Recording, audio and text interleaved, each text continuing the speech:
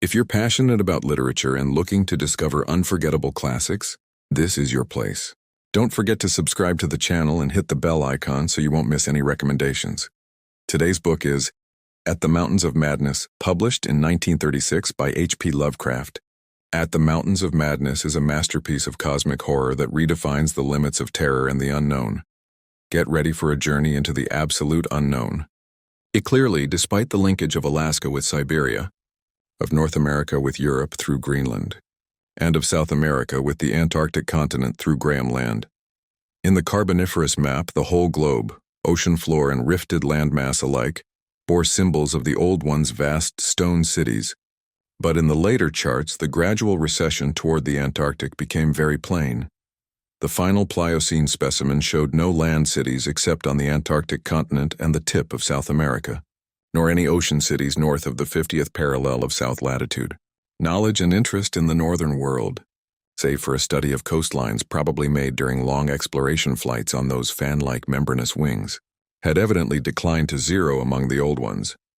Destruction of cities through the upthrust of mountains, the centrifugal rending of continents, the seismic convulsions of land or sea bottom, and other natural causes was a matter of common record, and it was curious to observe how fewer and fewer replacements were made as the ages wore on.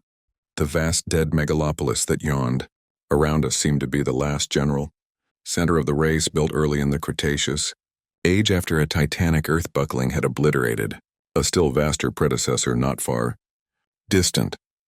It appeared that this general region was the most sacred spot of all, where reputedly the first old ones had settled on a primal sea bottom.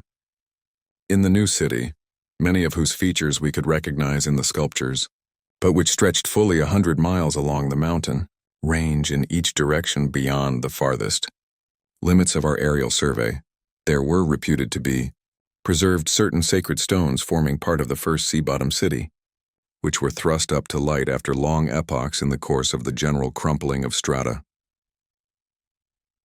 Chapter 8. Naturally, Danforth and I studied with special interest and a peculiarly personal sense of awe everything pertaining to the immediate district in which we were. Of this local material there was naturally a vast abundance. On the tangled ground level of the city, we were lucky enough to find a house of very late date whose walls, though somewhat damaged by a neighboring rift, contained sculptures of decadent workmanship, carrying the story of the region, much beyond the Pliocene map, whence we derived our last general glimpse of the pre-human world. This was the last place we examined in detail, since what we found there set upon us a fresh, immediate objective. Certainly we were in one of the strangest, weirdest, and most terrible of all the corners of Earth's globe. Of all existing lands, it was infinitely the most ancient. The conviction grew upon us that this hideous upland must indeed be the fabled nightmare plateau of Leng, which even the mad author of the Necronomicon was reluctant to discuss. The great mountain chain was tremendously long, starting as a low range at Luitpold Land on the coast of Weddell Sea and virtually crossing the entire continent. The really high part stretched in a mighty arc from about latitude 82 degrees E, longitude 60 degrees to latitude 70 degrees East longitude 50 degrees, with its concave side toward our camp and its seaward end in the region of that long, ice-locked coast whose hills were glimpsed by Wilkes and Mawson at the Antarctic Circle. Yet even more monstrous exaggerations of nature seemed disturbingly close at hand.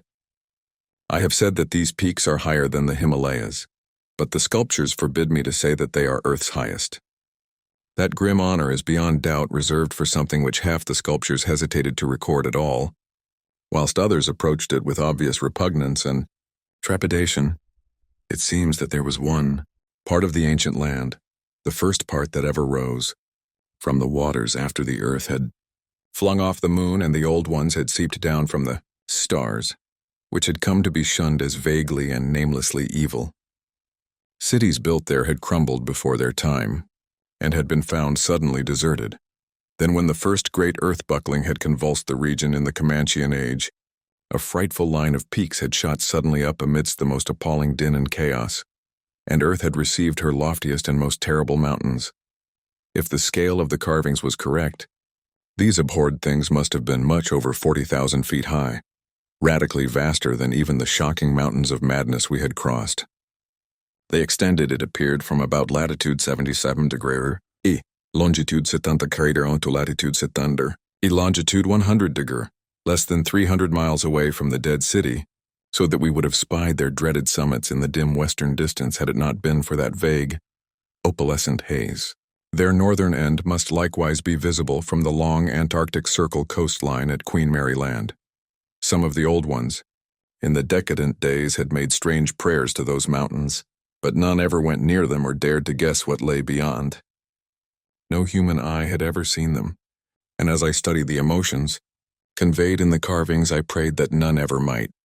There are protecting hills along the coast beyond them, at Queen Mary and Kaiser Wilhelm lands, and I thank heaven no one has been able to land and climb those hills. I am not as skeptical about old tales and fears as I used to be, and I do not laugh now at the pre-human sculptor's notion that lightning paused meaningfully now and then at each of the brooding crests, and that an unexplained glow shone from one of those terrible pinnacles all through the long polar night. There may be a very real and very monstrous meaning in the old Pinnacotic whispers about Kadath in the cold waste, but the terrain close at hand was hardly less strange, even if less namelessly accursed. Soon after the founding of the city, the great mountain range became the seat of the principal temples, and many carvings showed what grotesque and fantastic towers had pierced the sky, where now we saw only the curiously clinging cubes and ramparts. In the course of ages, the caves had appeared, and had been shaped into adjuncts of the temples. With the advance of still later epochs, all the limestone veins of the region were hollowed out by groundwaters, so that the mountains, the foothills, and the plains below them were a veritable network of connected caverns and galleries. Many graphic sculptures told of explorations deep underground, and of the final discovery of the Stygian sunless sea that lurked at Earth's bowels. This vast nighted gulf had undoubtedly been worn by the great river which flowed down from the nameless and horrible westward mountains, and which had formerly turned at the base of the Old One's range, and flowed beside that chain into the Chapter 19. Am forced into speech because men of science have refused to follow my advice without knowing why. It is altogether against my will that I tell my reasons for opposing this contemplated invasion of the Antarctic, with its vast fossil hunt and its wholesale boring and melting of the ancient ice caps. And I am the more reluctant because my warning may be in vain. Doubt of the real facts as I must reveal them is inevitable. Yet, if I suppressed what will seem extravagant and incredible, there would be nothing left.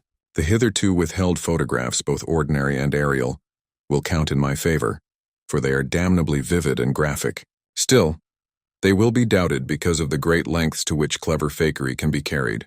The ink drawings, of course, will be jeered at as obvious impostures, notwithstanding a strangeness in technique which art experts ought to remark and puzzle over. In the end, I must rely on the judgment and standing of the few scientific leaders who have, on the one hand, sufficient independence of thought to weigh my data on its own hideously convincing merits, or in the light of certain primordial and highly baffling myth cycles, and on the other hand, sufficient influence to deter the exploring world in general from any rash and over-ambitious program in the region of those mountains of madness. It is an unfortunate fact that relatively obscure men like myself and my associates, connected only with a small university, have little chance of making an impression where matters of a wildly bizarre or highly controversial natures are concerned. It is further against us that we are not, in the strictest sense, specialists in the fields which came primarily to be concerned. As a geologist, my object in leading the Miskatonic University expedition was wholly that of securing deep-level specimens of rock and soil from various parts of the Antarctic continent, aided by the remarkable drill devised by Professor Frank H. Pabodi of our engineering department. I had no wish to be a pioneer in any other field than this, but I did hope that the use of this new mechanical appliance at different points along previously explored paths would bring to light materials of a sort hitherto unreached by the ordinary methods of collection. Pabodi's drilling apparatus, as the public already knows from our reports, was unique and radical in its lightness, portability, and capacity to combine the ordinary artesian drill principle with the principle of the small circular rock drill in such a way as to cope quickly with strata of varying hardness. Steel head, jointed rods, gasoline motor, collapsible wooden derrick, dynamiting paraphernalia, cording, rubbish removal auger, and sectional piping for bores 5 inches wide and up to 1,000 feet deep all formed, with needed accessories, no greater load than 3 7-dog sledges could carry. This was made possible by the clever aluminum alloy, of which most of the metal objects were fashioned. 4 large Dornier aeroplanes, designed especially for the tremendous altitude flying necessary on the Antarctic plateau, and with added fuel warming and quick starting devices worked out by Peabody, could transport our entire expedition from a base at the edge of the Great Ice Barrier to various suitable inland points, and from these points a sufficient quota of dogs would serve us. We planned to cover as great an area as one Antarctic season, or longer, if absolutely necessary, would permit operating mostly in the mountain ranges and on the plateau south of Ross Sea, regions explored in varying degree by Shackleton, Amundsen, Scott, and Byrd, with frequent changes of camp, made by aeroplane and involving distances great enough to be of geological significance. We expected to unearth a quite unprecedented amount of material, especially in the Precambrian, strata of which so narrow a range of Antarctic specimens had previously been secured. We wished also to obtain as great as possible a variety of the upper fossiliferous rocks, since the primal life history of this bleak realm of ice and death is of the highest importance to our knowledge of the Earth's past. That the Antarctic continent was once temperate and even tropical, with a teeming vegetable and animal life of which the lichens, marine fauna, arachnida, and penguins of the northern edge are the only survivors, is a matter of common information, and we hope to expand that information in variety, accuracy, and detail. When a simple boring revealed fossiliferous signs, we would enlarge the aperture by blasting.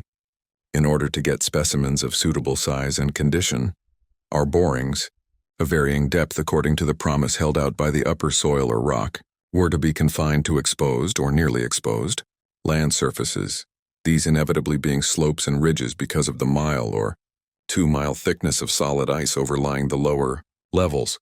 We could not afford to waste drilling depth on any considerable amount of more glaciation, though Peabody had worked out a plan for sinking copper electrodes in thick clusters of borings and melting off limited areas of ice with current from a gasoline-driven dynamo. It is this plan which we could not put into effect except experimentally on an expedition such as ours, that the coming Starkweather-Moore expedition proposes to follow, despite the warnings I have issued since our return from the Antarctic. The public knows of the Miskatonic expedition through our frequent wireless reports to the Arkham Advertiser and Associated Press, and through the later articles by Peabody and myself. We consisted of 4 men from the university: Peabody, Lake of the biology department, Atwood of the physics department, also a meteorologist, and myself, representing geology and having nominal command, also 16 assistants, 7 graduate students from Miskatonic, and 9 skilled mechanics. Of these 16, 12 were qualified airplane pilots, all but 2 of whom were competent wireless operators. 8 of them understood navigation with compass and sextant, as did Peabody, Atwood, and I. In addition, of course, our 2 ships, wooden ex-whalers reinforced for ice conditions and having auxiliary steam, were fully manned. The Nathaniel Darby Pickman Foundation, aided by a few special contributions, financed the expedition. Hence our preparations were extremely thorough, despite the absence of great publicity. The dogs, sledges, machines, camp materials, and unassembled parts of our 5 planes were delivered in Boston, and there our ships were loaded. We were marvelously well equipped for our specific purposes, and in all matters pertaining to supplies, regimen, transportation, and camp construction, we profited by the excellent example of our many recent and exceptionally brilliant predecessors. It was the unusual number and fame of these predecessors which made our own expedition, ample though it was, so little noticed by the world at large.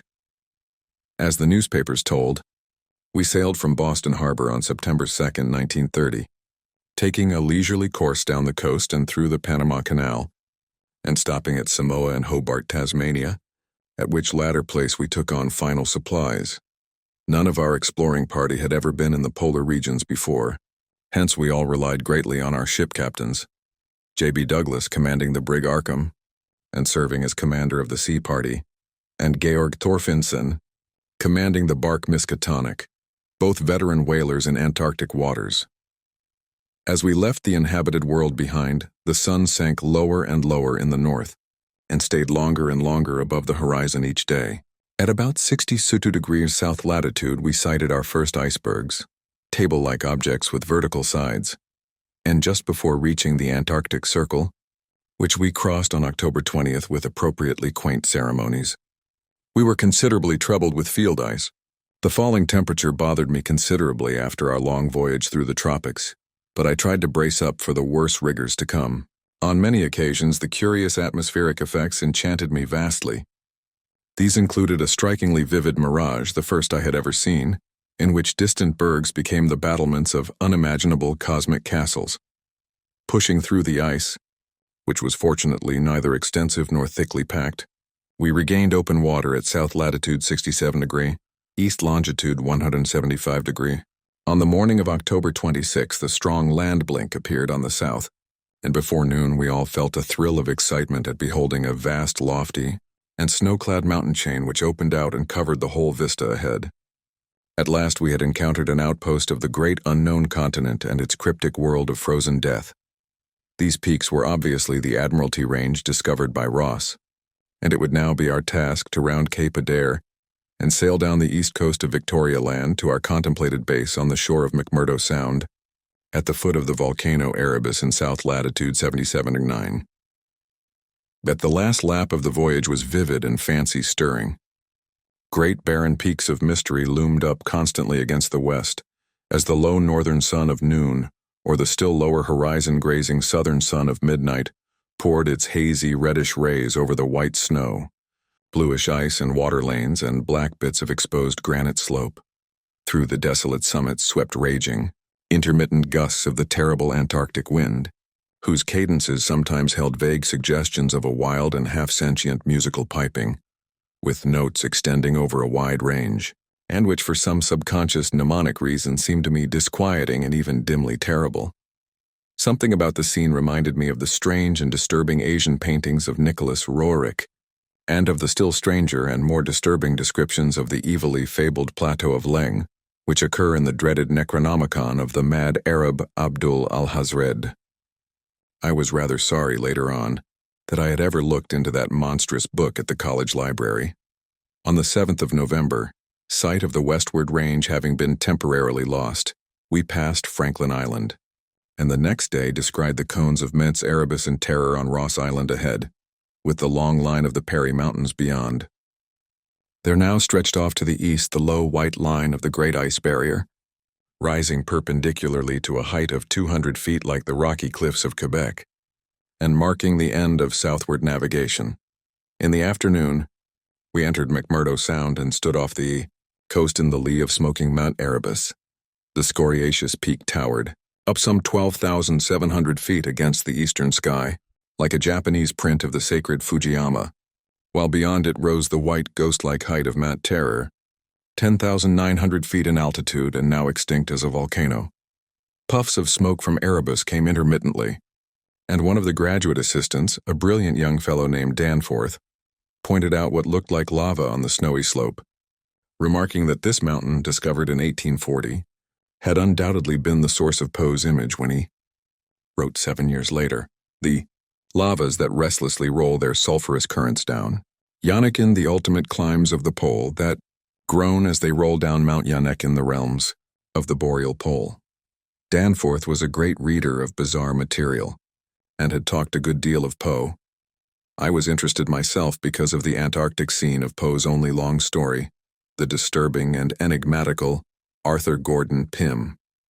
On the barren shore, and on the lofty ice barrier in the background, myriad of grotesque penguins squawked and flapped their fins, while many fat seals were visible on the water, swimming or sprawling across large cakes of slowly drifting ice.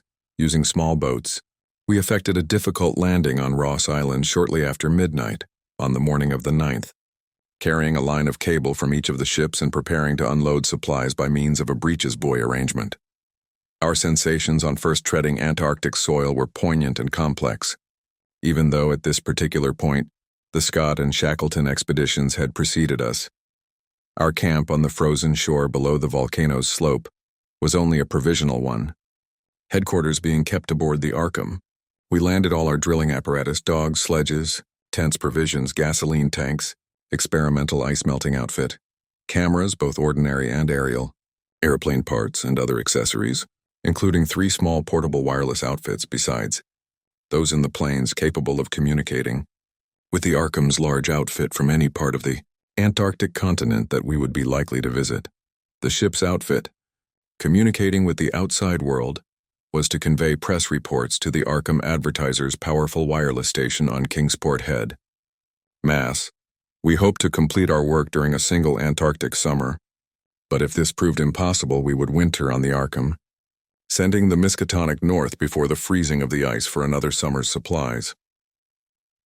I need not repeat what the newspapers have already published about our early work, of our ascent of Mount Erebus, our successful mineral borings at several points on Ross Island, and the singular speed with which Peabody's apparatus accomplished them, even through solid rock layers, our provisional test of the small ice-melting equipment, our perilous ascent of the Great Barrier with sledges and supplies, and our final assembling of 5 huge aeroplanes at the camp atop the barrier. The health of our land party, 20 men and 55 Alaskan sledge dogs, was remarkable, though of course we had so far encountered no really destructive temperatures or windstorms. For the most part, the thermometer varied between 0 and 20 degrees or 25 degrees above, and our experience with New England winters had accustomed us to rigors of this sort. The barrier camp was semi-permanent, and destined to be a storage cache for gasoline, provisions, dynamite, and other supplies. Only 4 of our planes were needed to carry the actual exploring material, the 5th being left with a pilot and 2 men from the ships at the storage cache to form a means of reaching us from the Arkham in case all our exploring planes were lost. Later, when not using all the other planes for moving apparatus, we would employ 1 or 2 in a shuttle transportation service between this cache and another permanent base on the Great Plateau, from 600 to 700 miles southward, beyond Beardmore Glacier. Despite the almost unanimous accounts of appalling winds and tempests that pour down from the plateau, we determined to dispense with intermediate bases, taking our chances in the interest of economy and probable efficiency. Wireless reports have spoken of the breathtaking 4-hour non-stop flight of our squadron on November 21st over the lofty shelf ice, with vast peaks rising on the west, and the unfathomed silences echoing to the sound of our engines. Wind troubled us only moderately, and our radio compasses helped us through the one opaque fog we encountered. When the vast rise loomed ahead between latitudes 83° and 84°, we knew we had reached Beardmore Glacier, the largest valley glacier in the world, and that the frozen sea was now giving place to a frowning and mountainous coastline. At last we were truly entering the white, aeon-dead world of the ultimate south. Even as we realized it, we saw the peak of Mount Nansen in the eastern distance, towering up to its height of almost 15,000 feet. The successful establishment of the southern base above the glacier in latitude 86°7, east longitude 174°23, and the phenomenally rapid and effective borings and blastings made at various points reached by our sledge trips and short aeroplane flights are matters of history, as is the arduous and triumphant ascent of Mess Nansen by Peabody and 2 of the graduate students, Gedney and Carroll, on December 13th to 15th. We were some 8,500 feet above sea level, when experimental drillings revealed solid ground only 12 feet down through the snow and ice at certain points. We made considerable use of the small melting apparatus and sunk bores and performed dynamiting at many places, where no previous explorer had ever thought of securing mineral specimens. The Precambrian granites and Beacon sandstones thus obtained confirmed our belief that this plateau was homogeneous, with the great bulk of the continent to the west, but somewhat different from the parts lying eastward below South America, which we then thought to form a separate and smaller continent, divided from the larger one by a frozen junction of Ross and Weddell seas, though Byrd has since disproved the report. In certain of the sandstones, dynamited and chiseled after boring revealed their nature, we found some highly interesting fossil markings and fragments, notably ferns, seaweeds, trilobites, crinoids, and such mollusks as linguae and gastropods, all of which seemed of real significance in connection with the region's primordial history. There was also a queer triangular, striated marking about a foot in greatest diameter, which Lake pieced together from 3 fragments of slate, brought up from a deep blasted aperture. These fragments came from a point to the westward, near the Queen Alexandra Range. and Lake, as a biologist, seemed to find their curious marking unusually puzzling and provocative, though to my geological eye it looked not unlike some of the ripple effects reasonably common in the sedimentary rocks. Since slate is no more than a metamorphic formation into which a sedimentary stratum is pressed, and since the pressure itself produces odd distorting effects on any markings which may exist, I saw no reason for extreme wonder over the striated depression.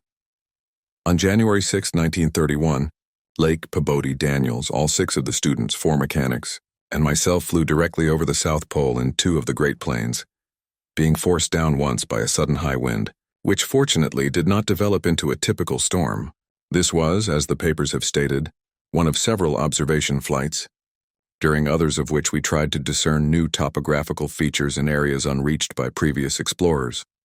Our early flights were disappointing in this latter respect, though they afforded us some magnificent examples of the richly fantastic and deceptive mirages of the polar regions, of which our sea voyage had given us some brief foretastes.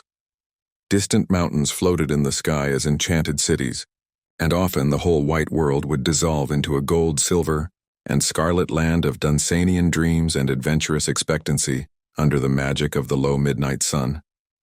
On cloudy days we had considerable trouble in flying, owing to the tendency of snowy earth and sky to merge into one mystical opalescent void with no visible horizon to mark the junction of the two. At length we resolved to carry out our original plan of flying 500 miles eastward with all 4, exploring plains and establishing a fresh subbase, at a point which would probably be on the smaller continental division, as we mistakenly conceived it. Geological specimens obtained there would be desirable for purposes of comparison. Our health so far had remained excellent, lime juice well offsetting the steady diet of tinned and salted food, and temperatures generally above 0 enabling us to do without our thickest furs. It was now midsummer, and with haste and care we might be able to conclude work by March and avoid a tedious wintering through the long Antarctic night. Several savage windstorms had burst upon us from the west, but we had escaped damage through the skill of Atwood in devising rudimentary aeroplane shelters and windbreaks of heavy snow blocks, and in reinforcing the principal camp buildings with snow. Our good luck and efficiency had indeed been almost uncanny.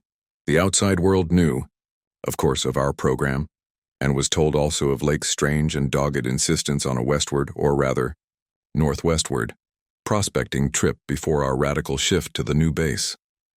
It seems that he had pondered a great deal, and with alarmingly radical daring over that triangular striated marking in the slate, reading into it certain contradictions in nature and geological period which whetted his curiosity to the utmost, and made him avid to sink more borings and blastings in the west-stretching formation, to which the exhumed fragments evidently belonged. He was strangely convinced that the marking was the print of some bulky, unknown, and radically unclassifiable organism of considerably advanced evolution, notwithstanding that the rock which bore it was of so vastly ancient a date, Cambrian if not actually Precambrian, as to preclude the probable existence not only of all highly evolved life, but of any life at all above the unicellular or at most the trilobite stage. These fragments, with their odd marking, must have been 500 million to 1,000 million years old. Chapter 2. Popular imagination, I judge, responded actively to our wireless bulletins of Lake's start northwestward, into regions never trodden by human foot or penetrated by human imagination, though we did not mention his wild hopes of revolutionizing the entire sciences of biology and geology.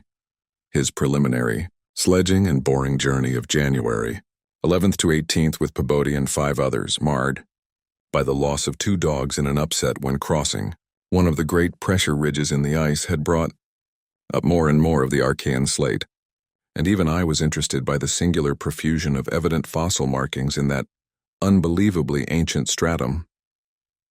These markings, however, were of very primitive life forms involving no great paradox except that any life forms should occur in rock, as definitely Precambrian as this seemed to be. Hence I still failed to see the good sense of Lake's demand for an interlude in our time-saving program.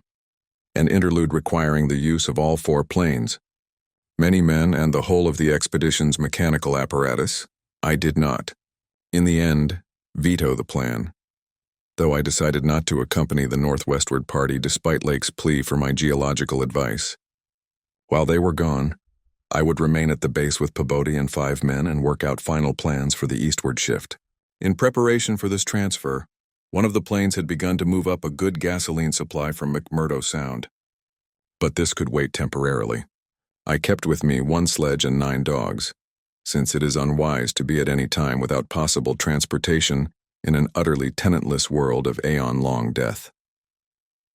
Lake's sub-expedition into the unknown, as everyone will recall, sent out its own reports from the shortwave transmitters on the planes, these being simultaneously picked up by our apparatus at the southern base and by the Arkham at McMurdo Sound, whence they were relayed to the outside world on wavelengths up to 50 meters.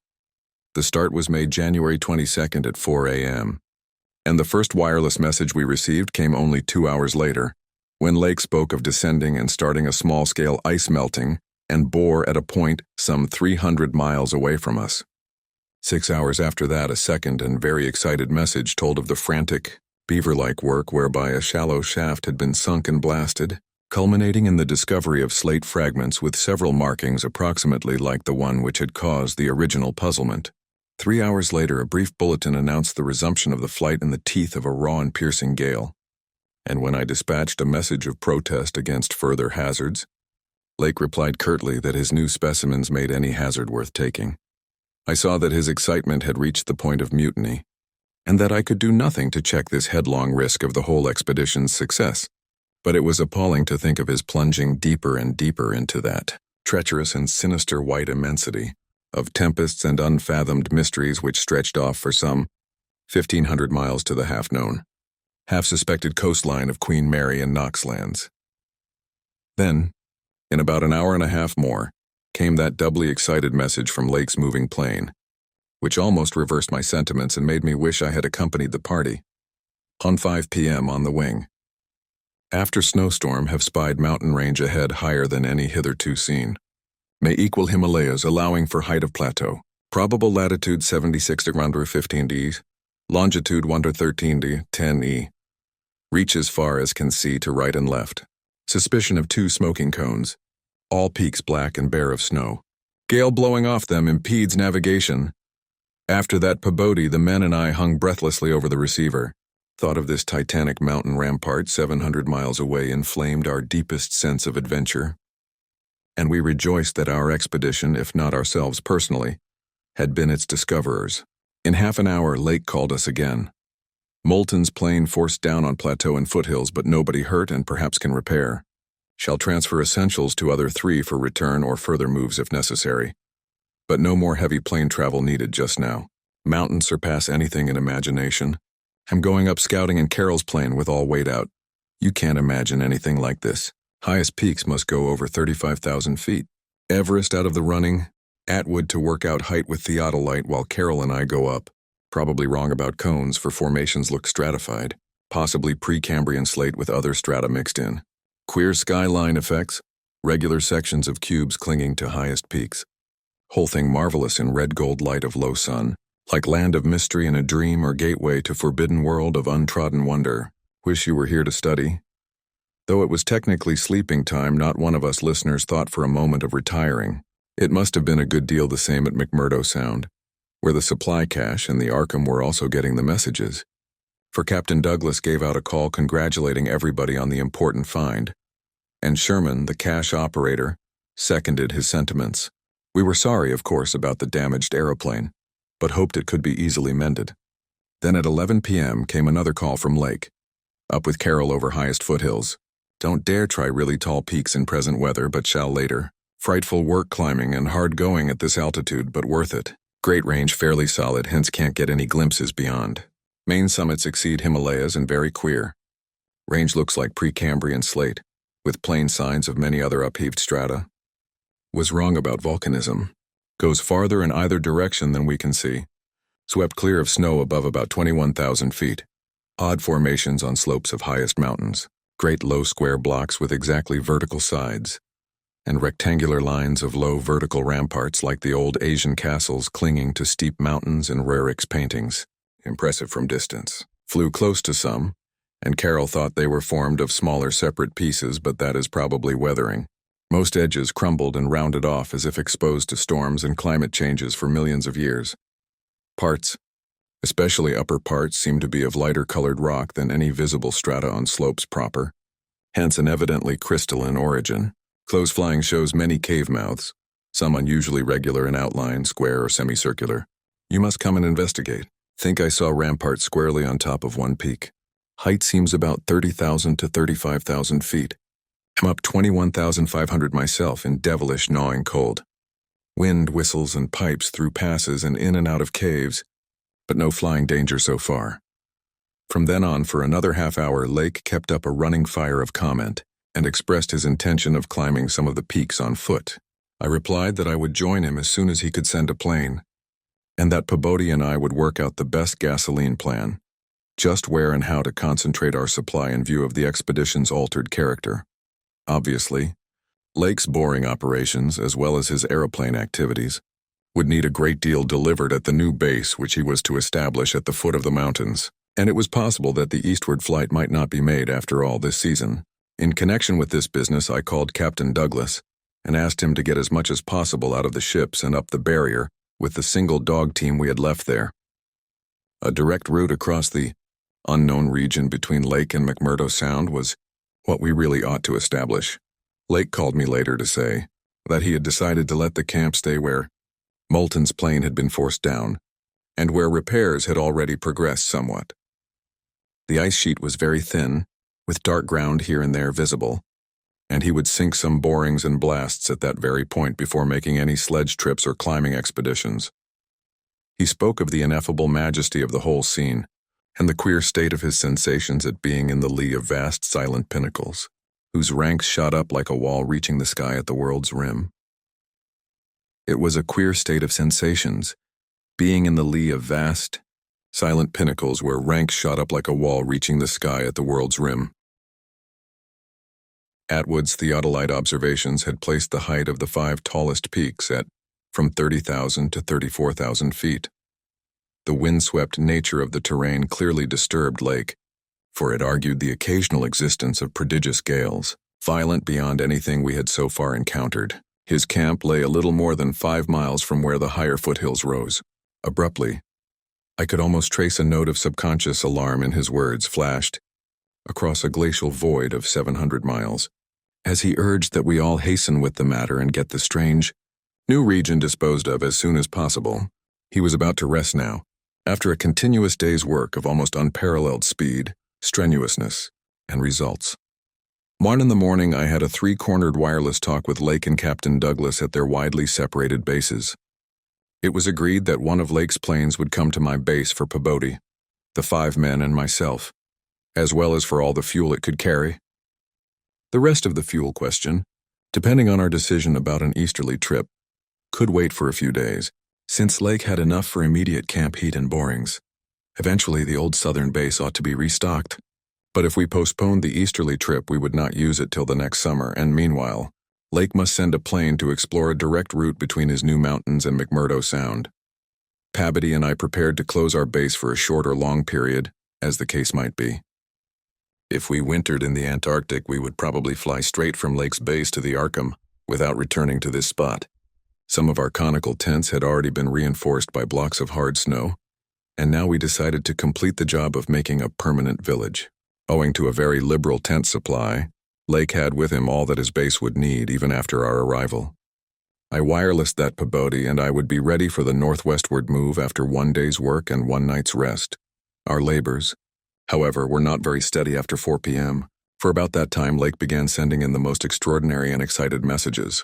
His working day had started unpropitiously, since an aeroplane survey of the nearly exposed rock surfaces showed an entire absence of those archaean and primordial strata for which he was looking, and which formed so great a part of the colossal peaks that loomed up at a tantalizing distance from the camp. Most of the rocks glimpsed were apparently Jurassic and Comanchean sandstones and Permian and Triassic schists, with now and then a glossy black outcropping suggesting a hard and slaty coal. This rather discouraged Lake, whose plans all hinged on unearthing specimens more than 500 million years older. It was clear to him that in order to recover the Archean slate vein in which he had found the odd markings, He would have to make a long sledge trip from these foothills to the steep slopes of the gigantic mountains themselves. He had resolved, nevertheless, to do some local boring as part of the expedition's general program. Hence, he set up the drill and put 5 men to work with it, while the rest finished settling the camp and repairing the damaged aeroplane. The softest visible rock, a sandstone about 1/4 of a mile from the camp, had been chosen for the first sampling, and the drill made excellent progress without much supplementary blasting. It was about 3 hours afterward, following the first really heavy blast of the operation, that the shouting of the drill crew was heard, and that young Gedney, the acting foreman, rushed into the camp with the startling news. They had struck a cave. Early in the boring, the sandstone had given place to a vein of Comanchean limestone, full of minute fossil cephalopods, corals, echini, and spirifera, and with occasional suggestions of siliceous sponges and marine vertebrate bones, the latter probably of teleosts, sharks, and ganoids. This in itself was important enough, as affording the first vertebrate fossils the expedition had yet secured.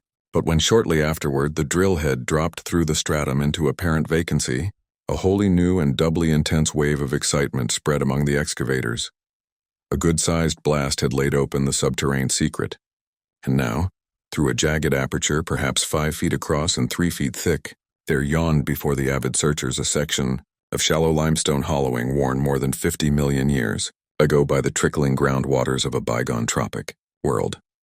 The hollowed layer was not more than 7 or 8 feet deep, but extended off indefinitely in all directions and had a fresh, slightly moving air which suggested its membership in an extensive subterranean system. Its roof and floor were abundantly equipped with large stalactites and stalagmites, some of which met in columnar form. But important above all else was the vast deposit of shells and bones, which in places nearly choked the passage. Washed down from unknown jungles of Mesozoic tree ferns and fungi, and forests of tertiary cycads, fan palms, and primitive angiosperms, this osseous medley contained representatives of more Cretaceous, Eocene, and other animal species than the greatest paleontologist could have counted or classified in a year. Mollusks, crustacean armor, fishes, amphibians, reptiles, birds, and early mammals, great and small, known and unknown. No wonder Gedney ran back to the camp shouting, and no wonder everyone else dropped work and rushed headlong through the biting cold to where the tall derrick marked a newfound gateway to secrets of inner earth and vanished aeons. When Lake had satisfied the first keen edge of his curiosity, he scribbled a message in his notebook and had young Moulton run back to the camp to dispatch it by wireless. This was my first word of the discovery, and it told of the identification of early shells, bones of ganoids and placoderms, remnants of labyrinthodonta and thecoidea, great mosasaur skull fragments, dinosaur vertebrae and armor plates, pterodactyl teeth and wing bones, Archaeopteryx debris, Miocene shark's teeth, primitive bird skulls, and other bones of archaic mammals such as Paleotheres, Xiphodons, Eohippi, Oreodons, and Titanotheriidae. There was nothing as recent as a mastodon, elephant, true camel, deer, or bovine animal. Hence Lake concluded that the last deposits had occurred during the Oligocene age, and that the hollowed stratum had lain in its present, dry, dead, and inaccessible state for at least 30 million years. On the other hand, the prevalence of very early life forms was singular in the highest degree, though the limestone formation was, on the evidence of such typical embedded fossils as ventriculites, positively and unmistakably Comanchean and not a particle earlier. The free fragments in the hollow space included a surprising proportion from organisms hitherto considered as peculiar to far older periods, even rudimentary fishes, mollusks and corals as remote as the Silurian or Ordovician. The inevitable inference was that in this part of the world, there had been a remarkable and unique degree of continuity between the life of over 300 million years ago and that of only 30 million years ago. How far this continuity had extended beyond the Oligocene age when the cavern was closed was of course past all speculation. In any event, the coming of the frightful ice in the Pleistocene some 500,000 years ago, a mere yesterday, as compared with the age of this cavity, must have put an end to any of the primal forms which had locally managed to outlive their common terms. Lake was not content to let his first message stand, but had another bulletin written and dispatched across the snow to the camp before Moulton could get back. After that, Moulton stayed at the wireless in one of the planes, transmitting to me and to the Arkham for relaying to the outside world the frequent postscripts which Lake sent him by a succession of messengers. Those who followed the newspapers will remember the excitement created among men of science by that afternoon's reports which have finally led, after all these years, to the organization of that very Starkweather Moor expedition, which I am so anxious to dissuade from its purposes. I had better give the messages literally as Lake sent them, and as our base operator McTighe translated them from his pencil shorthand. Fowler makes discovery of highest importance in sandstone and limestone fragments from blasts. Several distinct triangular striated prints like those in Archean slate, proving that source survived from over 600 million years ago to Comanchean times without more than moderate morphological changes and decrease in average size. Comanchean prints apparently more primitive or decadent, if anything, than older ones. Emphasize importance of discovery and press. Will mean to biology what Einstein has meant to mathematics and physics. Joins up with my previous work and amplifies conclusions. Appears to indicate, as I suspected, that Earth has seen whole cycle or cycles of organic life before known one that begins with Archaeozoic cells. Was evolved and specialized not later than 1,000 million years ago, when planet was young and recently uninhabitable for any life forms of normal protoplasmic structure. Question arises when, where, and how development took place. Later, examining certain skeletal fragments of large land and marine saurians and primitive mammals, find singular local wounds or injuries to bony structure, not attributable to any known predatory or carnivorous animal of any period, of two sorts, straight penetrant bores and apparently hacking incisions. 1 or 2 cases of cleanly severed bones, not many specimens affected. I'm sending to camp for electric torches. Will extend search area underground by hacking away stalactites. Still later, have found peculiar soapstone fragment about 6 inches across and 1.5 inches thick, wholly unlike any visible local formation. Greenish, but no evidences to place its period. Has curious smoothness and regularity, shaped like 5-pointed star with tips broken off, and signs of other cleavage at inward angles and in center of surface. Small smooth depression in center of unbroken surface. Arouses much curiosity as to source and weathering. Probably some freak of water action. Carroll, with magnifier, thinks he can make out additional markings of geologic significance. Groups of tiny dots in regular patterns. Dogs growing uneasy as we work and seem to hate this soapstone. Must see if it has any peculiar odor. Will report again when Mills gets back with light and we start on underground area. 10:15 p.m. Important discovery. Orendorff and Watkins, working underground at 9:45 with light, found monstrous barrel-shaped fossil of wholly unknown nature. Probably vegetable unless overgrown specimen of unknown marine radiata. Tissue evidently preserved by mineral salts. Tough as leather, but astonishing flexibility retained in places. Marks of broken off parts at ends and around sides. 6 feet end to end, 3 5/10 feet central diameter tapering to 1 foot at each end.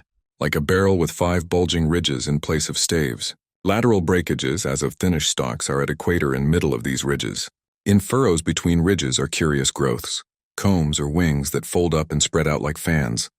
All greatly damaged but one, which gives almost 7-foot wingspread. Arrangement reminds one of certain monsters of primal myth, especially fabled elder things in Necronomicon. These wings seem to be membranous, stretched on framework of glandular tubing. Apparent minute orifices in frame tubing at wingtips, ends of body shriveled, giving no clue to interior or to what has been broken off there. Must dissect when we get back to camp. Can't decide whether vegetable or animal. Many features obviously of almost incredible primitiveness. Have set all hands cutting stalactites and looking for further specimens. Additional scarred bones found, but these must wait. Having trouble with dogs, they can't endure the new specimen, and would probably tear it to pieces if we didn't keep it at a distance from them.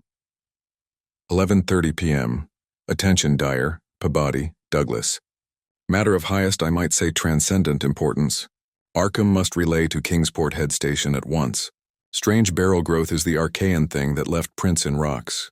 Mills, Boudreau, and Fowler discover cluster of 13 more at underground point 40 feet from aperture, mixed with curiously rounded and configured soapstone fragments smaller than one previously found. Star-shaped, but no marks of breakage except at some of the points. Of organic specimens, 8 apparently perfect with all appendages. Have brought all to surface, leading off dogs to distance. They cannot stand the things. Give close attention to description and repeat back for accuracy. Papers must get this right. Objects are 8 feet long all over. 6 foot 5 ridged barrel torso, 3 5/10 feet central diameter, 1 foot end diameters. Dark gray, flexible and infinitely tough. 7 foot membranous wings of same color. Found folded, spread out of furrows between ridges. Wing framework tubular or glandular or lighter gray with orifices at wingtips. Spread wings have serrated edge. Around equator, one at central apex of each of the 5 vertical, stave-like ridges, are 5 systems of light gray flexible arms or tentacles found tightly folded to torso, but expansible to maximum length of over 3 feet, like arms of primitive crinoid. Single stalks 3 inches diameter branch after 6 inches into 5 substalks, each of which branches after 8 inches into 5 small tapering tentacles or tendrils, giving each stalk a total of 25 tentacles. At top of torso blunt, bulbous neck of lighter gray with gill-like suggestions, holds yellowish 5-pointed starfish-shaped apparent head, covered with 3-inch wiry cilia of various prismatic colors. Head thick and puffy, about 2 feet point to point, with 3-inch flexible yellowish tubes projecting from each point, slit in exact center of top, probably breathing aperture. At end of each tube is spherical expansion, where yellowish membrane rolls back on handling to reveal glassy red-irised globe, evidently an eye.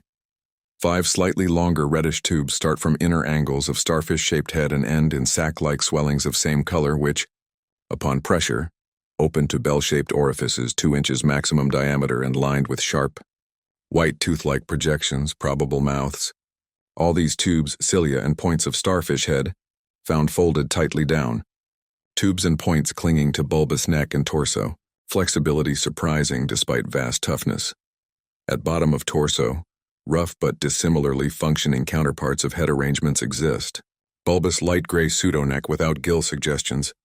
Holds greenish 5-pointed starfish arrangement. Tough. Muscular arms 4 feet long and tapering from 7 inches diameter at base to about 2 5/10 at point. To each point is attached small end of a greenish 5-veined membranous triangle 8 inches long and 6 wide at farther end. This is the paddle fin or pseudofoot which had made prints in rocks from 1,000 million to 50 or 60 million years old. From inner angles of starfish arrangement, project 2-foot reddish tubes, tapering from 3 inches diameter at base to 1 at tip, orifices at tips. All these parts infinitely tough and leathery but extremely flexible.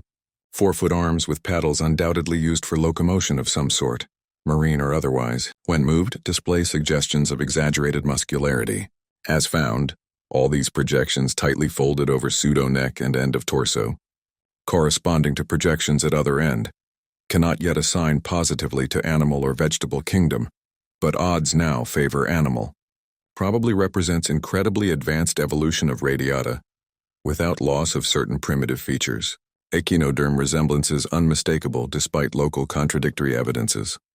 Wing structure puzzles in view of probable marine habitat, but may have use in water navigation. Symmetry is curiously vegetable-like, suggesting vegetables' essential up and down structure rather than animals' fore and aft structure. Fabulously early date of evolution, preceding even simplest Archaean protozoa hitherto known, baffles all conjecture as to origin. Complete specimens have such uncanny resemblance to certain creatures of primal myth that suggestion of ancient existence outside Antarctic becomes inevitable. Dyer and Peabody have read Necronomicon and seen Clark Ashton Smith's nightmare paintings based on text, and will understand when I speak of elder things supposed to have created all earth life as jest or mistake. Students have always thought conception formed from morbid imaginative treatment of very ancient tropical radiata, also like prehistoric folklore things Wilmarth has spoken of, Cthulhu cult appendages, etc., vast field of study opened. Deposits probably of late Cretaceous or early Eocene period, judging from associated specimens. Massive stalagmites deposited above them. Hard work hewing out, but toughness prevented damage. State of preservation miraculous, evidently owing to limestone action. No more found so far, but will resume search later.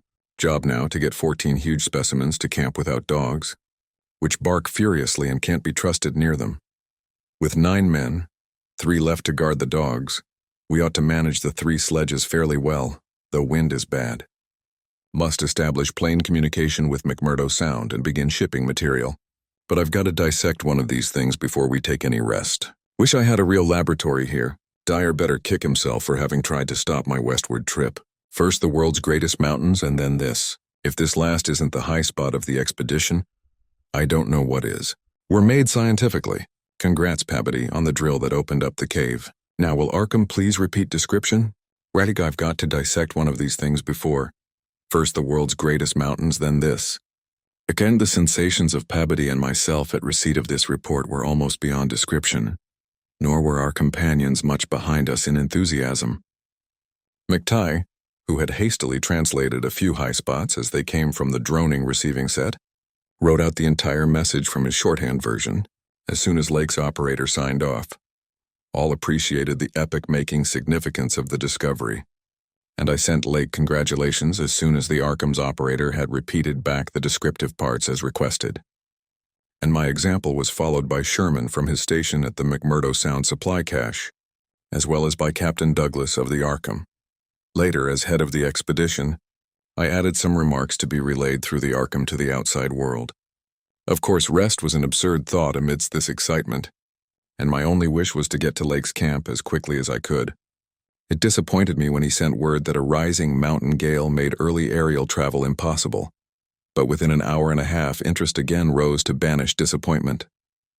Lake, sending more messages, told of the completely successful transportation of the 14 great specimens to the camp. It had been a hard pull, for the things were surprisingly heavy, but 9 men had accomplished it very neatly. Now some of the party were hurriedly building a snow corral at a safe distance from the camp, to which the dogs could be brought for greater convenience in feeding. The specimens were laid out on the hard snow near the camp, save for one on which Lake was making crude attempts at dissection. This dissection seemed to be a greater task than had been expected, for despite the heat of a gasoline stove in the newly raised laboratory tent, the deceptively flexible tissues of the chosen specimen, a powerful and intact one, lost nothing of their more than leathery toughness. Lake was puzzled as to how he might make the requisite incisions without violence destructive enough to upset all the structural niceties he was looking for. He had, it is true, 7 more perfect specimens, but these were too few to use up recklessly, unless the cave might later yield an unlimited supply. Accordingly, he removed the specimen and dragged in one which, though having remnants of the starfish arrangements at both ends, was badly crushed and partly disrupted along one of the great torso furrows. Results, quickly reported over the wireless, were baffling and provocative indeed. Nothing like delicacy or accuracy was possible, with instruments hardly able to cut the anomalous tissue. But the little that was achieved left us all awed and bewildered. Existing biology would have to be wholly revised, for this thing was no product of any cell growth science knows about. There had been scarcely any mineral replacement, and despite an age of perhaps 40 million years, the internal organs were wholly intact. The leathery, undeteriorative, and almost indestructible quality was an inherent attribute of the thing's form of organization, and pertained to some Paleocene cycle of invertebrate evolution utterly beyond our powers of speculation. At first, all that Lake found was dry, but as the heated tent produced its thawing effect, organic moisture of pungent and offensive odor was encountered toward the thing's uninjured side. It was not blood, but a thick, dark green fluid apparently answering the same purpose. By the time Lake reached this stage, all 37 dogs had been brought to the still uncompleted corral near the camp, and even at that distance set up a savage barking and show of restlessness at the acrid, diffusive smell. Far from helping to place the strange entity, this provisional dissection merely deepened its mystery. All guesses about its external members had been correct, and on the evidence of these one could hardly hesitate to call the thing animal. But internal inspection brought up so many vegetable evidences that Lake was left hopelessly at sea. It had digestion and circulation, and eliminated waste matter through the reddish tubes of its starfish-shaped base. Cursorily, one would say that its respiratory apparatus handled oxygen rather than carbon dioxide, and there were odd evidences of air storage chambers and methods of shifting respiration from the external orifice to at least 2 other fully developed breathing systems, gills and pores. Clearly, it was amphibian and probably adapted to long airless hibernation periods as well. Vocal organs seemed present in connection with the main respiratory system, but they presented anomalies beyond immediate solution. Articulate speech in the sense of syllable utterance seemed barely conceivable, but musical piping notes covering a wide range were highly probable. The muscular system was almost preternaturally developed. The nervous system was so complex and highly developed as to leave Lake aghast. Though excessively primitive and archaic in some respects, the thing had a set of ganglion centers and connectives arguing the very extremes of specialized development. Its 5-lobed brain was surprisingly advanced, and there were signs of a sensory equipment, served in part through the wiry cilia of the head, involving factors alien to any other terrestrial organism. Probably it had more than 5 senses, so that its habits could not be predicted from any existing analogy. It must, Lake thought, have been a creature of keen sensitiveness and delicately differentiated functions in its primal world, much like the ants and bees of today.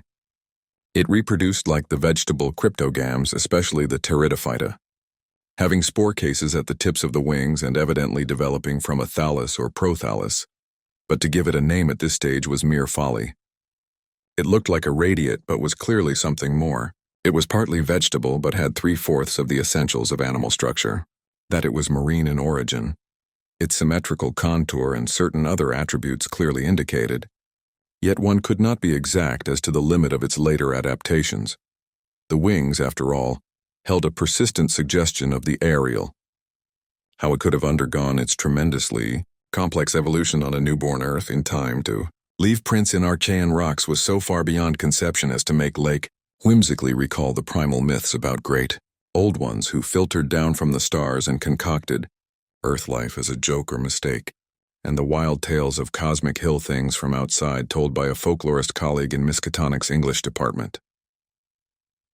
Naturally, he considered the possibility of the Precambrian prints having been made by a less evolved ancestor of the present specimens, but quickly rejected this too facile theory upon considering the advanced structural qualities of the older fossils. If anything, the later contours showed decadence rather than higher evolution. The size of the pseudofeet had decreased, and the whole morphology seemed coarsened and simplified. Moreover, the nerves and organs just examined held singular suggestions of retrogression from forms still more complex. Atrophied and vestigial parts were surprisingly prevalent. Altogether, little could be said to have been solved, and Lake fell back on mythology for a provisional name, jocosely dubbing his finds the Elder Ones.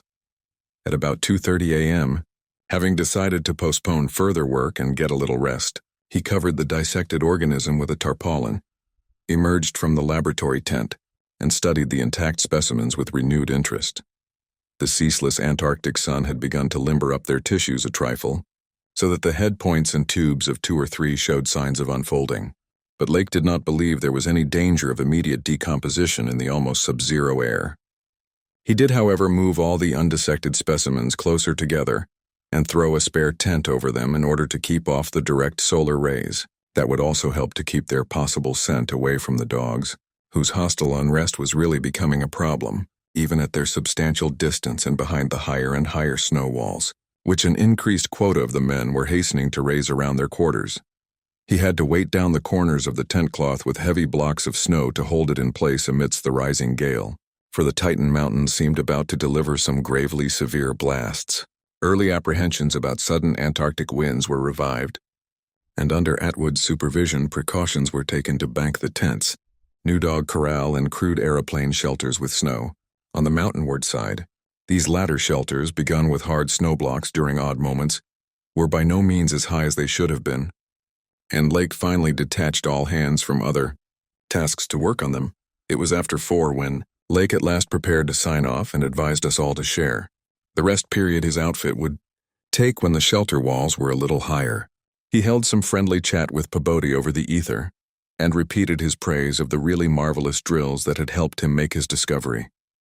Atwood also sent greetings and praises. I gave Lake a warm word of congratulation, owning up that he was right about the western trip, and we all agreed to get in touch by wireless at 10 in the morning. If the gale was then over, Lake would send a plane for the party at my base. Just before retiring, I dispatched a final message to the Arkham, with instructions about toning down the day's news for the outside world, since the full details seemed radical enough to rouse a wave of incredulity until further substantiated. Chapter 3. None of us, I imagine, slept very heavily or continuously that morning. Both the excitement of Lake's discovery and the mounting fury of the wind were against such a thing. So savage was the blast even where we were, that we could not help wondering how much worse it was at Lake's camp, directly under the vast unknown peaks that bred and delivered it. McTighe was awake at 10 o'clock and tried to get Lake on the wireless, as agreed, but some electrical condition in the disturbed air to the westward seemed to prevent communication.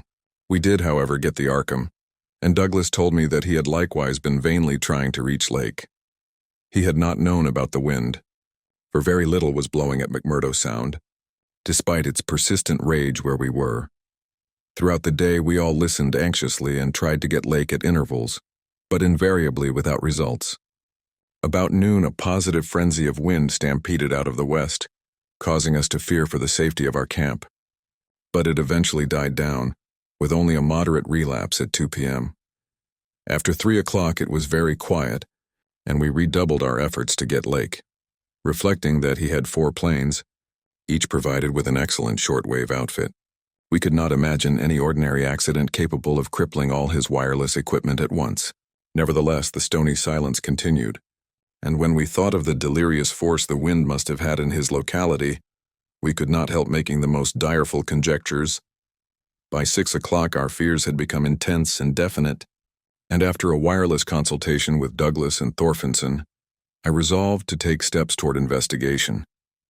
The 5th aeroplane, which we had left at the McMurdo Sound supply cache with Sherman and 2 sailors, was in good shape and ready for instant use, and it seemed that the very emergency for which it had been saved was now upon us.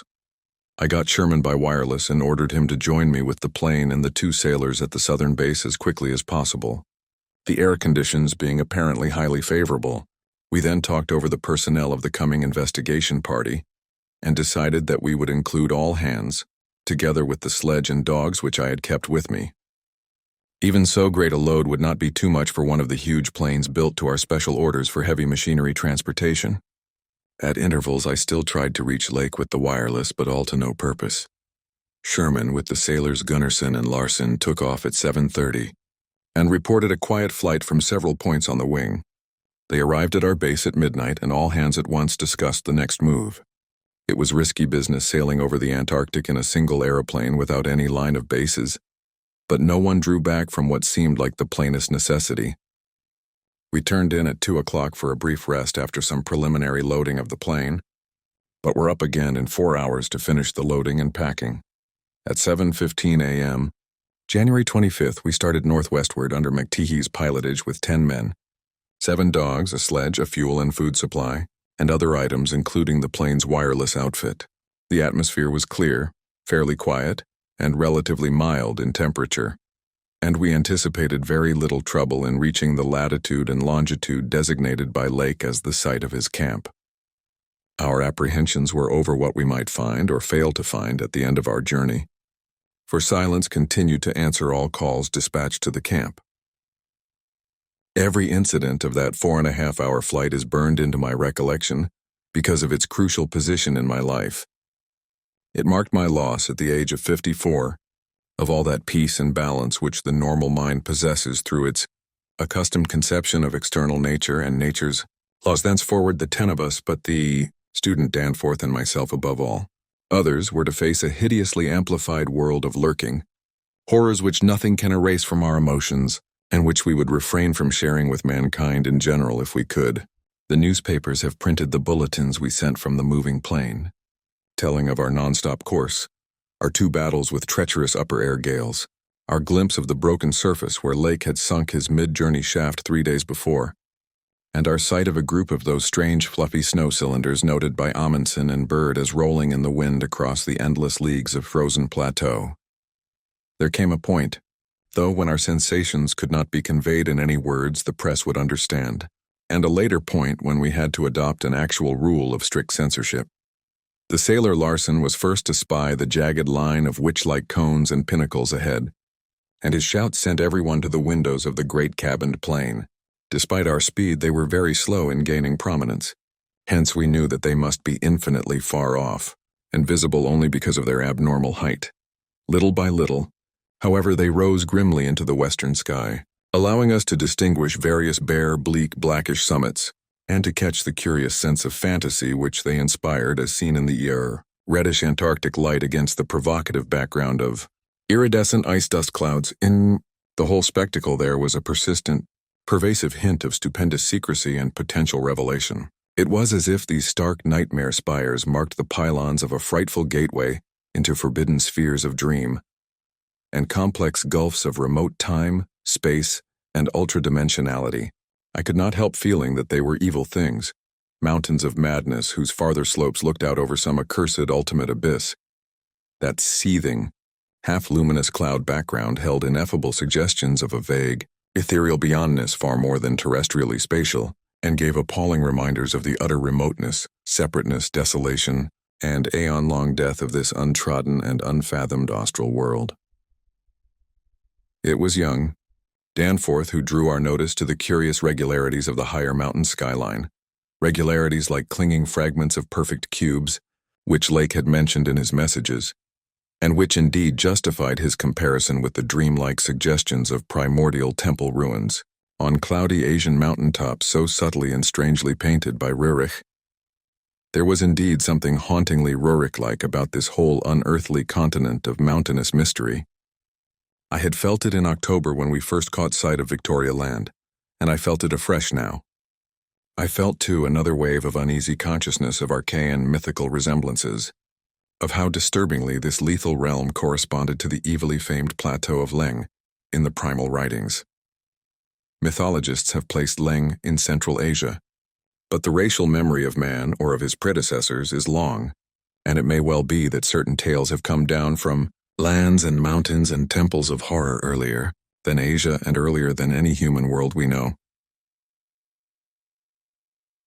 Few daring mystics have hinted at a pre-Pleistocene origin for the fragmentary Pinacotic manuscripts, and have suggested that the devotees of Tsathoggua were as alien to mankind as Tsathoggua itself. Leng, wherever in space or time it might brood, was not a region I would care to be in or near, nor did I relish the proximity of a world that had ever bred such ambiguous and archaean monstrosities as those Lake had just mentioned. At the moment I felt sorry that I had ever read the abhorred Necronomicon, or talked so much with that unpleasantly erudite folklorist Wilmarth at the university. This mood undoubtedly served to aggravate my reaction to the bizarre mirage which burst upon us from the increasingly opalescent zenith as we drew near the mountains and began to make out the cumulative undulations of the foothills. I had seen dozens of polar mirages during the preceding weeks, some of them quite as uncanny and fantastically vivid as the present sample, but this one had a wholly novel and obscure quality of menacing symbolism, and I shuddered as the seething labyrinth of fabulous walls and towers and minarets loomed out of the troubled ice vapors above our heads. The effect was that of a cyclopean city of no architecture known to man or to human imagination, with vast aggregations of night-black masonry, embodying monstrous perversions of geometrical laws. There were truncated cones, sometimes terraced or fluted, surmounted by tall cylindrical shafts here and there, bulbously enlarged and often capped with tiers of thinnish scalloped discs, and strange, beetling, table-like constructions suggesting piles of multitudinous rectangular slabs or circular plates or five-pointed stars with each one overlapping the one beneath. There were composite cones and pyramids either alone or surmounting cylinders or cubes or flatter truncated cones and pyramids, and occasional needle-like spires in curious clusters of five. All of these febrile structures seemed knit together by tubular bridges crossing from one to the other at various dizzy heights, and the implied scale of the whole was terrifying and oppressive in its sheer giganticism. The general type of mirage was not unlike some of the wilder forms observed and drawn by the Arctic whaler Scoresby in 1820, but at this time and place with those dark, unknown mountain peaks soaring stupendously ahead, that anomalous elder world discovery in our minds, and the pall of probable disaster enveloping the greater part of our expedition, we all seemed to find in it a taint of latent malignity and infinitely evil portent. I was glad when the mirage began to break up, though in the process the various nightmare turrets and cones assumed distorted, temporary forms of even vaster hideousness. As the whole illusion dissolved to churning opalescence, we began to look earthward again, and saw that our journey's end was not far off. The unknown mountains ahead rose dizzily up like a fearsome rampart of giants, their curious regularities showing with startling clearness even without a field glass. We were over the lowest foothills now and could see amidst the snow, ice, and bare patches of their main plateau a couple of darkish spots which we took to be Lake's Camp and Boring. The higher foothills shot up between 5 and 6 miles away, forming a range almost distinct from the terrifying line of more than Himalayan peaks beyond them. At length, Ropes, the student who had relieved McTighe at the controls, began to head downward toward the left-hand dark spot whose size marked it as the camp. As he did so, McTighe sent out the last uncensored wireless message the world was to receive from our expedition. Everyone, of course, has read the brief and unsatisfying bulletins of the rest of our Antarctic sojourn. Some hours after our landing, we sent a guarded report of the tragedy we found, and reluctantly announced the wiping out of the whole lake party by the frightful wind of the preceding day, or of the night before that. There were 11 known dead. Young Gedney was missing. People pardoned our hazy lack of details through realization of the shock the sad event must have caused us, and believed us when we explained that the mangling action of the wind had rendered all 11 bodies unsuitable for transportation outside. Indeed, I flatter myself that even in the midst of our distress, utter bewilderment and soul-clutching horror, we scarcely went beyond the truth in any specific instance. The tremendous significance lies in what we dared not tell, what I would not tell now but for the need of warning others off from nameless terrors. It is a fact that the wind had wrought dreadful havoc. Whether all could have lived through it, even without the other thing, is gravely open to doubt. The storm, with its fury of madly driven ice particles, must have been beyond anything our expedition had encountered before. One airplane shelter, all, it seems, had been left in a far too flimsy and inadequate state, was nearly pulverized, and the derrick at the distant Boring was entirely shaken to pieces. The exposed metal of the grounded planes and drilling machinery was bruised into a high polish, and 2 of the small tents were flattened, despite their snowbanking. Wooden surfaces left out in the blast were pitted and denuded of paint, and all signs of tracks in the snow were completely obliterated. It is also true that we found none of the archaean biological objects in a condition to take outside as a whole. We did gather some minerals from a vast tumbled pile, including several of the greenish soapstone fragments whose odd 5-pointed rounding and faint patterns of grouped dots caused so many doubtful comparisons, and some fossil bones among which were the most typical of the curiously injured specimens. None of the dogs survived, their hurriedly built snow enclosure near the camp being almost wholly destroyed. The wind may have done that, though the greater breakage, on the side next to the camp, which was not the windward one, suggests an outward leap or break of the frantic beasts themselves. All 3 sledges were gone, and we have tried to explain that the wind may have blown them off into the unknown. The drill and ice-melting machinery at the Boring were too badly damaged to warrant salvage, so we used them to choke up that subtly disturbing gateway to the past which Lake had blasted. We likewise left at the camp the 2 most shaken up of the planes, since our surviving party had only 4 real pilots, Sherman, Danforth, McTeague, and Ropes, in all, with Danforth in a poor, nervous shape to navigate. We brought back all the books, scientific equipment, and other incidentals we could find, though much was rather unaccountably blown away. Spare tents and furs were either missing or badly out of condition. It was approximately 4 p.m., after wide plane cruising had forced us to give Gedney up for lost, that we sent our guarded message to the Arkham for relaying, and I think we did well to keep it as calm and non-committal as we succeeded in doing. The most we said about agitation concerned our dogs, whose frantic uneasiness near the biological specimens was to be expected from poor Lake's accounts.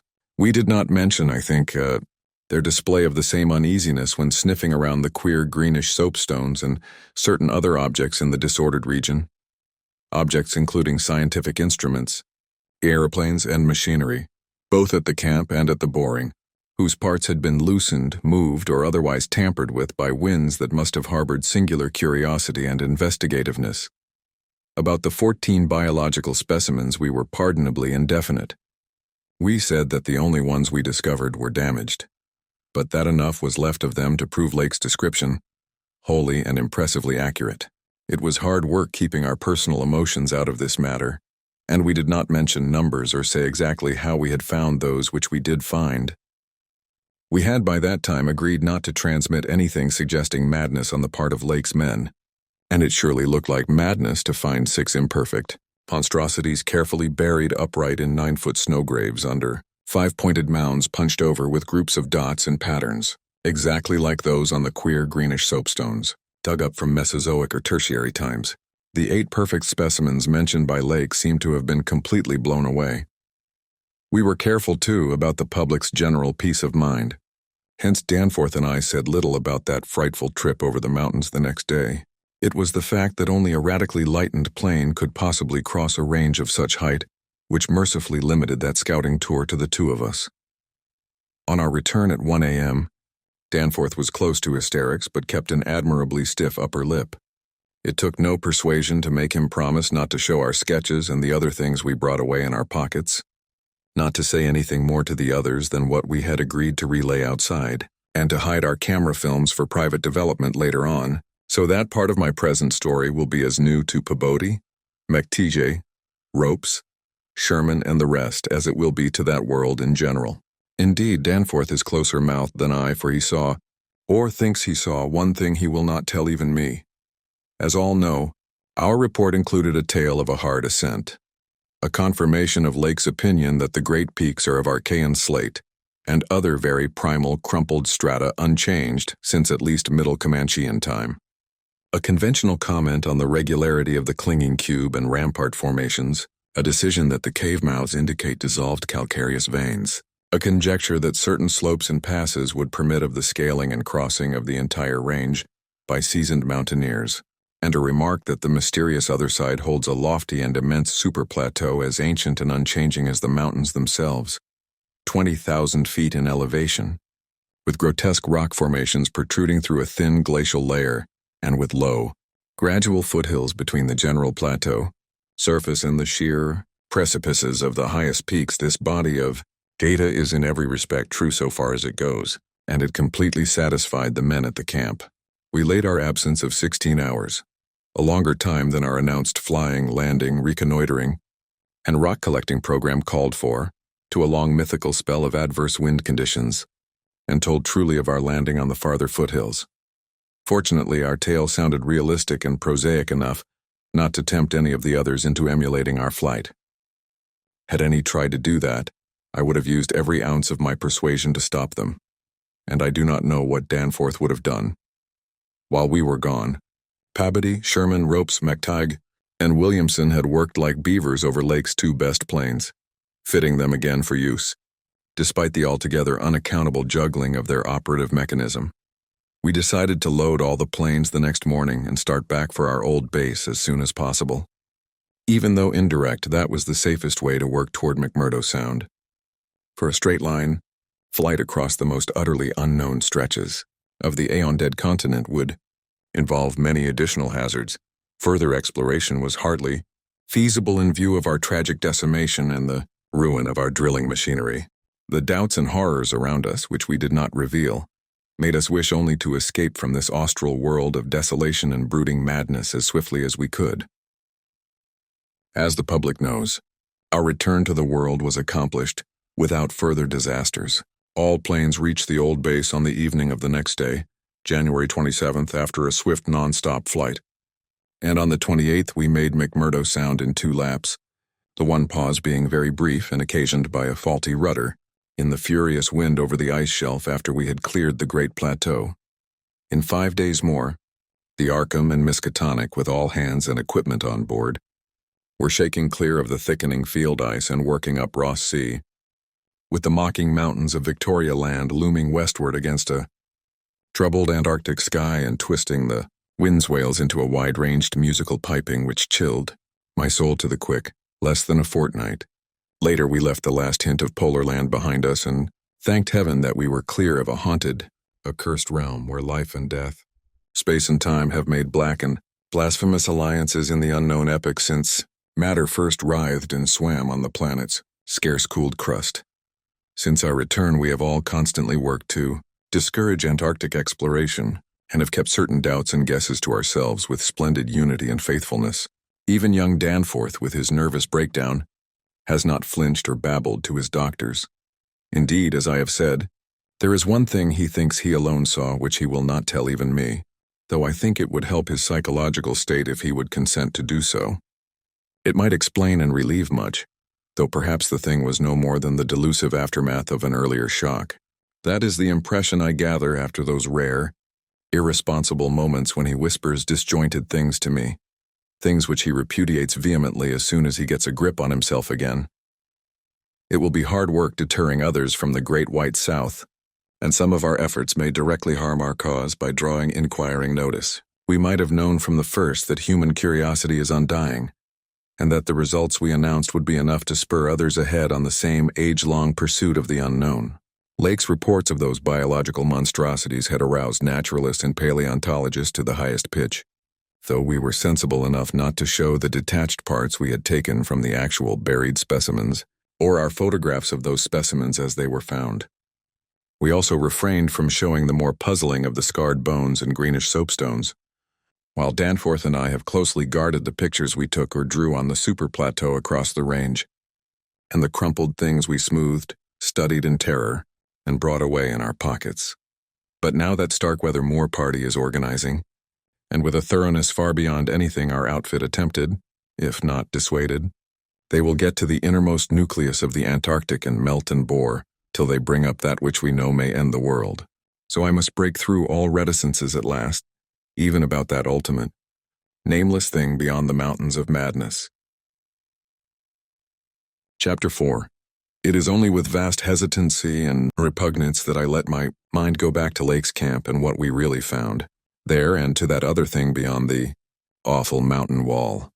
I have told of the wind-ravaged terrain, the damaged shelters, the disarranged machinery, the varied uneasiness of our dogs, the missing sledges and other items, the deaths of men and dogs, the absence of Gedney, and the 6 insanely buried biological specimens, strangely sound in texture for all their structural injuries, from a world 40 million years dead. I do not recall whether I mentioned that upon checking up the canine bodies we found one dog missing. We did not think much about that till later. Indeed, only Danforth and I have thought of it at all. The principal things I have been keeping back relate to the bodies, and to certain subtle points which may or may not lend a hideous and incredible kind of rationale to the apparent chaos. At the time, I tried to keep the men's minds off those points, for it was so much simpler, so much more normal, to lay everything to an outbreak of madness on the part of some of Lake's party. From the look of things, that demon mountain wind must have been enough to drive any man mad in the midst of this center of all earthly mystery and desolation. The crowning abnormality, of course, was the condition of the bodies, men and dogs alike.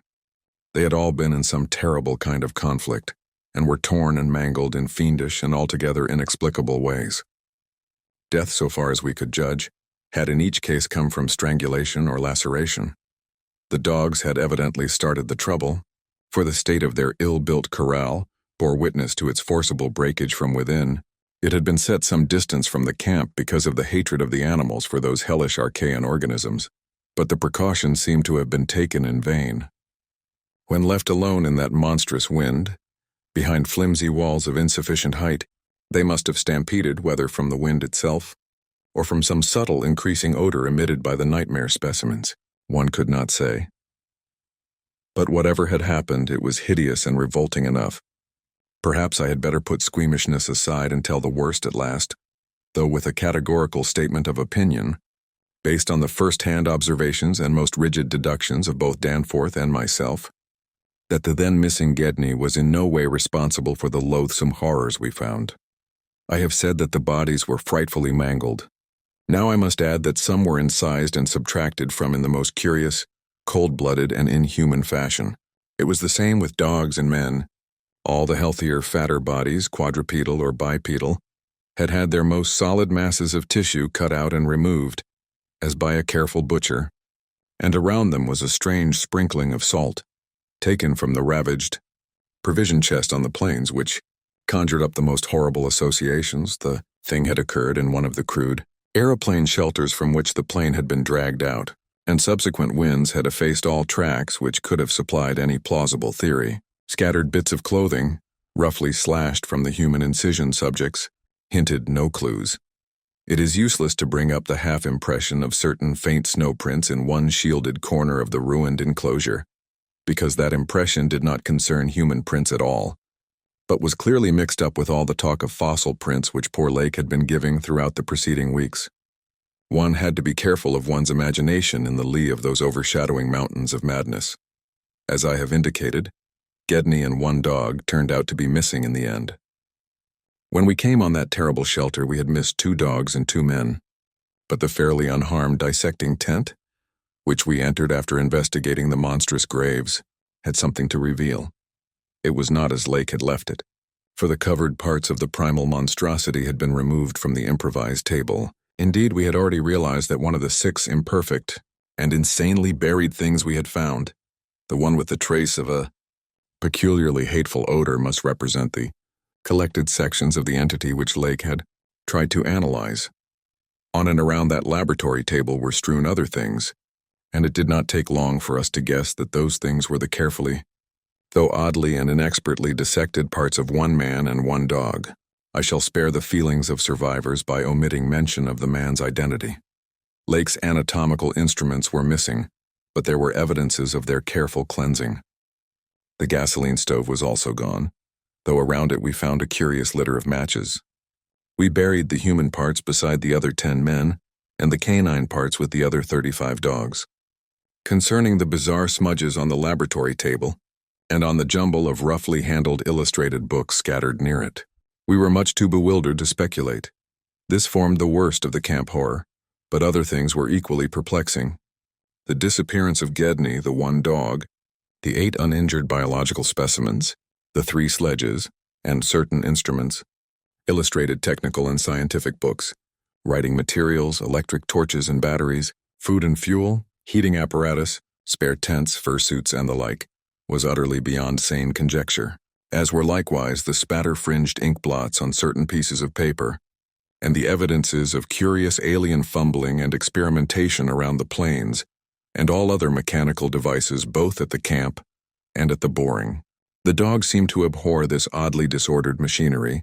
Then, too, there was the upsetting of the larder, the disappearance of certain staples, and the jarringly comical heap of tin cans pried open in the most unlikely ways, and at the most unlikely places.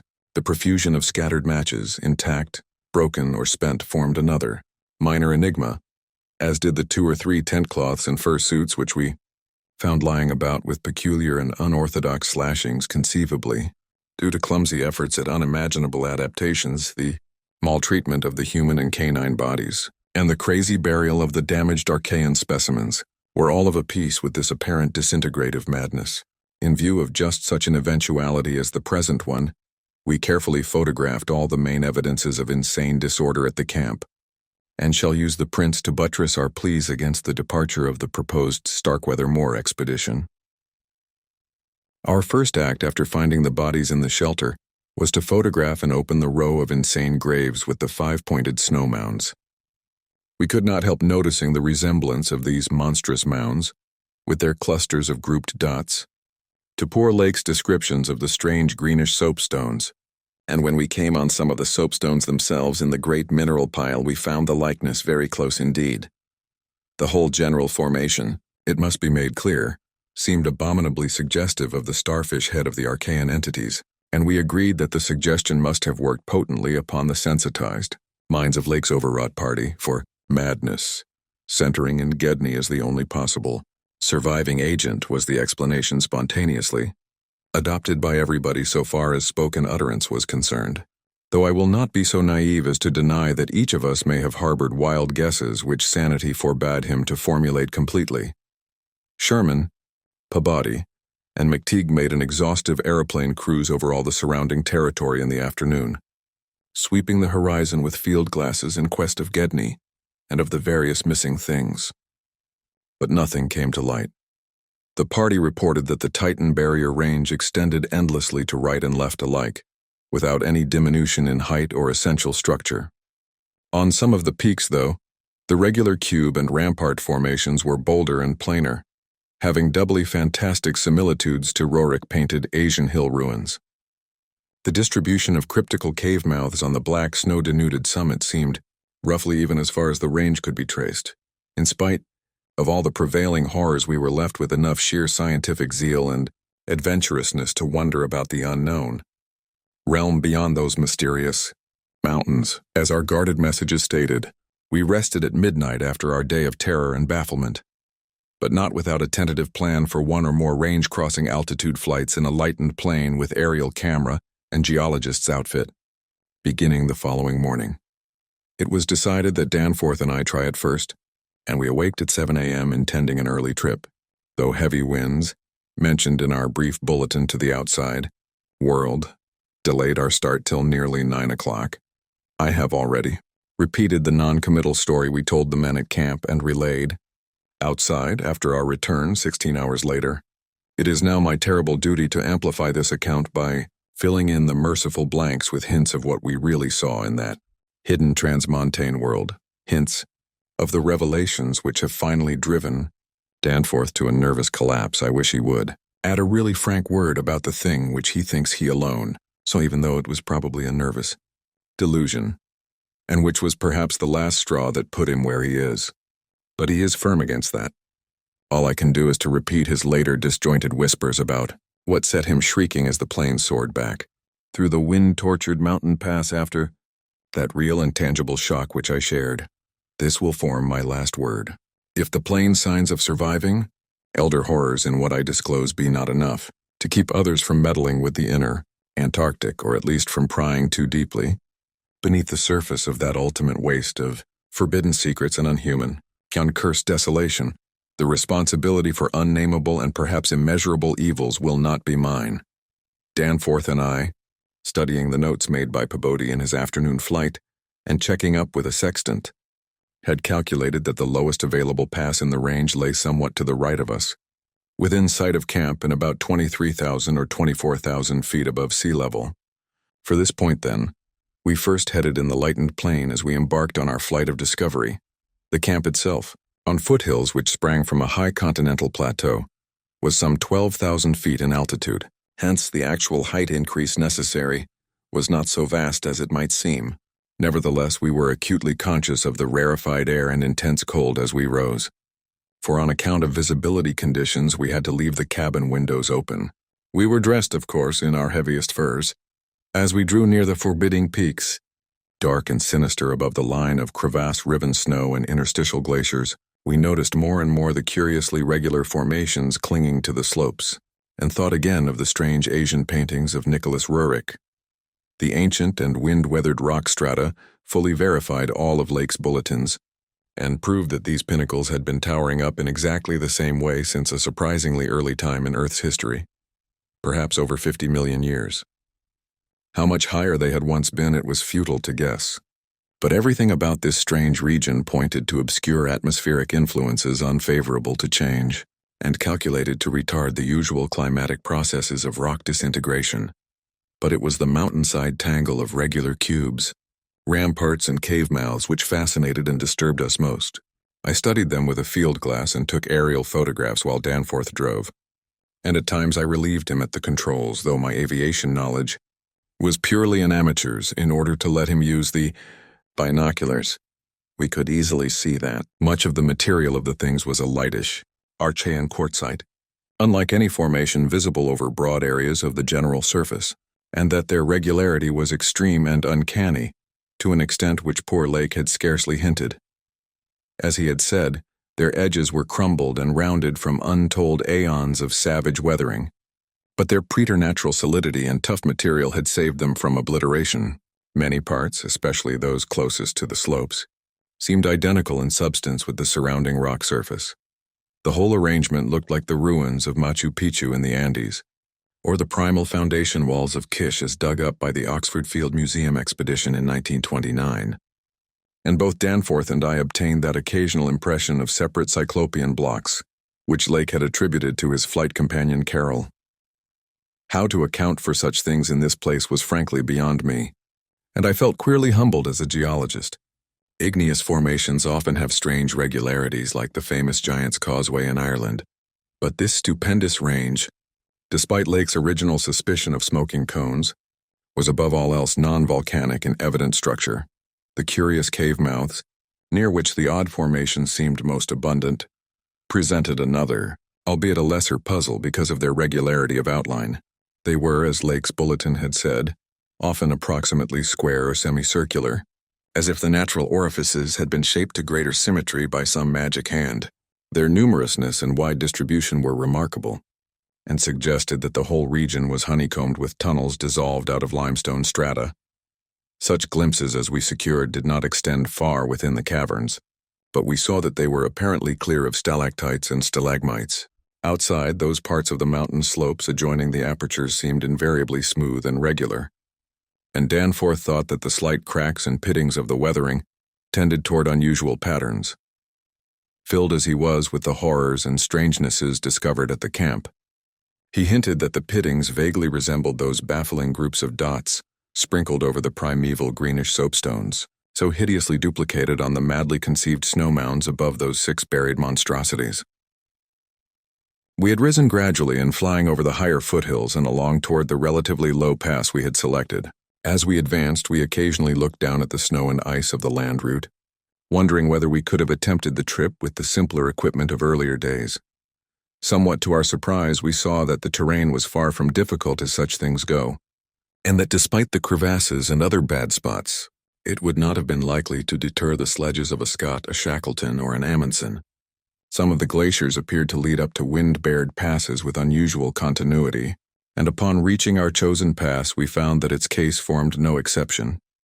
Our sensations of tense expectancy, as we prepared to round the crest and peer out over an untrodden world, can hardly be described on paper. Even though we had no cause to think the regions beyond the range essentially different from those already seen and traversed, the touch of evil mystery in these barrier mountains, and in the beckoning sea of opalescent sky glimpsed betwixt their summits, was a highly subtle and attenuated matter not to be explained in literal words. Rather was it an affair of vague psychological symbolism and aesthetic association, a thing mixed up with exotic poetry and paintings, and with archaic myths lurking in shunned and forbidden volumes. Even the wind's burden held a peculiar strain of conscious malignity, and for a second it seemed that the composite sound included a bizarre musical whistling, or piping over a wide range as the blast swept in and out of the omnipresent and resonant cave mouths. There was a cloudy note of reminiscent repulsion in this sound, as complex and unplaceable as any of the other dark impressions. We were now, after a slow ascent, at a height of 23,570 feet according to the aneroid, and had left the region of clinging snow definitely below us. Up here were only dark, bare rock slopes and the start of rough-ribbed glaciers, but with those provocative cubes, ramparts, and echoing cave mouths to add a portent of the unnatural, the fantastic and the dreamlike, looking along the line of high peaks. I thought I could see the one mentioned by poor Lake with a rampart exactly on top. It seemed to be half lost in a queer Antarctic haze, such a haze perhaps, as had been responsible for Lake's early notion of volcanism. The pass loomed directly before us, smooth and windswept between its jagged and malignly frowning pylons. Beyond it was a sky fretted with swirling vapors and lighted by the low polar sun, the sky of that mysterious farther realm upon which we felt no human eye had ever gazed. A few more feet of altitude and we would behold that realm. Danforth and I, unable to speak except in shouts amidst the howling, piping wind that raced through the pass and added to the noise of the unmuffled engines, exchanged eloquent glances. And then, having gained those last few feet, we did indeed stare across the momentous divide and over the unsampled secrets of an elder and utterly alien earth. Chapter 5. I think that both of us simultaneously cried out in mixed awe, wonder, terror, and disbelief in our own senses as we finally cleared the pass and saw what lay beyond.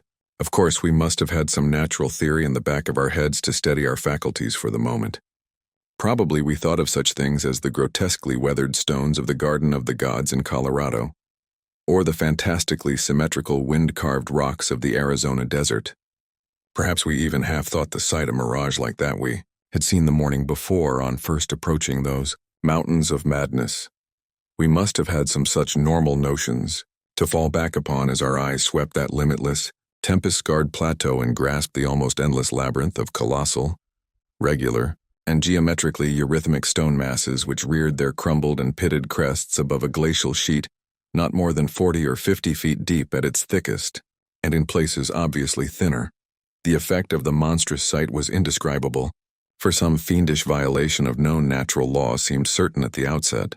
Here, on a hellishly ancient tableland fully 20,000 feet high, and in a climate deadly to habitation since a pre-human age not less than 500,000 years ago, there stretched nearly to the vision's limit a tangle of orderly stone which only the desperation of mental self-defense could possibly attribute to any but a conscious and artificial cause. The effect of the monstrous sight was indescribable, some fiendish violation of natural law. We had previously dismissed so far as serious thought was concerned any theory that the cubes and ramparts of the mountainsides were other than natural in origin. How could they be otherwise when man himself could scarcely have been differentiated from the great apes at the time when this region succumbed to the present unbroken reign of glacial death? Yet now the sway of reason seemed irrefutably shaken. For this cyclopean maze of squared, curved, and angled blocks had features which cut off all comfortable refuge. It was very clearly the blasphemous city of the mirage in stark, objective, and ineluctable reality. That damnable portent had had a material basis after all. There had been some horizontal stratum of ice dust in the upper air, and this shocking stone survival had projected its image across the mountains according to the simple laws of reflection. Of course, the phantom had been twisted and exaggerated, and had contained things which the real source did not contain. Yet now, as we saw that real source, we thought it even more hideous and menacing than its distant image. It was, very clearly, the blasphemous city of the mirage in stark, objective reality, marred in only the incredible, unhuman massiveness of these vast stone towers and ramparts, had saved the frightful thing from utter annihilation. In the hundreds of thousands, perhaps millions of years it had brooded there amidst the blasts of a bleak upland. Corona mundi, roof of the world.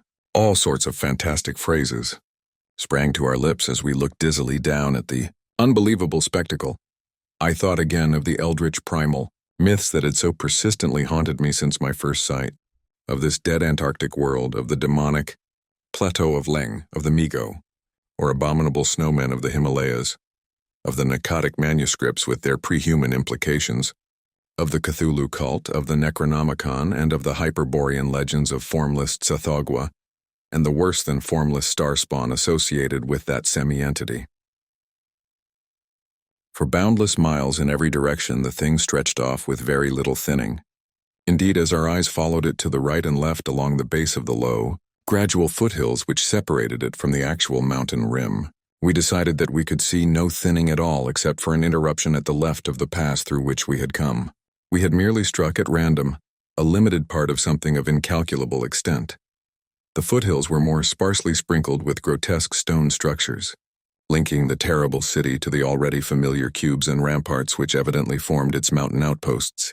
These latter, as well as the queer cave mouths, were as thick on the inner as on the outer sides of the mountains. The nameless stone labyrinth consisted, for the most part, of walls from 10 to 150 feet in ice-clear height, and of a thickness varying from 5 to 10 feet. It was composed mostly of prodigious blocks of dark primordial slate, schist, and sandstone, blocks in many cases as large as 4x6x8 feet, though in several places it seemed to be carved out of a solid, uneven bedrock of Precambrian slate. The buildings were far from equal in size, there being innumerable honeycomb arrangements of enormous extent as well as smaller separate structures. The general shape of these things tended to be conical, pyramidal, or terraced, though there were many perfect cylinders, perfect cubes, clusters of cubes, and other rectangular forms, and a peculiar sprinkling of angled edifices whose five-pointed ground plan roughly suggested modern fortifications. The builders had made constant and expert use of the principle of the arch, and domes had probably existed in the city's heyday. The whole tangle was monstrously weathered, and the glacial surface from where the towers projected was strewn with fallen blocks and immemorial debris. Where the glaciation was transparent, we could see the lower parts of the gigantic piles, and we noticed the ice-preserved stone bridges which connected the different towers at varying distances above the ground. On the exposed walls we could detect the scarred places where other and higher bridges of the same sort had existed.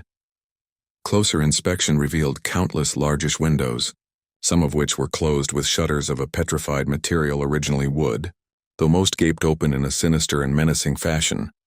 Many of the ruins, of course, were roofless and with uneven though wind-rounded upper edges, whilst others of a more sharply conical or pyramidal model, or else protected by higher surrounding structures, preserved intact outlines despite the omnipresent crumbling and pitting. With the field glass we could barely make out what seemed to be sculptural decorations in horizontal bands, decorations including those curious groups of dots, whose presence on the ancient soapstones now assumed a vastly larger significance. In many places the buildings were totally ruined and the ice sheet deeply riven from various geologic causes. In other places the stonework was worn down to the very level of the glaciation. One broad swath, extending from the plateau's interior to a cleft in the foothills about a mile to the left of the pass we had traversed, was wholly free from buildings. It probably represented, we concluded, the course of some great river which in tertiary times, millions of years ago, had poured through the city and into some prodigious subterranean abyss of the Great Barrier Range. Certainly, this was above all a region of caves, gulfs, and underground secrets beyond human penetration. But looking back to our sensations, and recalling our dazedness at viewing this monstrous survival from aeons we had thought pre-human, I can only wonder that we preserved the semblance of equilibrium which we did. Of course we knew that something, chronology, scientific theory, or our own consciousness, was woefully awry.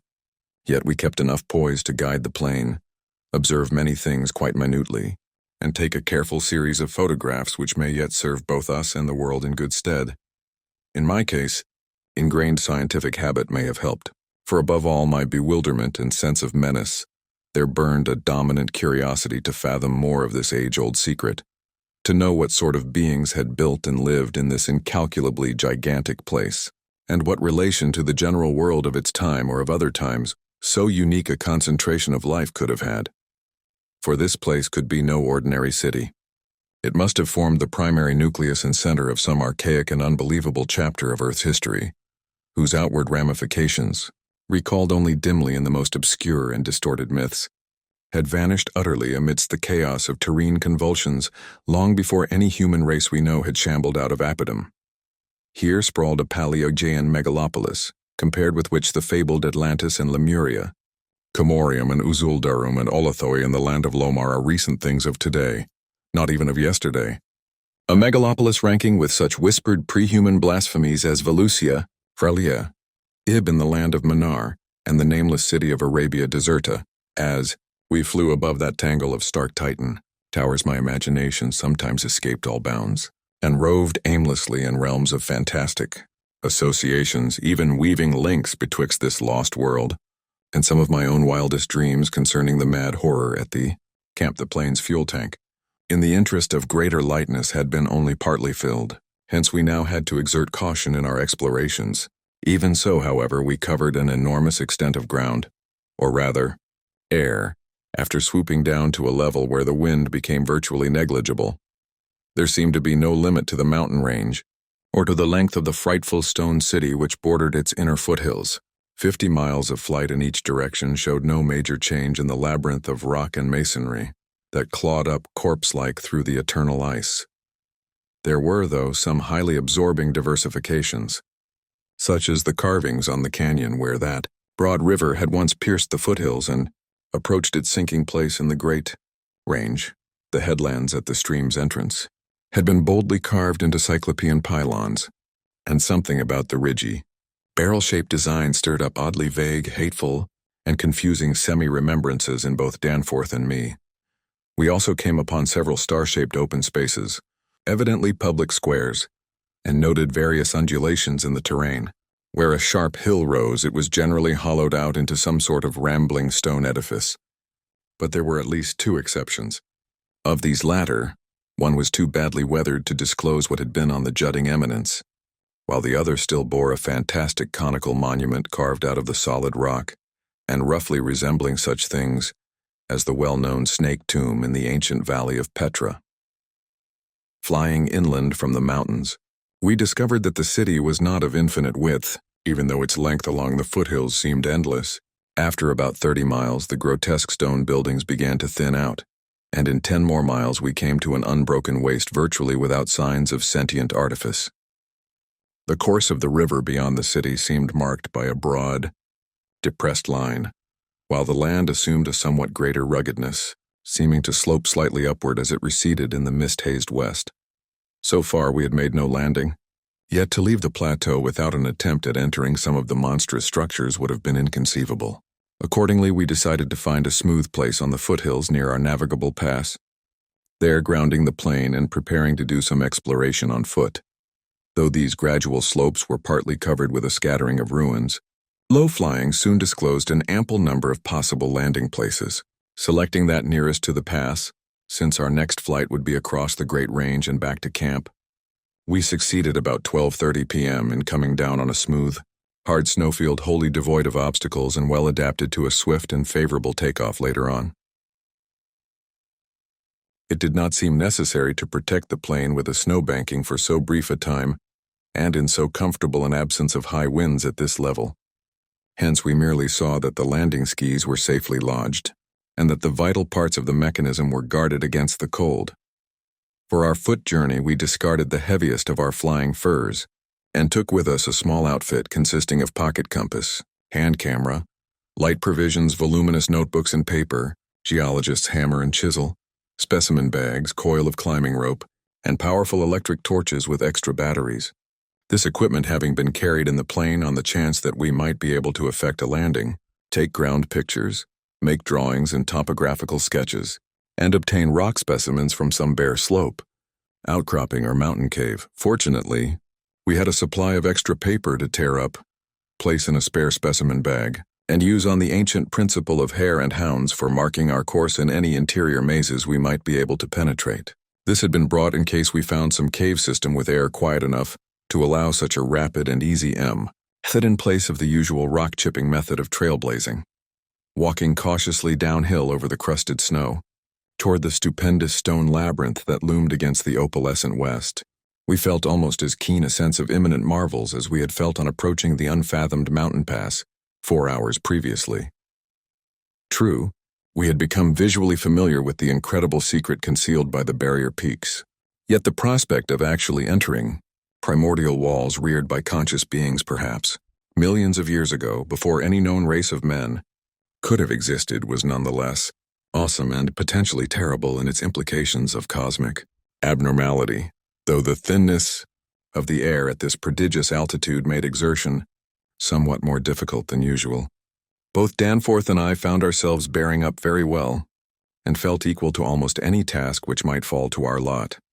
It took only a few steps to bring us to a shapeless ruin worn level with the snow, while 10 or 15 rods farther on there was a huge, roofless rampart still complete in its gigantic 5-pointed outline, and rising to an irregular height of 10 or 11 feet. For this latter we headed, and when at last we were actually able to touch its weathered cyclopean blocks, we felt that we had established an unprecedented and almost blasphemous link with forgotten aeons, normally closed to our species. This rampart, shaped like a star and perhaps 300 feet from point to point, was built of Jurassic sandstone blocks of irregular size, averaging 6x8 feet in surface.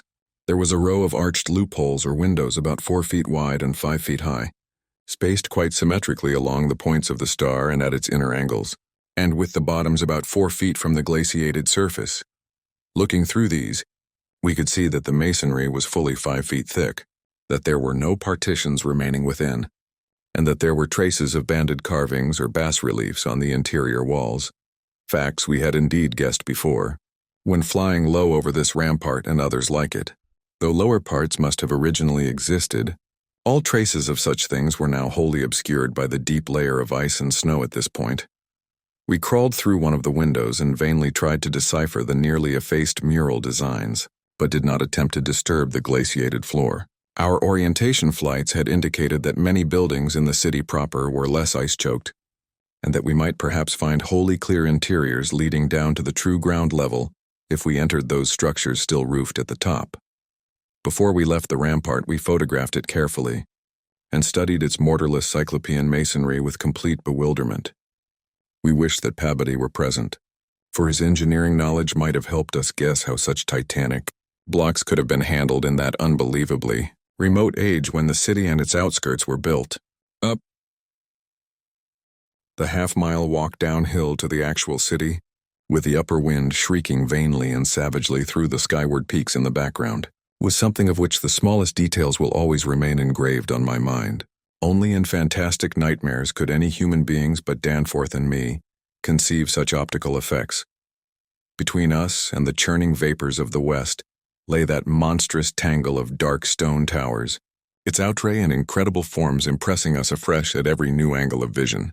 It was a mirage in solid stone, and were it not for the photographs, I would still doubt that such a thing could be. The general type of masonry was identical with that of the rampart we had examined, but the extravagant shapes which this masonry took in its urban manifestations were past all description. Even the pictures illustrate only one or two phases of its endless variety: preternatural massiveness and utterly alien exoticism.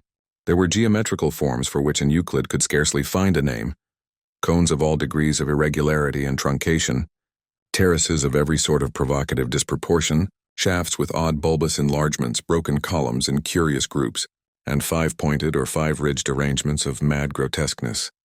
As we drew nearer, we could see beneath certain transparent parts of the ice sheet, and detect some of the tubular stone bridges that connected the crazily sprinkled structures at various heights. Of orderly streets there seemed to be none, the only broad open swath being a mile to the left, where the ancient river had doubtless flowed through the town into the mountains.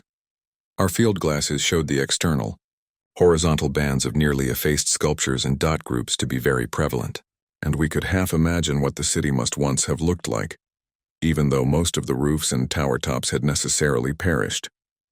As a whole, it had been a complex tangle of twisted lanes and alleys, all of them deep canyons, and some little better than tunnels because of the overhanging masonry or overarching bridges. Now, outspread below us, it loomed like a dream fantasy against a westward mist, through whose northern end the low, reddish Antarctic sun of early afternoon was struggling to shine. And when for a moment that sun encountered a denser obstruction and plunged the scene into temporary shadow, the effect was subtly menacing in a way I can never hope to depict. Even the faint howling and piping of the unfelt wind in the great mountain passes behind us took on a wilder note of purposeful malignity. The last stage of our descent to the town was unusually steep and abrupt, and a rock outcropping at the edge where the grade changed led us to think that an artificial terrace had once existed there. Under the glaciation, we believed there must be a flight of steps or its equivalent. When at last we plunged into the town itself, clambering over fallen masonry and shrinking from the oppressive nearness and dwarfing height of omnipresent crumbling and pitted walls, our sensations again became such that I marvel at the amount of self-control we retained. Danforth was frankly jumpy, and began making some offensively irrelevant speculations about the horror at the camp, which I resented all the more because I could not help sharing certain conclusions forced upon us by many features of this morbid survival from nightmare antiquity. The speculations worked on his imagination, too, for in one place, where a debris-littered alley turned a sharp corner, he insisted that he saw faint traces of ground markings which he did not like, whilst elsewhere he stopped to listen to a subtle, imaginary sound from some undefined point. A muffled musical piping, he said, not unlike that of the wind in the mountain caves, yet somehow disturbingly different. The ceaseless five-pointedness of the surrounding architecture and of the few distinguishable mural arabesques had a dimly sinister suggestiveness we could not escape, and gave us a touch of terrible subconscious certainty concerning the primal entities which had reared and dwelt in this unhallowed place. Nevertheless, our scientific and adventurous souls were not wholly dead, and we mechanically carried out our program of chipping specimens from all the different rock types represented in the masonry. We wished a rather full set in order to draw better conclusions regarding the age of the place. Nothing in the great outer walls seemed to date from later than the Jurassic and Comanchean periods, nor was any piece of stone in the entire place of a greater recency than the Pliocene age. In stark certainty, we were wandering amidst a death which had reigned at least 500,000 years, and in all probability even longer. As we proceeded through this maze of stone-shadowed twilight, We stopped at all available apertures to study interiors and investigate entrance possibility. Some were above our reach, whilst others led only into ice-choked ruins as unroofed and barren as the rampart on the hill. One, though spacious and inviting, opened on a seemingly bottomless abyss without visible means of descent. Now and then we had a chance to study the petrified wood of a surviving shutter, and were impressed by the fabulous antiquity implied in the still discernible grain. These things had come from Mesozoic gymnosperms and conifers, especially Cretaceous cycads, and from fan palms and early angiosperms of plainly tertiary date. Nothing definitely later than the Pliocene could be discovered. In the placing of these shutters, whose edges showed the former presence of queer and long-vanished hinges, usage seemed to be varied, some being on the outer and some on the inner side of the deep embrasures. They seemed to have become wedged in place, thus surviving the rusting of their former and probably metallic fixtures and fastenings. After a time we came across a row of windows in the bulges of a colossal, five-edged cone of undamaged apex, which led into a vast, well-preserved room with stone flooring. But these were too high in the room to permit descent without a rope. We had a rope with us, but did not wish to bother with this 20-foot drop unless obliged to, especially in this thin plateau air where great demands were made upon the hard action. This enormous room was probably a hall or concourse of some sort, and our electric torches showed bold, distinct, and potentially startling sculptures arranged round the walls in broad, horizontal bands separated by equally broad strips of conventional arabesques. We took careful note of this spot, planning to enter here unless a more easily gained interior was encountered. Finally, though, we did encounter exactly the opening we wished. An archway about 6 feet wide and 10 feet high, marking the former end of an aerial bridge which had spanned an alley about 5 feet above the present level of glaciation. These archways, of course, were flush with upper-story floors, and in this case one of the floors still existed. The building thus accessible was a series of rectangular terraces on our left facing westward. That across the alley, where the other archway yawned, was a decrepit cylinder with no windows and with a curious bulge about 10 feet above the aperture. It was totally dark inside, and the archway seemed to open on a well of illimitable emptiness.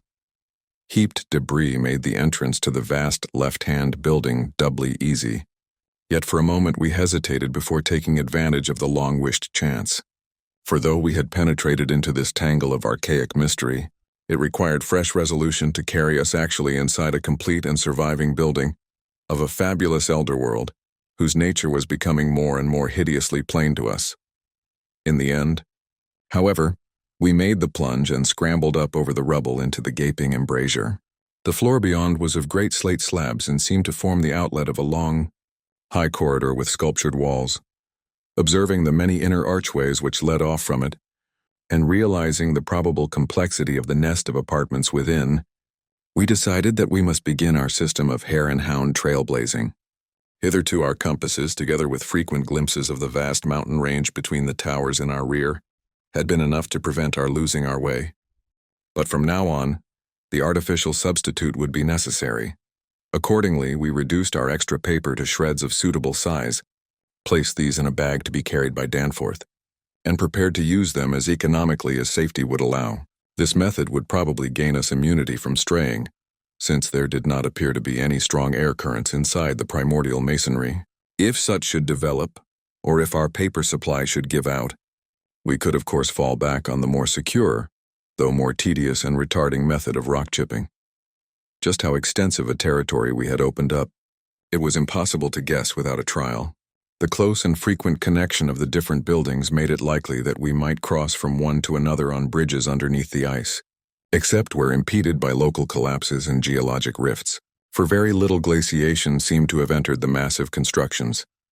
Almost all the areas of transparent ice had revealed the submerged windows as tightly shuttered, as if the town had been left in that uniform state until the glacial sheet came to crystallize the lower part for all succeeding time.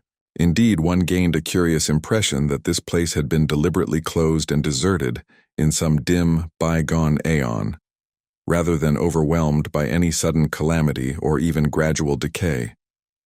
Had the coming of the ice been foreseen, and had a nameless population left en masse to seek a less doomed abode? The precise physiographic conditions attending the formation of the ice sheet at this point would have to wait for later solution. It had not, very plainly, been a grinding drive. Perhaps the pressure of accumulated snows had been responsible, and perhaps some flood from the river, or from the bursting of some ancient glacial dam in the Great Range, had helped to create the special state now observable. Imagination could conceive almost anything in connection with this place. Chapter 6. It would be cumbrous to give a detailed, consecutive account of our wanderings inside that cavernous, eon-dead honeycomb of primal masonry, that monstrous lair of elder secrets which now echoed for the first time, after uncounted epochs, to the tread of human feet. This is especially true because so much of the horrible drama and revelation came from a mere study of the omnipresent mural carvings. Our flashlight photographs of those carvings will do much toward proving the truth of what we are now disclosing, and it is lamentable that we had not a larger film supply with us. As it was, we made crude notebook sketches of certain salient features after all our films were used up. The building which we had entered was one of great size and elaborateness, and gave us an impressive notion of the architecture of that nameless geologic past. The inner partitions were less massive than the outer walls, but on the lower levels were excellently preserved. Labyrinthine complexity, involving curiously irregular differences in floor levels, characterized the entire arrangement, and we should certainly have been lost at the very outset, but for the trail of torn paper left behind us.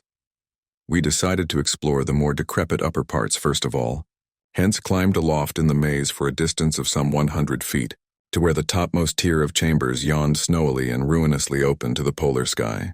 Ascent was effected over the steep, transversely ribbed stone ramps or inclined planes which everywhere served in lieu of stairs.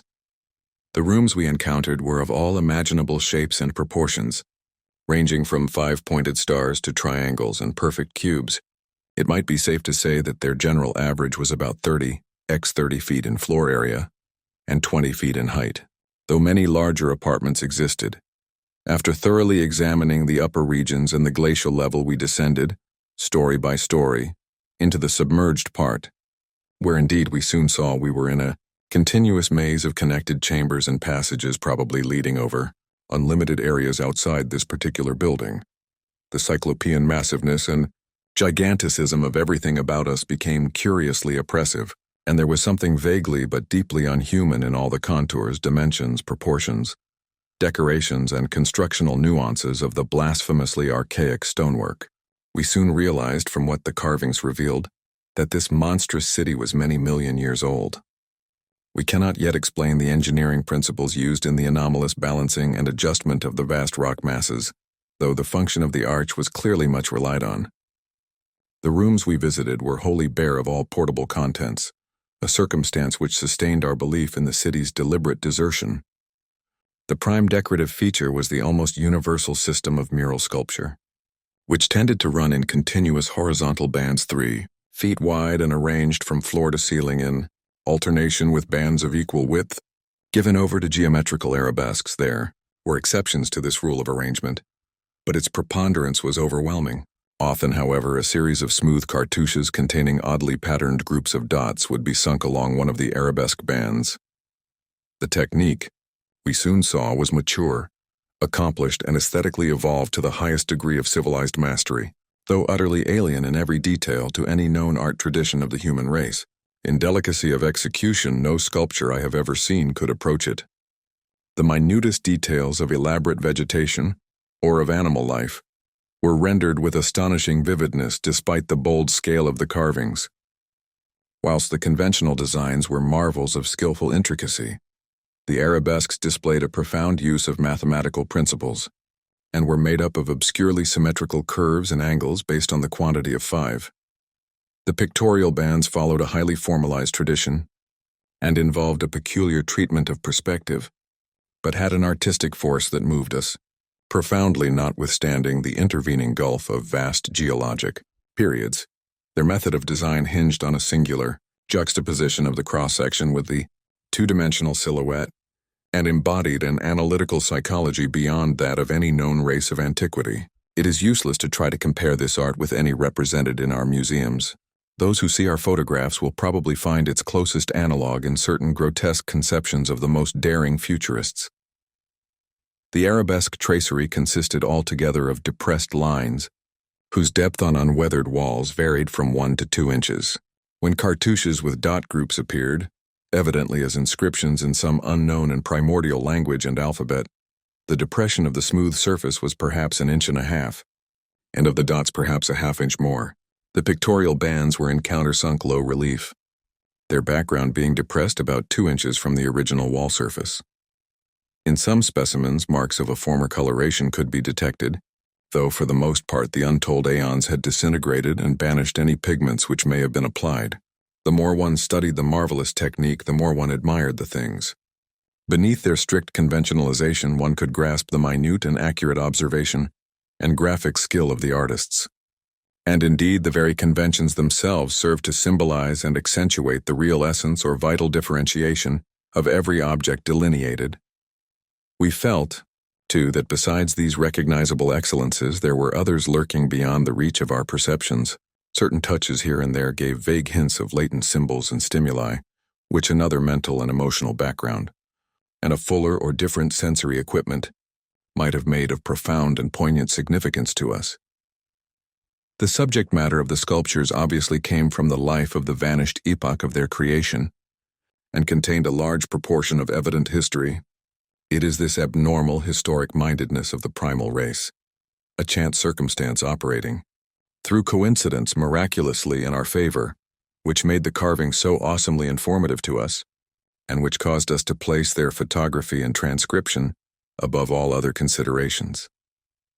In certain rooms, the dominant arrangement was varied by the presence of maps, astronomical charts, and other scientific designs on an enlarged scale, these things giving a naive and terrible corroboration to what we gathered from the pictorial friezes and dados. In hinting at what the whole revealed, I can only hope that my account will not arouse a curiosity greater than sane caution on the part of those who believe me at all. It would be tragic if any were to be allured to that realm of death and horror by the very warning meant to discourage them. Interrupting these sculptured walls were high windows and massive 12-foot doorways, both now and then retaining the petrified wooden planks, elaborately carved and polished, of the actual shutters and doors. All metal fixtures had long ago vanished, but some of the doors remained in place and had to be forced aside as we progressed from room to room. Window frames with odd transparent panes, mostly elliptical, survived here and there, though in no considerable quantity. There were also frequent niches of great magnitude, generally empty but once in a while, containing some bizarre object carved from green soapstone, which was either broken or perhaps held too inferior to warrant removal. Other apertures were undoubtedly connected with bygone mechanical facilities, heating, lighting, and the like, of a sort suggested in many of the carvings. Ceilings tended to be plain, but had sometimes been inlaid with green soapstone or other tiles, mostly fallen now. Floors were also paved with such tiles, though plain stonework predominated. As I have said, all furniture and other movables were absent, but the sculptures gave a clear idea of the strange devices which had once filled these tomb-like, echoing rooms. Above the glacial sheet, the floors were generally thick with detritus, litter, and debris, but farther down this condition decreased. In some of the lower chambers and corridors there was little more than gritty dust or ancient incrustations, while occasional areas had an uncanny air of newly swept immaculateness. Of course, where rifts or collapses had occurred, the lower levels were as littered as the upper ones. A central court, as we had seen in other structures, from the air, save the inner regions from total darkness, so that we seldom had to use our electric torches in the upper rooms, except when studying sculptured details. Below the ice cap, however, the twilight deepened, and in many parts of the tangled ground level there was an approach to absolute blackness, to form even a rudimentary idea of our thoughts and feelings as we penetrated this aeon-silent maze of unhuman masonry. One must correlate a hopelessly bewildering chaos of fugitive moods, memories, and impressions. The sheer appalling antiquity and lethal desolation of the place were enough to overwhelm almost any sensitive person. But added to these elements were the recent unexplained horror at the camp, and the revelations all too soon effected by the terrible mural sculptures around us. The moment we came upon a perfect section of carving, where no ambiguity of interpretation could exist, it took only a brief study to give us the hideous truth, a truth which it would be naive to claim Danforth and I had not independently suspected before, though we had carefully refrained from even hinting it to each other. There could now be no further merciful doubt about the nature of the beings which had built and inhabited this monstrous dead city millions of years ago, when man's ancestors were primitive archaic mammals, and vast dinosauria roamed the tropical steppes of Europe and Asia.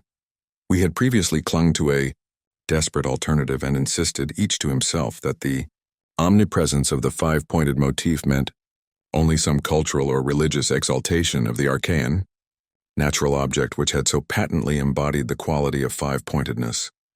As the decorative motifs of Minoan Crete exalted the sacred bull, those of Egypt the scarabaeus, those of Rome the wolf and the eagle, and those of various savage tribes some chosen totem animal. But this lone refuge was now stripped from us, and we were forced to face definitely the reason-shaking realization which the reader of these pages has doubtless long ago anticipated. I can scarcely bear to write it down in black and white even now, but perhaps that will not be necessary. The things once rearing and dwelling in this frightful masonry in the age of dinosauria were not indeed dinosauria, but far worse. Mere dinosauria were new and almost brainless objects, but the builders of the city were wise and old, and had left certain traces in rocks, even then laid down well nigh 1,000 million years, rocks laid down before the true life of Earth had advanced beyond plastic groups of cells, rocks laid down before the true life of Earth had existed at all. They were the makers and enslavers of that life, and above all doubt the originals of the fiendish elder myths which things like the Narcotic manuscripts and the Necronomicon affrightedly hint about. They were the great old ones that had filtered down from the stars when Earth was young, the beings whose substance an alien evolution had shaped, and whose powers were such as this planet had never bred. And to think that only the day before Danforth and I had actually looked upon fragments of their millennially fossilized substance, and that poor Lake and his party had seen their complete outlines.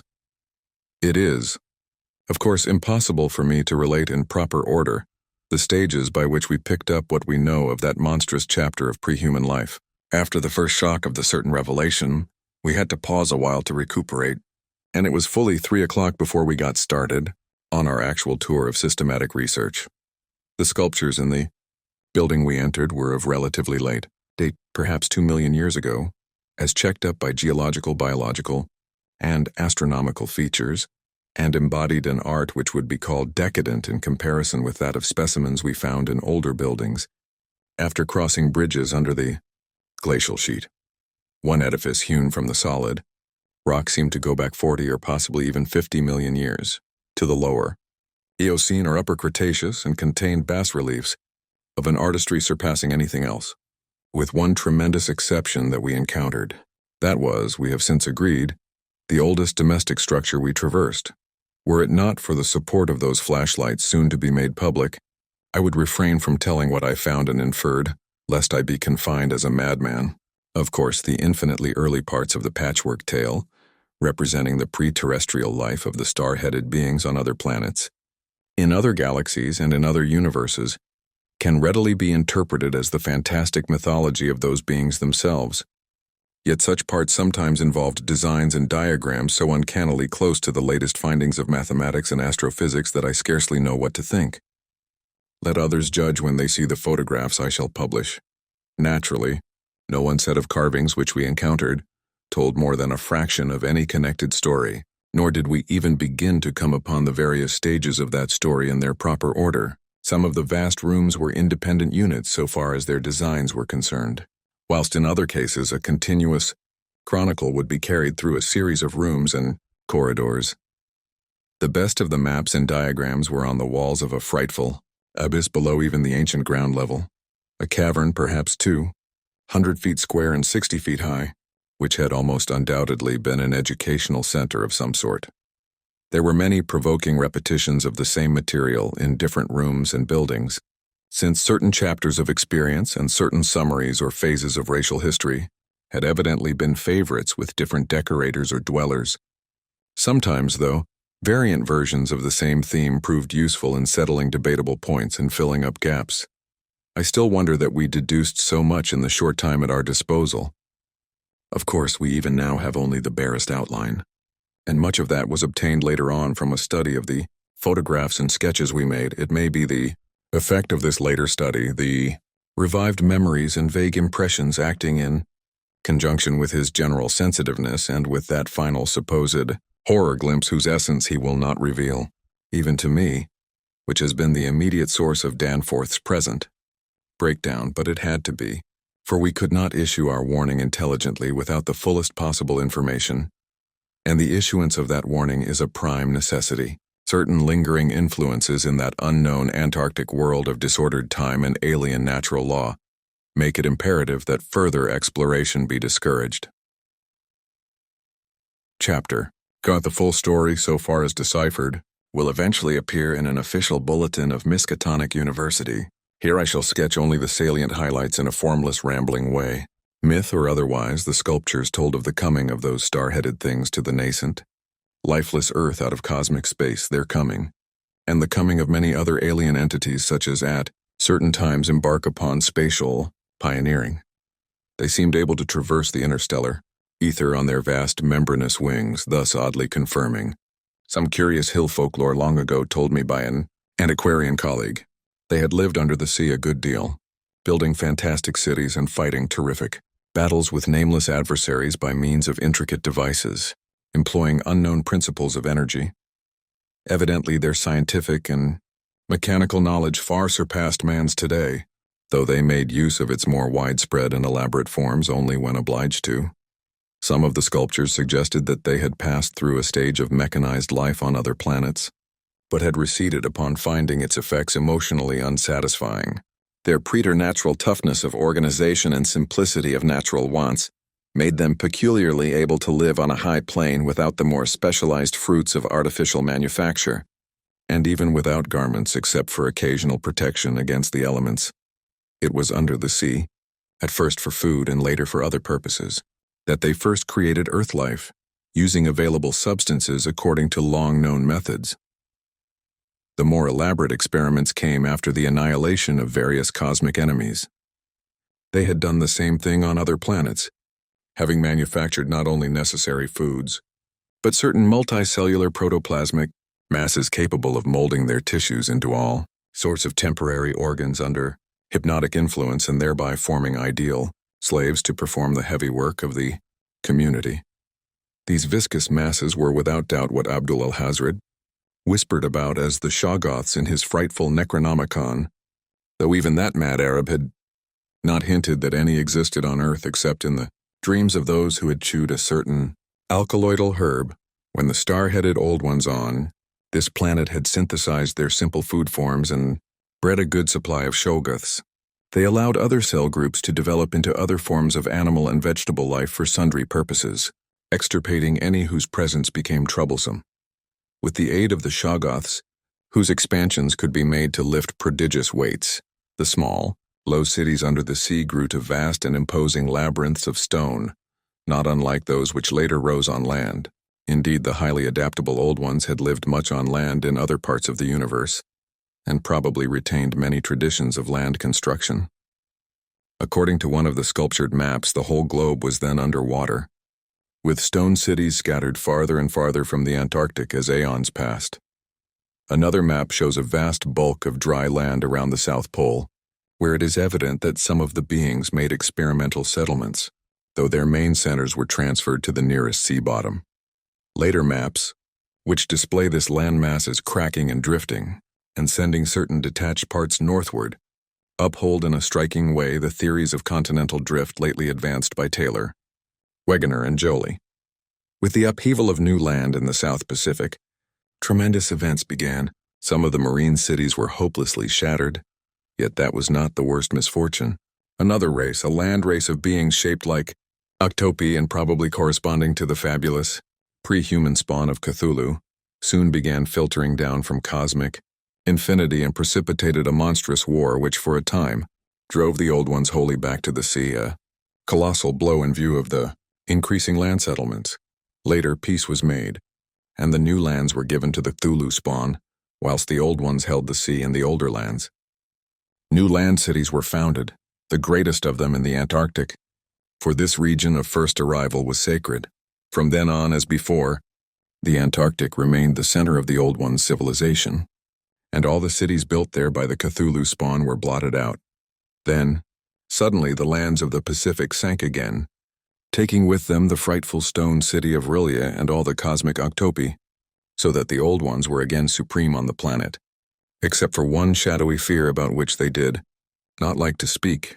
At a rather later age, their cities dotted all the land and water areas of the globe, hence the recommendation in my coming monograph that some archaeologists make systematic borings with Pabides type of apparatus in certain widely separated regions. The steady trend down the ages was from water to land, a movement encouraged by the rise of new land masses, though the ocean was never wholly deserted. Another cause of the landward movement was the new difficulty in breeding and managing the shoggoths upon which successful sea life depended. With the march of time, as the sculptures sadly confessed, the art of creating new life from inorganic matter had been lost, so that the Old Ones had to depend on the molding of forms already in existence. On land, the great reptiles proved highly tractable, but the shoggoths of the sea, reproducing by fission and acquiring a dangerous degree of accidental intelligence, presented for a time a formidable problem. They had always been controlled through the hypnotic suggestion of the Old Ones, and had modeled their tough plasticity into various useful temporary limbs and organs. But now their self-modeling powers were sometimes exercised independently, and in various imitative forms implanted by past suggestion.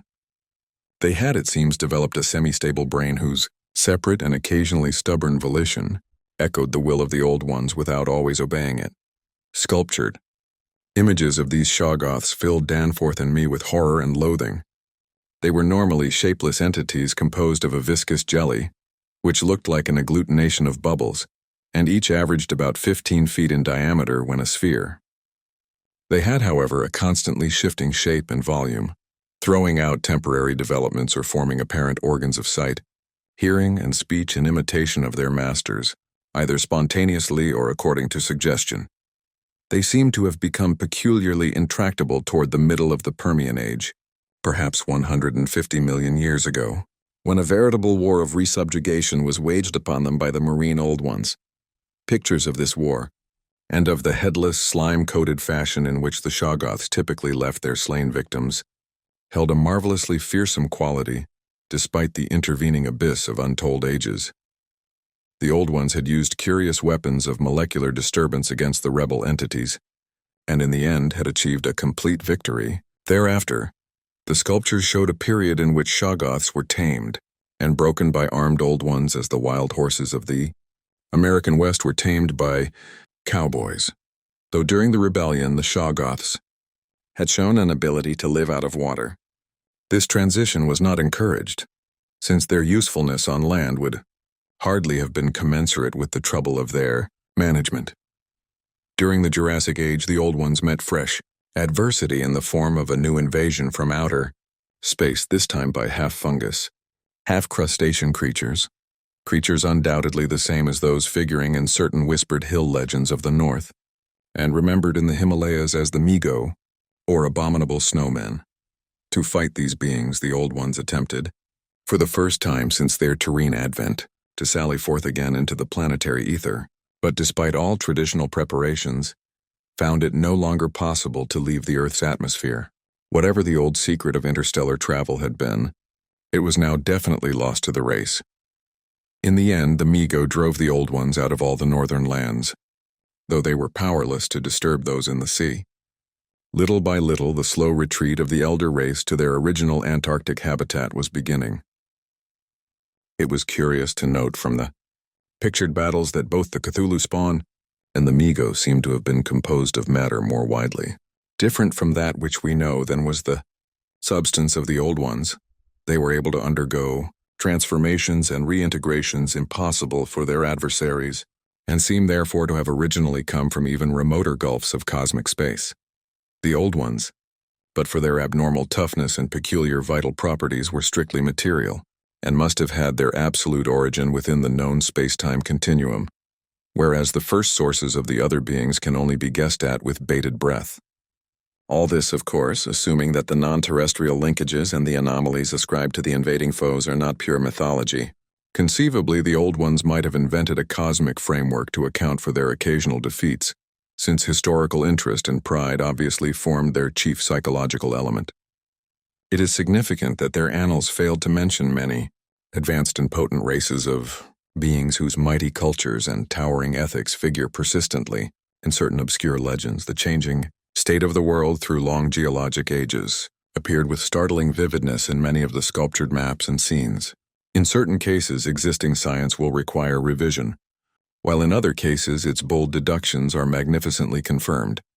As I have said, the hypothesis of Taylor, Wegener, and Joly that all the continents are fragments of an original Antarctic landmass which cracked from centrifugal force and drifted apart over a technically viscous lower surface, an hypothesis suggested by such things as the complementary outlines of Africa and South America, and the way the great mountain chains are rolled and shoved up, receives striking support from this uncanny source. Maps evidently showing the Carboniferous of 100 million or more years ago displayed significant rifts and chasms destined later to separate Africa from the once continuous realms of Europe, then the Volusia of primal legend, Asia, the Americas, and the Antarctic continent. Other charts, and most significantly, one in connection with the founding 50 million years ago of the vast dead city around us, showed all the present continents well differentiated. And in the latest discoverable specimen, dating perhaps from the Pliocene age, the approximate world of today appeared quit. According to one of the sculptured maps, the whole globe was then underwater, with stone cities scattered farther and farther from the Antarctic as aeons passed. Another map shows a vast bulk of dry land around the South Pole, where it is evident that some of the beings made experimental settlements, though their main centers were transferred to the nearest sea bottom. Later maps, which display this landmass as cracking and drifting, and sending certain detached parts northward, uphold in a striking way the theories of continental drift lately advanced by Taylor, Wegener, and Joly. With the upheaval of new land in the South Pacific, tremendous events began. Some of the marine cities were hopelessly shattered, yet that was not the worst misfortune. Another race, a land race of beings shaped like octopi and probably corresponding to the fabulous pre-human spawn of Cthulhu, soon began filtering down from cosmic infinity and precipitated a monstrous war which, for a time, drove the old ones wholly back to the sea, a colossal blow in view of the increasing land settlements. Later, peace was made, and the new lands were given to the Cthulhu spawn, whilst the old ones held the sea and the older lands. New land cities were founded, the greatest of them in the Antarctic, for this region of first arrival was sacred. From then on, as before, the Antarctic remained the center of the old one's civilization, and all the cities built there by the Cthulhu spawn were blotted out. Then, suddenly the lands of the Pacific sank again, taking with them the frightful stone city of R'lyeh and all the cosmic octopi, so that the old ones were again supreme on the planet, except for one shadowy fear about which they did not like to speak. At a rather later age, their cities dotted all the land and water areas of the globe, hence the recommendation in my coming monograph that some archaeologist make systematic borings with Pabides type of apparatus in certain widely separated regions. The steady trend down the ages was from water to land, a movement encouraged by the rise of new land masses, though the ocean was never wholly deserted.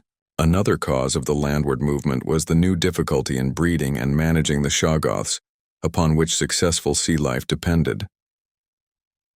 With the march of time, as the sculptors sadly confessed, the art of creating new life from inorganic matter had been lost, so that the old ones had to depend on the molding of forms already in existence.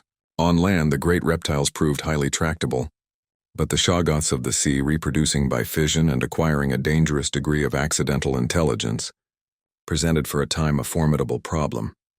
They had always been controlled through the hypnotic suggestion of the old ones, and had modeled their tough plasticity into various useful temporary limbs and organs.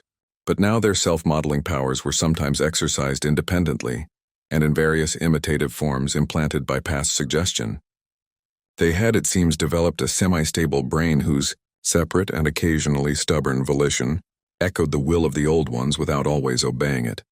Sculptured images of these shoggoths filled Danforth and me with horror and loathing. They were normally shapeless entities composed of a viscous jelly which looked like an agglutination of bubbles. and each averaged about 15 feet in diameter when a sphere. They had, however, a constantly shifting shape and volume, throwing out temporary developments or forming apparent organs of sight, hearing and speech in imitation of their masters, either spontaneously or according to suggestion. They seem to have become peculiarly intractable toward the middle of the Permian Age, perhaps 150 million years ago, when a veritable war of resubjugation was waged upon them by the marine Old Ones. Pictures of this war, and of the headless, slime-coated fashion in which the Shoggoths typically left their slain victims, held a marvelously fearsome quality, despite the intervening abyss of untold ages. The Old Ones had used curious weapons of molecular disturbance against the rebel entities, and in the end had achieved a complete victory. Thereafter the sculptures showed a period in which Shoggoths were tamed and broken by armed Old Ones as the wild horses of the American West were tamed by cowboys. Though during the rebellion the Shoggoths had shown an ability to live out of water, this transition was not encouraged, since their usefulness on land would hardly have been commensurate with the trouble of their management. During the Jurassic Age, the Old Ones met fresh adversity in the form of a new invasion from outer space, this time by half fungus, half crustacean creatures undoubtedly the same as those figuring in certain whispered hill legends of the north, and remembered in the Himalayas as the Migo, or abominable snowmen. To fight these beings, the Old Ones attempted, for the first time since their terrene advent, to sally forth again into the planetary ether, but, despite all traditional preparations, found it no longer possible to leave the Earth's atmosphere. Whatever the old secret of interstellar travel had been, it was now definitely lost to the race. In the end, the Migo drove the Old Ones out of all the northern lands, though they were powerless to disturb those in the sea. Little by little, the slow retreat of the elder race to their original Antarctic habitat was beginning. It was curious to note from the pictured battles that both the Cthulhu spawn and the Migo seem to have been composed of matter more widely different from that which we know than was the substance of the Old Ones. They were able to undergo transformations and reintegrations impossible for their adversaries, and seem therefore to have originally come from even remoter gulfs of cosmic space. The Old Ones, but for their abnormal toughness and peculiar vital properties, were strictly material, and must have had their absolute origin within the known space-time continuum, whereas the first sources of the other beings can only be guessed at with bated breath. All this, of course, assuming that the non-terrestrial linkages and the anomalies ascribed to the invading foes are not pure mythology.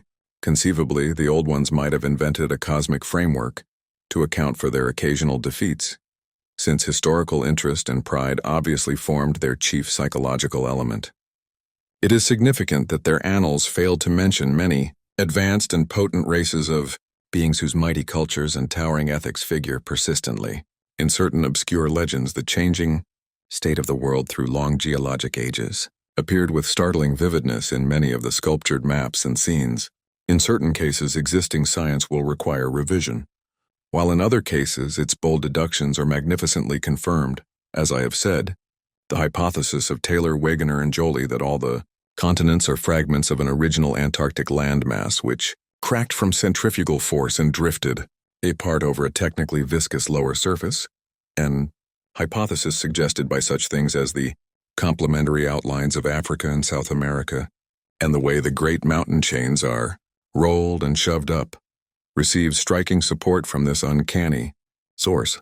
Maps evidently showing the Carboniferous of 100 million or more years ago displayed significant rifts and chasms destined later to separate Africa from the once continuous realms of Europe, then the Volusia of primal legend, Asia, the Americas, and the Antarctic continent. Other charts, and most significantly, one in connection with the founding 50 million years ago of the vast dead city around, showed all the present continents well differentiated, and in the latest discoverable specimen, dating perhaps from the Pliocene age, the approximate world of today appeared quite clearly, despite the linkage of Alaska with Siberia, of North America with Europe through Greenland, and of South America with the Antarctic continent through Graham Land. In the Carboniferous map, the whole globe, ocean floor and rifted land mass alike, bore symbols of the Old Ones' vast stone cities, But in the later charts, the gradual recession toward the Antarctic became very plain. The final Pliocene specimen showed no land cities, except on the Antarctic continent and the tip of South America, nor any ocean cities north of the 50th parallel of south latitude. Knowledge and interest in the northern world, save for a study of coastlines probably made during long exploration flights on those fan-like membranous wings, had evidently declined to zero among the old ones. Destruction of cities through the upthrust of mountains, the centrifugal rending of continents, the seismic convulsions of land or sea bottom, and other natural causes was a matter of common record, and it was curious to observe how fewer and fewer replacements were made as the ages wore on. The vast dead megalopolis that yawned around us seemed to be the last general center of the race, built early in the Cretaceous, age after a titanic earth buckling had obliterated a still vaster predecessor not far distant. It appeared that this general region was the most sacred spot of all, where reputedly the first old ones had settled on a primal sea bottom.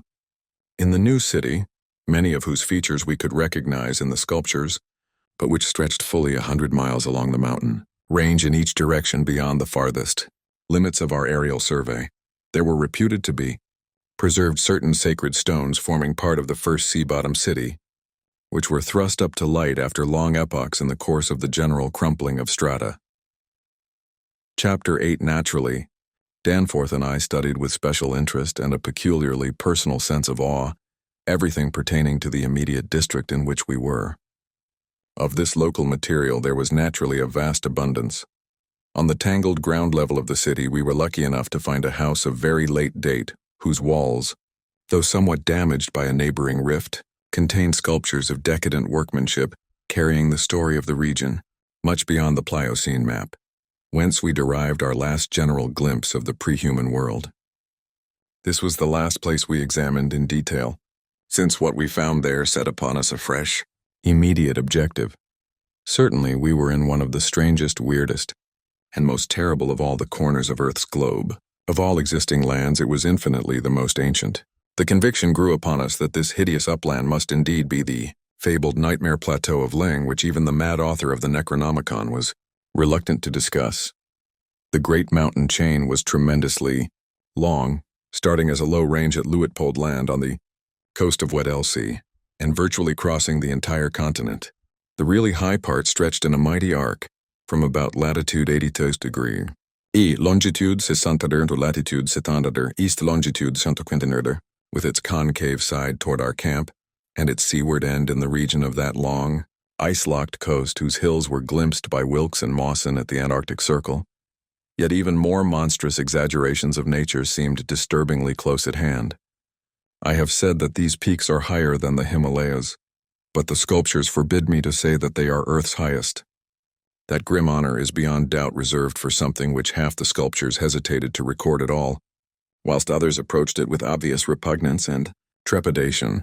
It seems that there was one part of the ancient land, the first part that ever rose from the waters after the earth had flung off the moon, and the old ones had seeped down from the stars which had come to be shunned as vaguely and namelessly evil. Cities built there had crumbled before their time, and had been found suddenly deserted. Then, when the first great earth buckling had convulsed the region in the Comanchean age, a frightful line of peaks had shot suddenly up amidst the most appalling din and chaos, and earth had received her loftiest and most terrible mountains. If the scale of the carvings was correct, these abhorred things must have been much over 40,000 feet high, radically vaster than even the shocking mountains of madness we had crossed. They extended, it appeared, from about latitude 77° et longitude 70° to latitude 70° ars longitude 100°, less than 300 miles away from the dead city, so that we would have spied their dreaded summits in the dim western distance had it not been for that vague, opalescent haze. Their northern end must likewise be visible from the long Antarctic Circle coastline at Queen Mary Land. Some of the old ones, in the decadent days, had made strange prayers to those mountains, but none ever went near them or dared to guess what lay beyond. No human eye had ever seen them, and as I studied the emotions conveyed in the carvings, I prayed that none ever might. There are protecting hills along the coast beyond them, Queen Mary and Kaiser Wilhelm lands, and I thank heaven no one has been able to land and climb those hills. I am not as skeptical about old tales and fears as I used to be, and I do not laugh now at the pre-human sculptor's notion that lightning paused meaningfully now and then at each of the brooding crests, and that an unexplained glow shone from one of those terrible pinnacles all through the long polar night. There may be a very real and very monstrous meaning in the old Pinnacotic whispers about Kadath in the cold waste. But the terrain close at hand was hardly less strange, even if less namelessly accursed. Soon after the founding of the city, the great mountain range became the seat of the principal temples, and many carvings showed what grotesque and fantastic towers had pierced the sky, where now we saw only the curiously clinging cubes and ramparts. In the course of ages the caves had appeared, and had been shaped into adjuncts of the temples. With the advance of still later epochs, all the limestone veins of the region were hollowed out by groundwaters, so that the mountains, the foothills, and the plains below them were a veritable network of connected caverns and galleries. Many graphic sculptures told of explorations deep underground, and of the final discovery of the Stygian sunless sea that lurked at Earth's bowels. This vast nighted gulf had undoubtedly been worn by the great river, which flowed down from the nameless and horrible westward mountains, and which had formerly turned at the base of the Old One's range, and flowed beside that chain into the Indian Ocean, between Bud and Tottenlands on Wilkes's coastline. Little by little it had eaten away the limestone hill base at its turning, till at last its sapping currents reached the caverns of the ground, waters, and joined with them in digging a deeper abyss. Finally its whole bulk emptied into the hollow hills, and left the old bed toward the ocean dry. Much of the later city as we now found it had been built over that former bed. The old ones, understanding what had happened, and exercising their always keen artistic sense, had carved into ornate pylons those headlands of the foothills where the great stream began its descent into eternal darkness. This river, once crossed by scores of noble stone bridges, was plainly the one whose extinct course we had seen in our aeroplane survey. Its position and different carvings of the city helped us to orient ourselves to the scene as it had been at various stages of the region's age-long, undead history, so that we were able to sketch a hasty but careful map of the salient features, squares, important buildings, and the like, for guidance in further explorations. We could soon reconstruct in fancy the whole stupendous thing as it was 1,000,000 or 10,000,000 or 50,000,000 years ago, for the sculptures told us exactly what the buildings and mountains and squares and suburbs and landscape setting and luxuriant tertiary vegetation had looked like. It must have had a marvelous and mystic beauty, and as I thought of it I almost forgot the clammy sense of sinister oppression with which the city's inhuman age and massiveness and deadness and remoteness and glacial twilight had choked and weighed on my spirit. Yet, according to certain carvings, the denizens of that city had themselves known the clutch of oppressive terror, for there was a somber and recurrent type of scene in which the old ones were shown in the act of recoiling affrightedly from some object never allowed to appear in the design found in the great river and indicated as having been washed down through waving, fine-draped cycad forests from those horrible westward mountains. It was only in the one late-built house with the decadent carvings that we obtained any foreshadowing of the final calamity leading to the city's desertion. Undoubtedly, there must have been many sculptures of the same age elsewhere, even allowing for the slackened energies and aspirations of a stressful and uncertain period. Indeed, very certain evidence of the existence of others came to us shortly afterward, but this was the first and only set we directly encountered.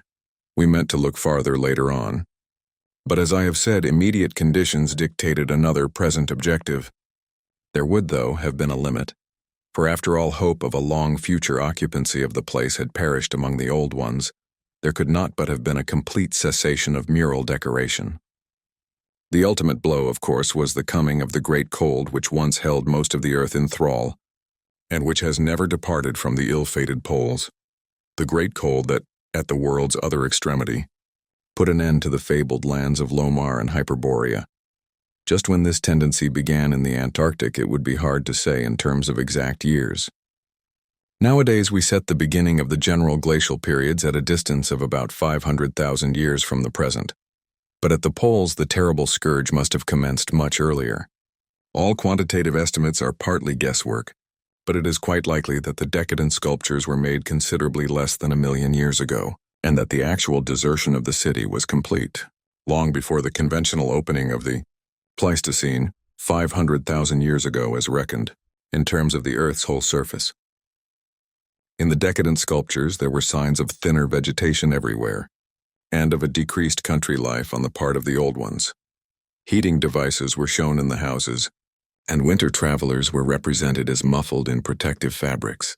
Then we saw a series of cartouches, the continuous band arrangement, being frequently interrupted in these late carvings depicting a constantly growing migration to the nearest refuges of greater warmth, some fleeing to cities under the sea, off the faraway coast, and some clambering down through networks of limestone caverns in the hollow hills to the neighboring black abyss of subterranean waters. In the end, it seems to have been the neighboring abyss which received the greatest colonization.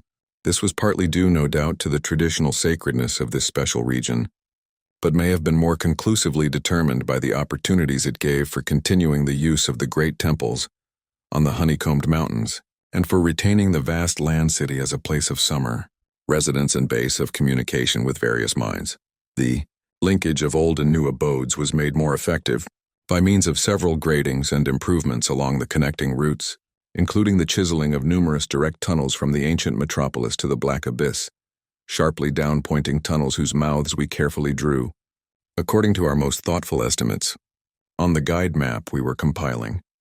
It was obvious that at least 2 of these tunnels lay within a reasonable exploring distance of where we were, both being on the mountainward edge of the city, one less than 1/4 of a mile toward the ancient river course, and the other perhaps twice that distance in the opposite direction. The abyss, it seems, had shelving shores of dry land at certain places, but the old ones built their new city underwater, no doubt because of its greater certainty of uniform warmth. The depth of the hidden sea appears to have been very great, so that the Earth's internal heat could ensure its habitability for an indefinite period. The beings seem to have had no trouble in adapting themselves to part-time, and eventually, of course, whole-time residence underwater, since they had never allowed their gill systems to atrophy. There were many sculptures which showed how they had always frequently visited their submarine kinsfolk elsewhere, and how they had habitually bathed on the deep bottom of their great river. The darkness of inner Earth could likewise have been no deterrent to a race accustomed to long Antarctic nights. Decadent though their style undoubtedly was, these latest carvings had a truly epic quality, where they told of the building of the new city in the cavern sea. The old ones had gone about it scientifically, quarrying insoluble rocks from the heart of the honeycombed mountains, and employing expert workers from the nearest submarine city to perform the construction according to the best methods. These workers brought with them all that was necessary to establish the new venture, Shoggoth, tissue from which to breed stone lifters and subsequent beasts of burden for the cavern city, and other protoplasmic matter to mold into phosphorescent organisms for lighting purposes. At last, a mighty metropolis rose on the bottom of that Stygian sea, its architecture much like that of the city above, and its workmanship displaying relatively little decadence because of the precise mathematical element inherent in building operations. The newly bred Shoggoths grew to enormous size and singular intelligence, and were represented as taking and executing orders with marvelous quickness. They seemed to converse with the old ones by mimicking their voices, a sort of musical piping over a wide range. If poor Lake's dissection had indicated aright, and to work more from spoken commands than from hypnotic suggestions as in earlier times, they were, however, kept in admirable control. The phosphorescent organisms supplied light with vast effectiveness, and doubtless atoned for the loss of the familiar polar auroras of the outer world night. Art and decoration were pursued, though of course with a certain decadence. The old ones seemed to realize this falling off themselves, and in many cases anticipated the policy of Constantine the Great by transplanting especially fine blocks of ancient carving from their land city, just as the emperor, in a similar age of decline, stripped Greece and Asia of their finest art to give his new Byzantine capital greater splendors than its own people could create. That the transfer of sculptured blocks had not been more extensive was doubtless owing to the fact that the land city was not at first wholly abandoned. By the time total abandonment did occur, and it surely must have occurred before the polar Pleistocene was far advanced, the old ones had perhaps become satisfied with their decadent art, or had ceased to recognize the superior merit of the older carvings. At any rate, the aeon-silent ruins around us had certainly undergone no wholesale sculptural denudation, though all the best separate statues, like other movables, had been taken away. The decadent cartouches and dados telling this story were, as I have said, the latest we could find in our limited search. They left us with a picture of the old ones shuttling back and forth betwixt the land city in summer and the sea cavern city in winter, and sometimes trading with the sea-bottom cities off the Antarctic coast. By this time, the ultimate doom of the land city must have been recognized, for the sculpture showed many signs of the cold's malign encroachments. Vegetation was declining, and the terrible snows of the winter no longer melted completely even in midsummer. The saurian livestock were nearly all dead, and the mammals were standing it none too well. To keep on with the work of the upper world, it had become necessary to adapt some of the amorphous and curiously cold-resistant shoggoths to land life, a thing the old ones had formerly been reluctant to do. The great river was now lifeless, and the upper sea had lost most of its denizens except the seals and whales. All the birds had flown away, save only the great grotesque penguins. What had happened afterward we could only guess. How long had the new sea cavern city survived? Was it still down there, a stony corpse in eternal blackness? Had the subterranean waters frozen at last? To what fate had the ocean-bottom cities of the outer world been delivered? Had any of the old ones shifted north ahead of the creeping ice cap? Existing geology shows no trace of their presence. Had the frightful Migo been still a menace in the outer land world of the north? Could one be sure of what might or might not linger even to this day in the lightless and unplumbed abysses of Earth's deepest water? Those things had seemingly been able to withstand any amount of pressure, and men of the sea have fished up curious objects at times. And has the killer whale theory really explained the savage and mysterious scars on Antarctic seals noticed a generation ago by Borchgrevink? The specimens found by Poor Lake did not enter into these guesses, for their geologic setting proved them to have lived at what must have been a very early date in the land city's history. They were, according to their location, certainly not less than 30 million years old, and we reflected that in their day the sea cavern city, and indeed the cavern itself, had had no existence. They would have remembered an older scene, with lush tertiary vegetation everywhere, a younger land city of flourishing arts around them, and a great river sweeping northward along the base of the mighty mountains toward a faraway tropic ocean. And yet we could not help thinking about these specimens, especially about the 8 perfect ones that were missing from Lake's hideously ravaged camp.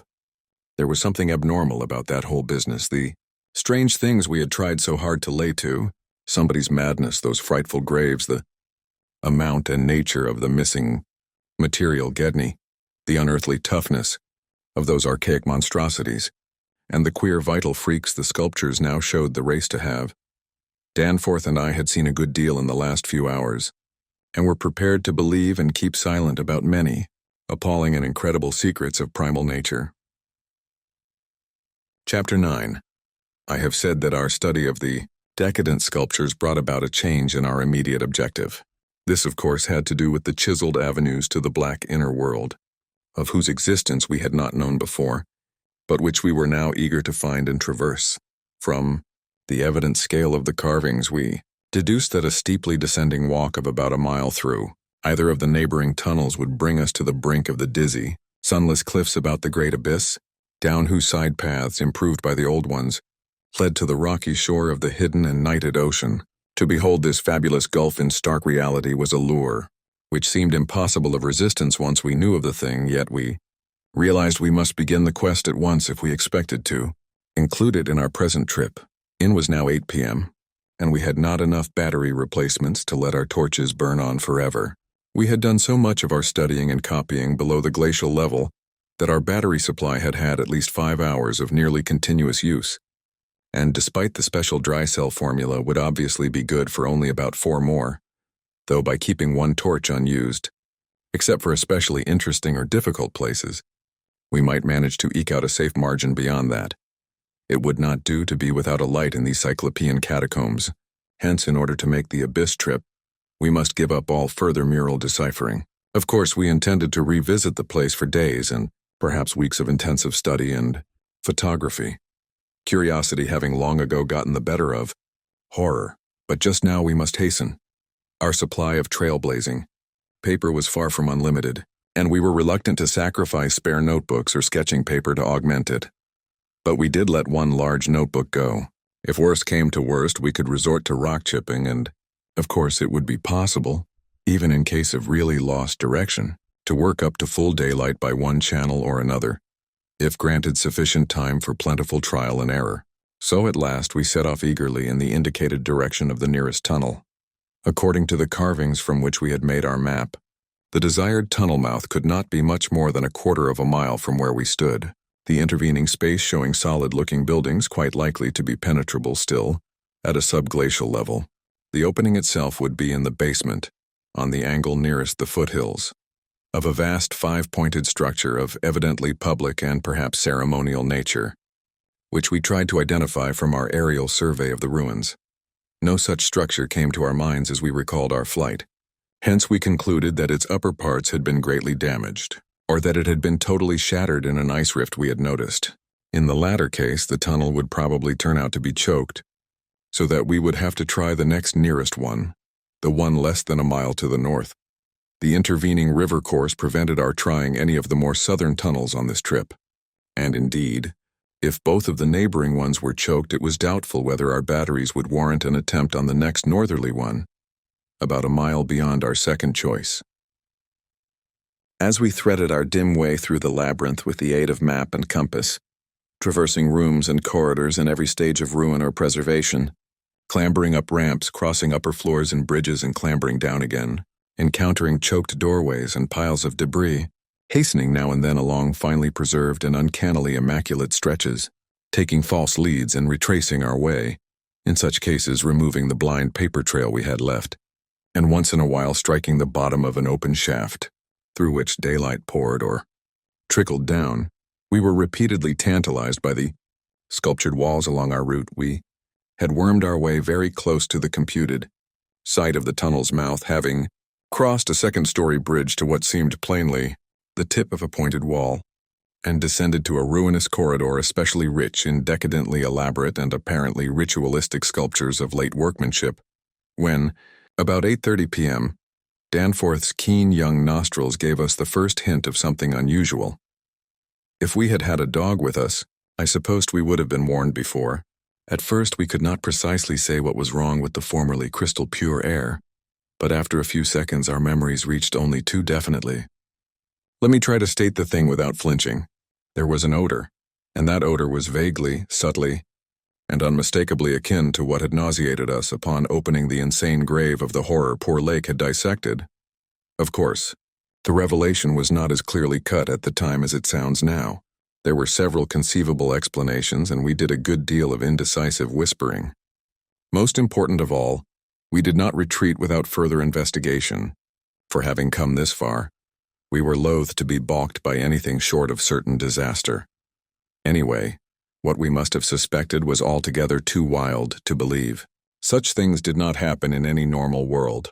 It was probably sheer irrational instinct, which made us dim our single torch, tempted no longer by the decadent and sinister sculptures that leered menacingly from the oppressive walls, and which softened our progress to a cautious tiptoeing and crawling over the increasingly littered floor and heaps of debris.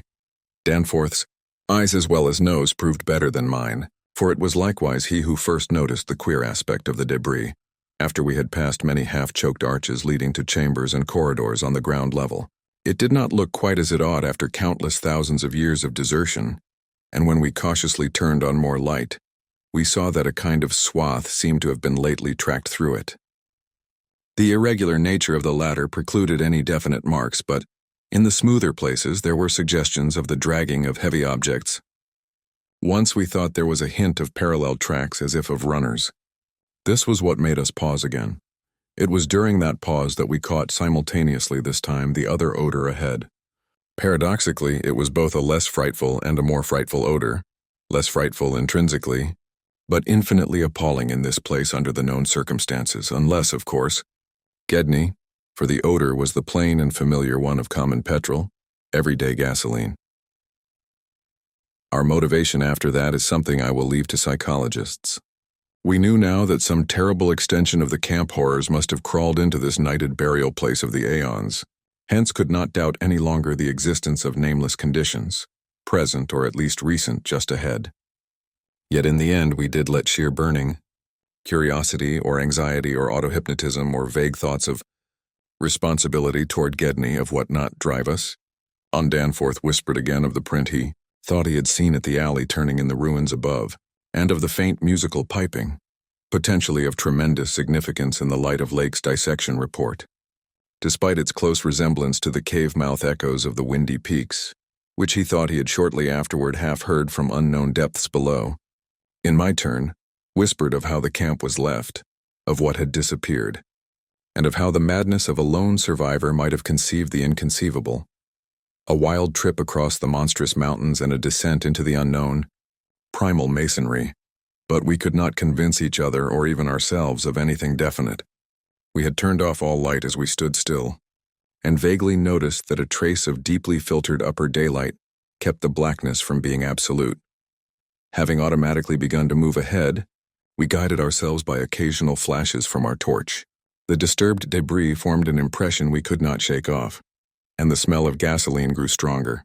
More and more ruin met our eyes and hampered our feet until very soon we saw that the forward way was about to cease. We had been all too correct in our pessimistic guess about that rift glimpsed from the air. Our tunnel quest was a blind one, and we were not even going to be able to reach the basement out of which the abyssward aperture opened.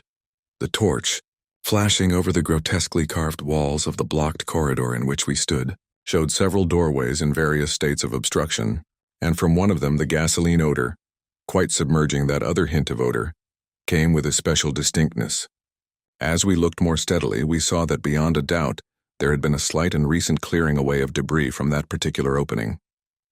Whatever the lurking horror might be, we believed the direct avenue toward it was now plainly manifest. I do not think anyone will wonder that we waited an appreciable time before making any further motion, and yet, when we did venture inside that black arch, our first impression was one of anticlimax. For amidst the littered expanse of that sculptured crypt, a perfect cube with sides of about 20 feet, there remained no recent object of instantly discernible size, so that we looked instinctively, though in vain, for a farther doorway. In another moment, however, Danforth's sharp vision had discovered a place where the floor debris had been disturbed. We turned on both torches full strength. Though what we saw in that light was actually simple and trifling, I am nonetheless reluctant to tell of it because of what it implied.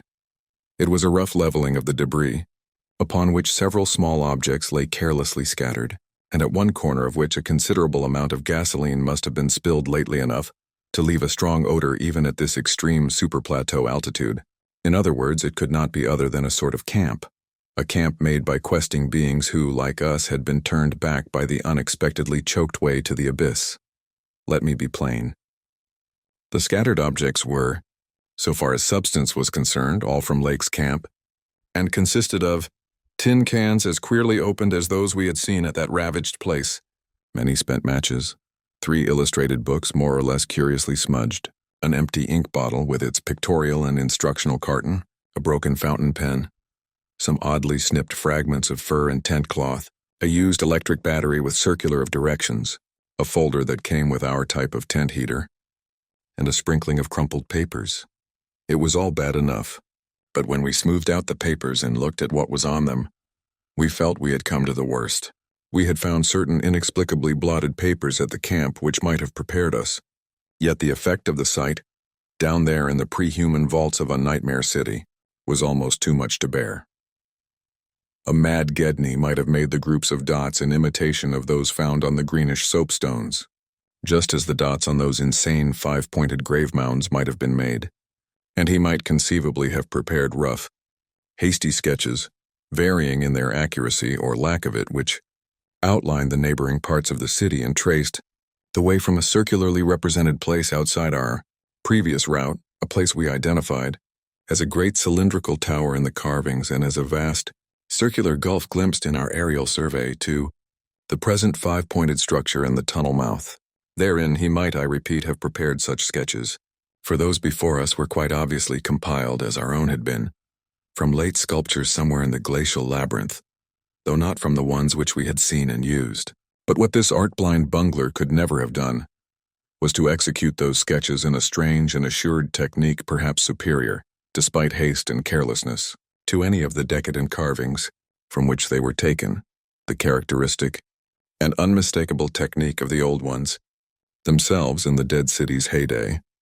There are those who will say, Danforth and I were utterly mad not to flee for our lives after that, since our conclusions were now, notwithstanding their wildness, completely fixed, and of a nature I need not even mention to those who have read my account as far as this. Perhaps we were mad, for have I not said those horrible peaks were mountains of madness? But I think I can detect some thing of the same spirit, albeit in a less extreme form, in the men who stalk deadly beasts through African jungles to photograph them or study their habits. Half paralyzed with terror though we were, there was nevertheless fanned within us a blazing flame of awe and curiosity which triumphed in the end. Of course, we did not mean to face that or those which we knew had been there, but we felt that they must be gone by now. They would by this time have found the other neighboring entrance to the abyss and have passed within, to whatever night-black fragments of the past might await them in the ultimate gulf they had never seen. Or if that entrance too was blocked, they would have gone on to the north seeking another. They were, we remembered, partly independent of light. Looking back to that moment, I can scarcely recall just what precise form our new emotions took, just what change of immediate objective it was that so sharpened our sense of expectancy. We certainly did not mean to face what we feared, yet I will not deny that we may have had a lurking, unconscious wish to spy certain things from some hidden vantage point. Probably we had not given up our zeal to glimpse the abyss itself, though there was interposed a new goal in the form of that great circular place, shown on the crumpled sketches we had found.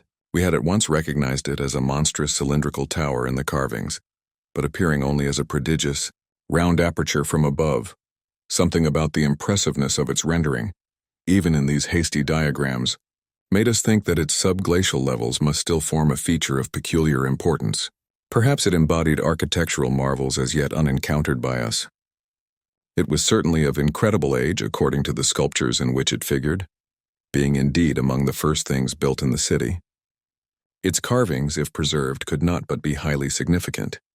Moreover, it might form a good present link with the upper world, a shorter route than the one we were so carefully blazing, and probably that by which those others had descended.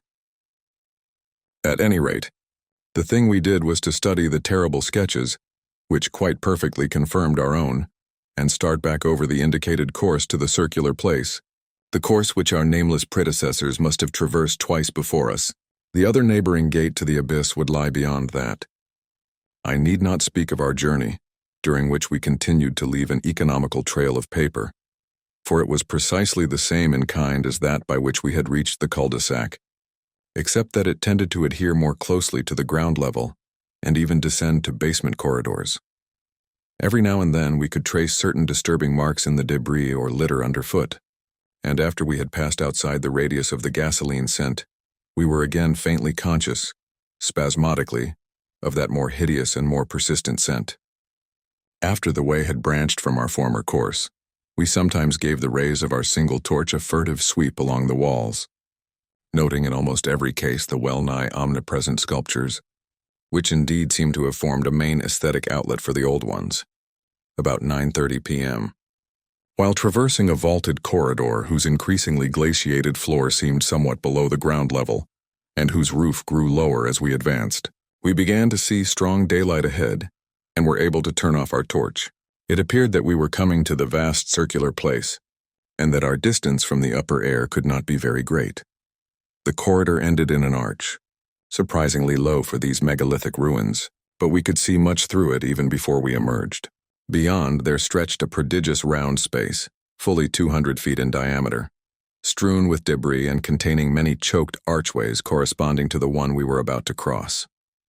The walls were, in available spaces, boldly sculptured into a spiral band of heroic proportions, and displayed, despite the destructive weathering caused by the openness of the spot, an artistic splendor far beyond anything we had encountered before. The littered floor was quite heavily glaciated, and we fancied that the true bottom lay at a considerably lower depth. But the salient object of the place was the titanic stone ramp which, eluding the archways by a sharp turn outward into the open floor, wound spirally up the stupendous cylindrical wall, like an inside counterpart of those once climbing outside the monstrous towers or ziggurats of antique Babylon. Only the rapidity of our flight, and the perspective which confounded the descent with the tower's inner wall, had prevented our noticing this feature from the air, and thus caused us to seek another avenue to the subglacial level. Pabody might have been able to tell what sort of engineering held it in place, but Danforth and I could merely admire and marvel. We could see mighty stone corbels and pillars here and there, but what we saw seemed inadequate to the function performed. The thing was excellently preserved.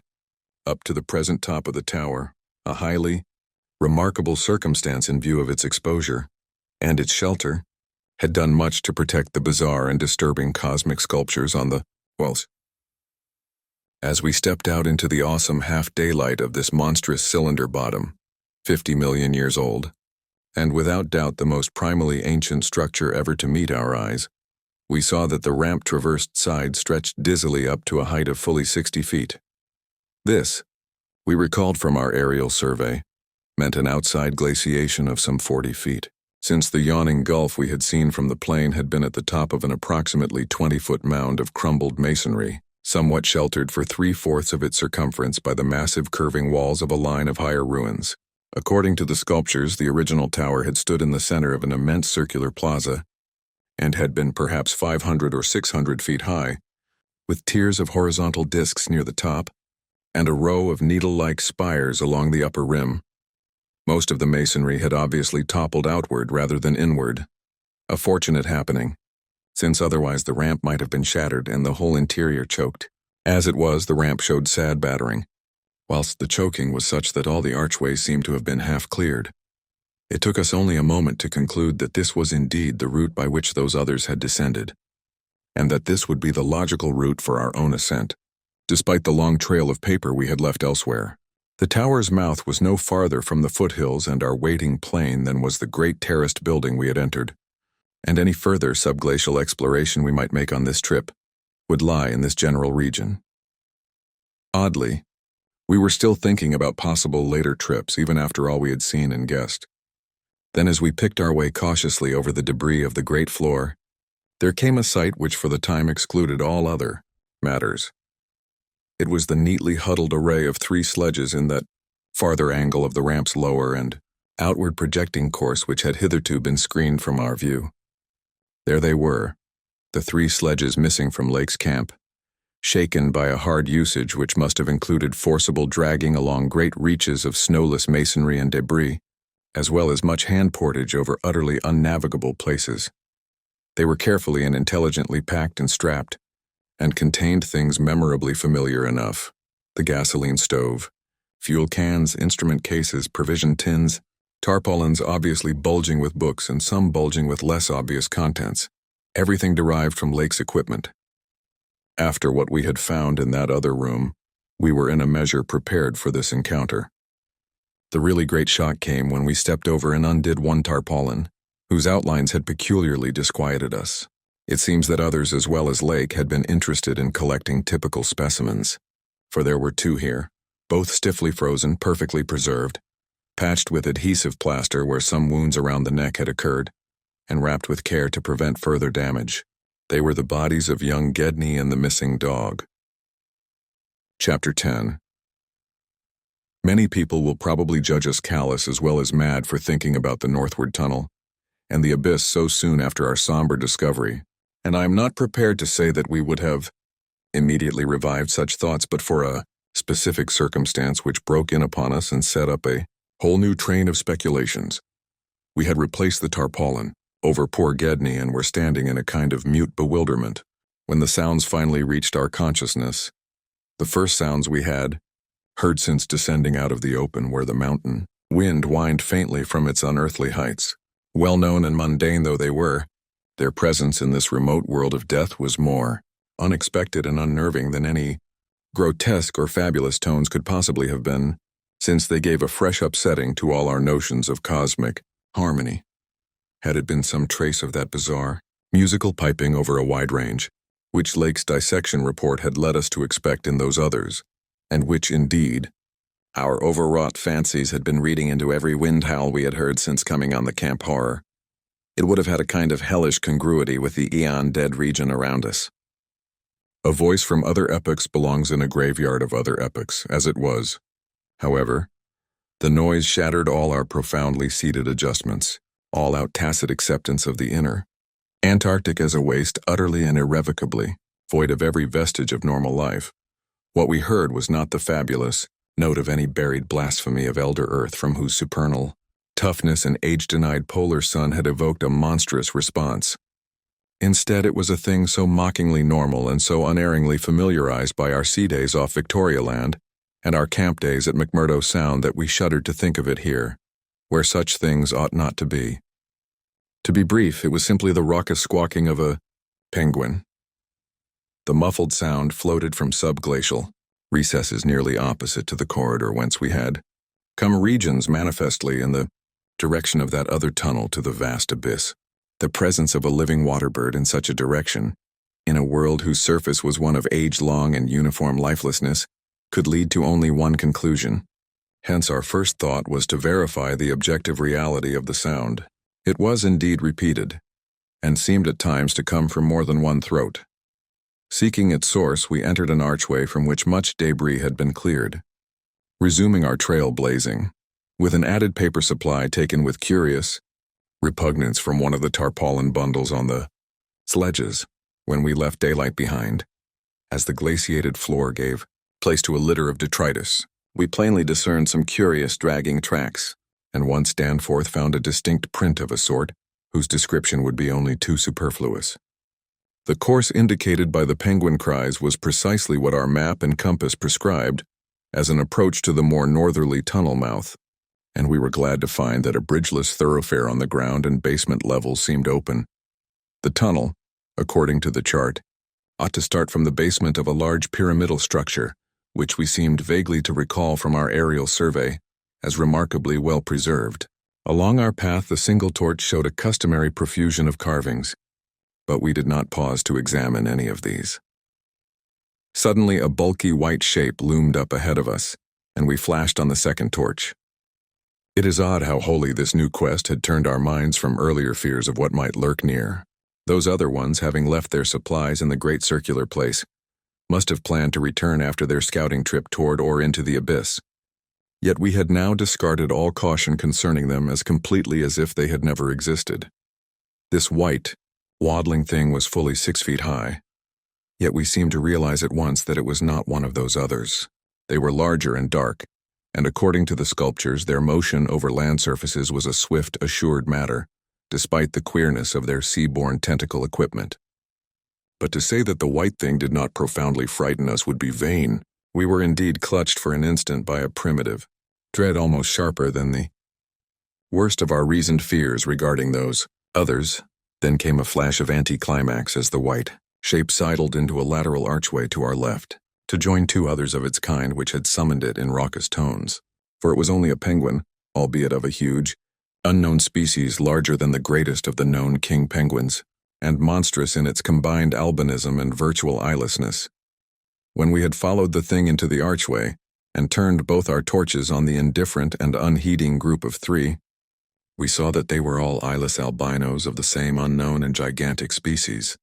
Their size reminded us of some of the archaic penguins depicted in the Old One's sculptures, and it did not take us long to conclude that they were descended from the same stock, undoubtedly, surviving through a retreat to some warmer inner region, whose perpetual blackness had destroyed their pigmentation and atrophied their eyes to mere useless slits that their present habitat was the vast abyss we sought, was not for a moment to be doubted, and this evidence of the gulf's continued warmth and habitability filled us with the most curious and subtly perturbing fancies.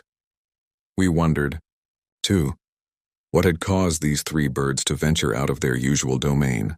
The state and silence of the great dead city made it clear that it had at no time been a habitual seasonal rookery, whilst the manifest indifference of the trio to our presence made it seem odd that any passing party of those others should have startled them.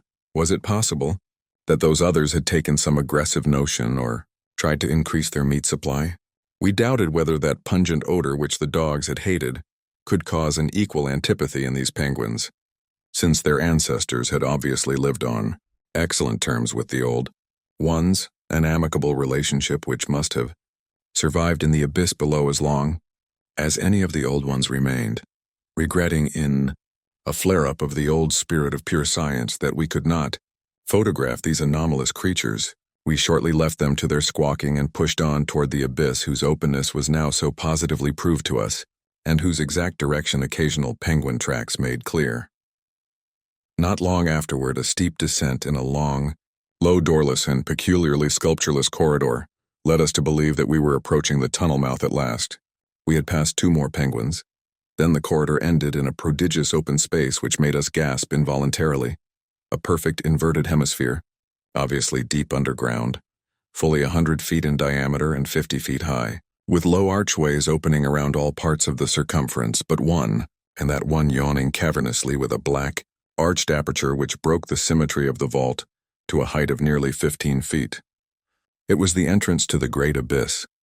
In this vast hemisphere, whose concave roof was impressively though decadently carved to a likeness of the primordial celestial dome, a few albino penguins waddled, aliens there but indifferent and unseeing. The black tunnel yawned indefinitely off at a steep descending grade, its aperture adorned with grotesquely chiseled jambs and lintel.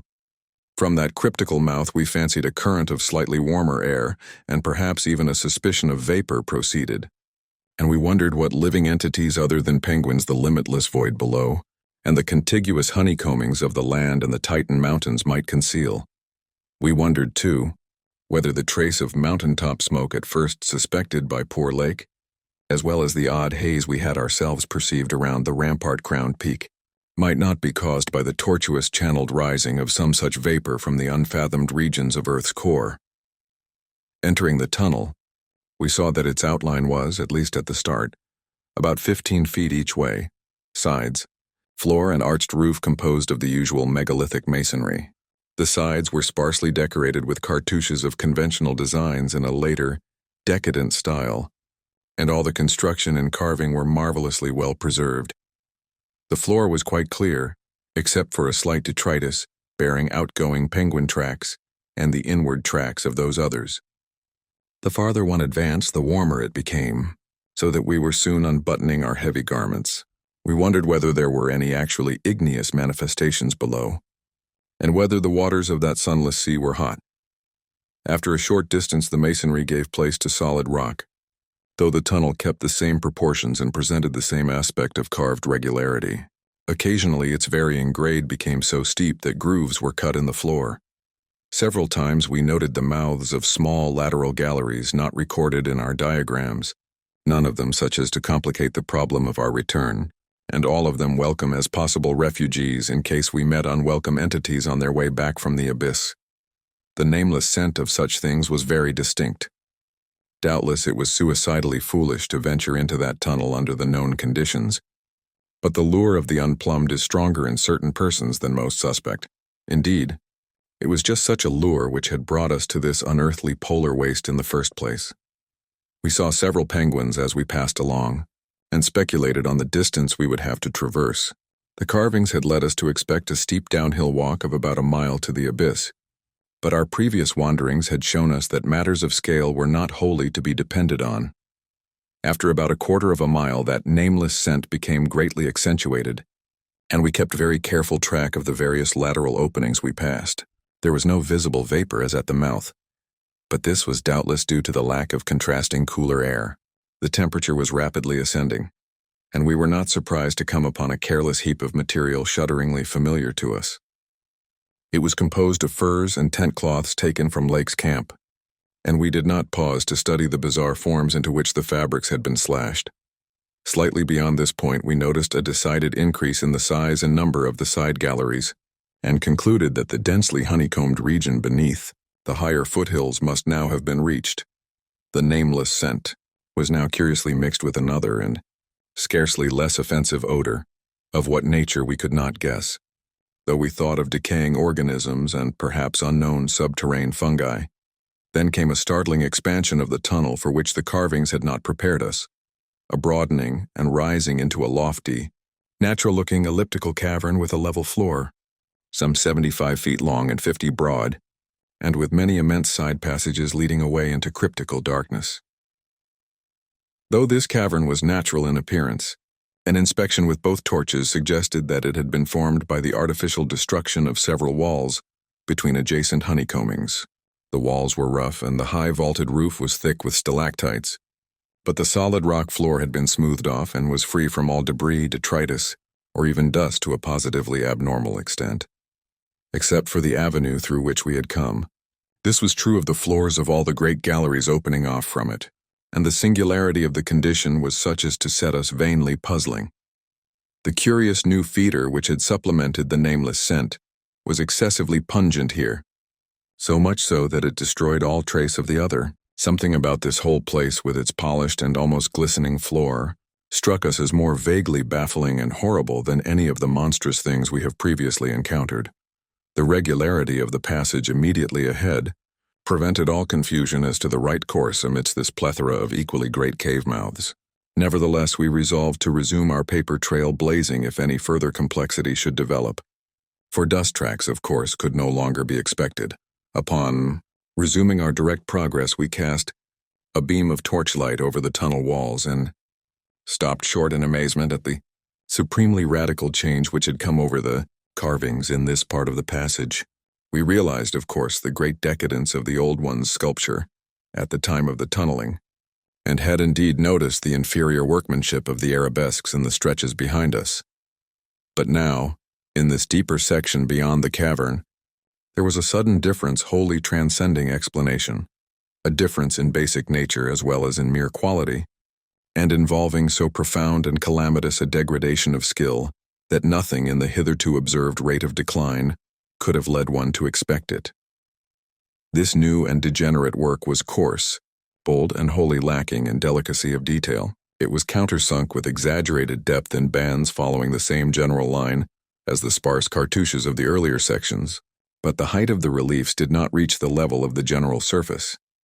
Danforth had the idea that it was a second carving, a sort of palimpsest formed after the obliteration of a previous design. In nature it was wholly decorative and conventional, and consisted of crude spirals and angles roughly following the quintile mathematical tradition of the old ones, yet seeming more like a parody than a perpetuation of that tradition. Since we could not afford to spend any considerable time in study, we resumed our advance after a cursory look. We saw and heard fewer penguins, but thought we caught a vague suspicion of an infinitely distant chorus of them, somewhere deep within the earth. The new and inexplicable odor was abominably strong, and we could detect scarcely a sign of that other nameless scent. Puffs of visible vapor ahead bespoke increasing contrasts in temperature, and the relative nearness of the sunless sea cliffs of the great abyss. Then, quite unexpectedly, we saw certain obstructions on the polished floor.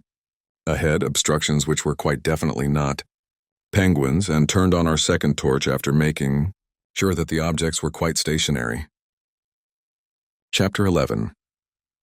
Still another time have I come to a place where it is very difficult to proceed. I ought to be hardened by this stage, but there are some experiences and intimations which scar too deeply to permit of healing, and leave only such added sensitiveness that memory re-inspired all the original horror. We saw, as I have said, certain obstructions on the polished floor ahead, and I may add that our nostrils were assailed almost simultaneously by a very curious intensification of the strange, prevailing fetor, now quite plainly mixed with the nameless stench of those others which had gone before us. The light of the second torch left no doubt of what the obstructions were, and we dared approach them only because we could see, even from a distance, that they were quite as past all harming power as had been the 6 similar specimens unearthed from the monstrous star-mounded graves at Poor Lake's camp. They were, indeed, as lacking in completeness as most of those we had unearthed, though it grew plain from the thick, dark green pool gathering around them that their incompleteness was of infinitely greater recency.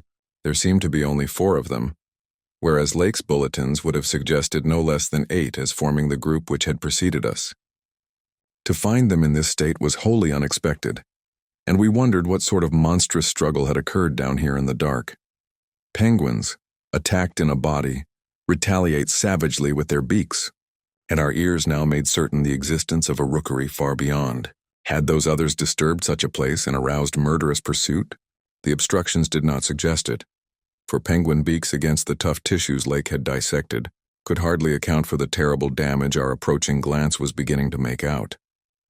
Besides, the huge blind birds we had seen appeared to be singularly peaceful. Had there then been a struggle among those others, and were the absent four responsible? If so, where were they? Were they close at hand and likely to form an immediate menace to us? We glanced anxiously at some of the smooth-floored lateral passages as we continued our slow and frankly reluctant approach. Whatever the conflict was, it had clearly been that which had frightened the penguins into their unaccustomed wandering.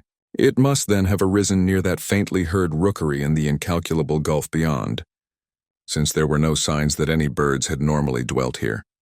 Perhaps, we reflected, there had been a hideous running fight, with the weaker party seeking to get back to the cached sledges when their pursuers finished them. One could picture the demonic fray between namelessly monstrous entities as it surged out of the black abyss with great clouds of frantic penguins squawking and scurrying ahead. I say that we approached those sprawling and incomplete obstructions slowly and reluctantly. Would to heaven we had never approached them at all, but had run back at top speed out of that blasphemous tunnel with the greasily smooth floors and the degenerate murals aping and mocking the things they had superseded. Run back, before we had seen what we did see, and before our minds were burned with something which will never let us breathe easily again. Luckily, both of our torches were turned on the prostrate objects, so that we soon realized the dominant factor in their incompleteness. Mauled, compressed, twisted, and ruptured as they were, their chief common injury was total decapitation. From each one the tentacled starfish head had been removed, and as we drew near we saw that the manner of removal looked more like some hellish tearing or suction than like any ordinary form of cleavage. Their noisome dark green ichor formed a large spreading pool, but its stench was half overshadowed by that newer and stranger stench, here more pungent than at any other point along our route. Only when we had come very close to the sprawling obstructions could we trace that second, unexplainable feeder to any immediate source, and the instant we did so, Danforth, remembering certain very vivid sculptures of the Old One's history, in the Permian Age 150 million years ago, gave vent to a nerve-tortured cry, which echoed hysterically through that vaulted and archaic passage with the evil, palimpsest carvings. I came only just short of echoing his cry myself, for I had seen those primal sculptures, too, and had shudderingly admired the way the nameless artist had suggested that hideous slime coating found on certain incomplete and prostrate old ones, those whom the frightful Shoggoths had characteristically slain and sucked to a ghastly headlessness in the Great War of resubjugation. They were infamous. Nightmare sculptures even when telling of age-old bygone things. For Shoggoths and their work ought not to be seen by human beings or portrayed by any beings. The mad author of the Necronomicon had nervously tried to swear that none had been bred on this planet, and that only drugged dreamers had ever conceived them.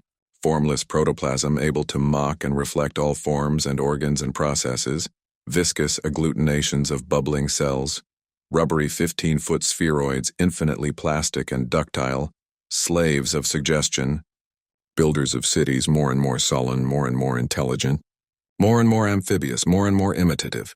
Great heaven, what madness made even those blasphemous old ones willing to use and to carve such things? And now when Danforth and I saw the freshly glistening and reflectively iridescent black slime which clung thickly to those headless bodies and stank obscenely with that new, unknown odor whose cause only a diseased fancy could envisage, clung to those bodies and sparkled less voluminously on a smooth part of the accursedly resculptured wall in a series of grouped dots, we understood the quality of cosmic fear to its uttermost depths. It was not fear of those four missing others, for all too well did we suspect they would do no harm again. Poor devils, after all, they were not evil things of their kind. They were the men of another age and another order of being. Nature had played a hellish jest on them, as it will on any others that human madness, callousness, or cruelty may hereafter drag up in that hideously dead or sleeping polar waste, and this was their tragic homecoming. They had not been even savages, for what indeed had they done? That awful awakening in the cold of an unknown epoch, perhaps an attack by the furry, frantically barking quadrupeds, and a dazed defense against them in the equally frantic white simians with the queer wrappings and paraphernalia.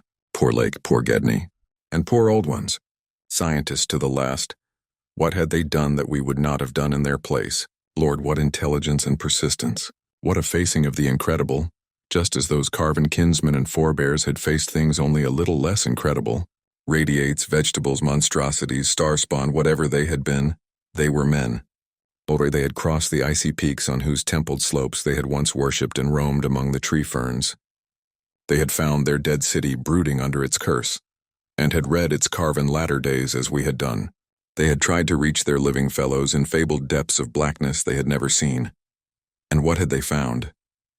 All this flashed in unison through the thoughts of Danforth and me as we looked from those headless, slime-coated shapes to the loathsome palimpsest, sculptures and the diabolical dot groups of fresh slime on the wall beside them, looked and understood what must have triumphed and survived down there in the cyclopean water city of that nighted penguin-fringed abyss, whence even now a sinister curling mist had begun to belch pallidly, as if in answer to Danforth's hysterical scream.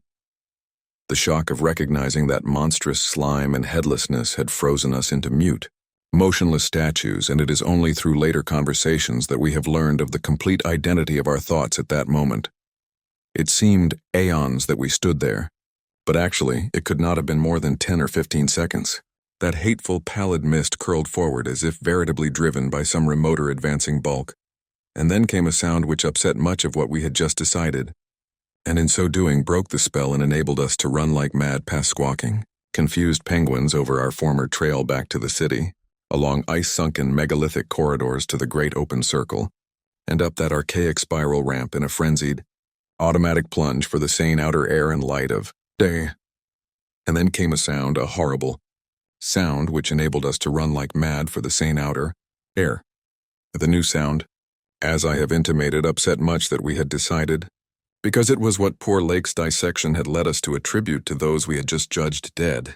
It was, Danforth later told me, precisely what he had caught in infinitely muffled form when at that spot beyond the alley corner above the glacial level. And it certainly had a shocking resemblance to the wind pipings we had both heard around the lofty mountain caves. At the risk of seeming puerile, I will add another thing, too, if only because of the surprising way Danforth's impression chimed with mine. Of course, common reading is what prepared us both to make the interpretation, though Danforth has hinted at queer notions about unsuspected and forbidden sources to which Poe may have had access when writing his Arthur Gordon Pym a century ago. It will be remembered that in that fantastic tale, there is a word of unknown but terrible and prodigious significance connected with the Antarctic and screamed eternally by the gigantic, spectrally snowy birds of that malign region's core. Tekelili. Tekelili. That, I may admit, is exactly what we thought we heard conveyed by that sudden sound behind the advancing white mist, that insidious, musical piping over a singularly wide range. We were in full flight before 3 notes or syllables had been uttered, though we knew that the swiftness of the old ones would enable any scream-roused and pursuing survivor of the slaughter to overtake us in a moment if it really wished to do so.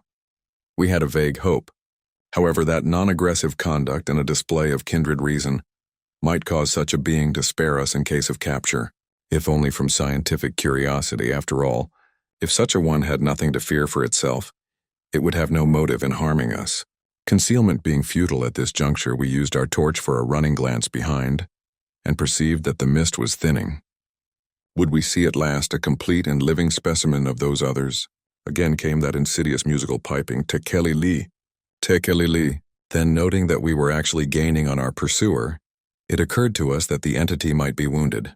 We could take no chances, however, since it was very obviously approaching in answer to Danforth's scream, rather than in flight from any other entity. The timing was too close to admit of doubt of the whereabouts of that less conceivable and less mentionable nightmare, that fetid, unglimpsed mountain of slime-spewing protoplasm, whose race had conquered the abyss and sent land pioneers to recarve and squirm through the burrows of the hills. We could form no guess, and it cost us a genuine pang to leave this probably crippled old one, perhaps a lone survivor, to the peril of recapture and a nameless fate. Thank heaven we did not slacken our run. The curling mist had thickened again, and was driving ahead with increased speed, whilst the straying penguins in our rear were squawking and screaming and displaying signs of a panic really surprising in view of their relatively minor confusion when we had passed them. Once more came that sinister, wide-ranged piping, "Tekelili, tekelili." We had been wrong. The thing was not wounded, but had merely paused on encountering the bodies of its fallen kindred and the hellish slime inscription above them. We could never know what that demon message was, but those burials at Lake's camp had shown how much importance the beings attached to their dead. Our recklessly used torch now revealed ahead of us the large open cavern where various ways converged, and we were glad to be leaving those morbid palimpsest sculptures, almost felt even when scarcely seen, behind. Another thought which the advent of the cave inspired was the possibility of losing our pursuer at this bewildering focus of large galleries. There were several of the blind albino penguins in the open space, and it seemed clear that their fear of the oncoming entity was extreme to the point of unaccountability. If at that point we dimmed our torch to the very lowest limit of traveling need, keeping it strictly in front of us, the frightened squawking motions of the huge birds in the mist might muffle our footfalls, screen our true course, and somehow set up a false lead. Amidst the churning, spiraling fog, the littered and unglistening floor of the main tunnel beyond this point, as differing from the other morbidly polished burrows, could hardly form a highly distinguishing feature, even so far as we could conjecture, for those indicated special senses which made the old ones partly, though imperfectly, independent of light in emergencies. In fact, we were somewhat apprehensive lest we go astray ourselves in our haste, for we had of course decided to keep straight on toward the dead city, since the consequences of loss in those unknown foothill honeycombings would be unthinkable. The fact that we survived and emerged is sufficient proof that the thing did take a wrong gallery whilst we providentially hit on the right one. The penguins alone could not have saved us, but in conjunction with the mist they seemed to have done so. Only a benign fate kept the curling vapors thick enough at the right moment, for they were constantly shifting and threatening to vanish. Indeed, they did lift for a second just before we emerged from the nauseously resculptured tunnel into the cave, so that we actually caught one first and only half glimpse of the oncoming entity as we cast a final, desperately fearful glance backward before dimming the torch and mixing with the penguins in the hope of dodging pursuit. If the fate which screened us was benign, that which gave us the half glimpse was infinitely the opposite, for to that flash of semi-vision can be traced a full half of the horror which has ever since haunted us. Our exact motive in looking back again was perhaps no more than the immemorial instinct of the pursued to gauge the nature and course of its pursuer. Or perhaps it was an automatic attempt to answer a subconscious question raised by one of our senses. In the midst of our flight, with all our faculties centered on the problem of escape, we were in no condition to observe and analyze details. Yet even so, our latent brain cells must have wondered at the message brought them by our nostrils. Afterward, we realized what it was, that our retreat from the fetid slime coating on those headless obstructions and the coincident approach of the pursuing entity had not brought us the exchange of stenches which logic called for.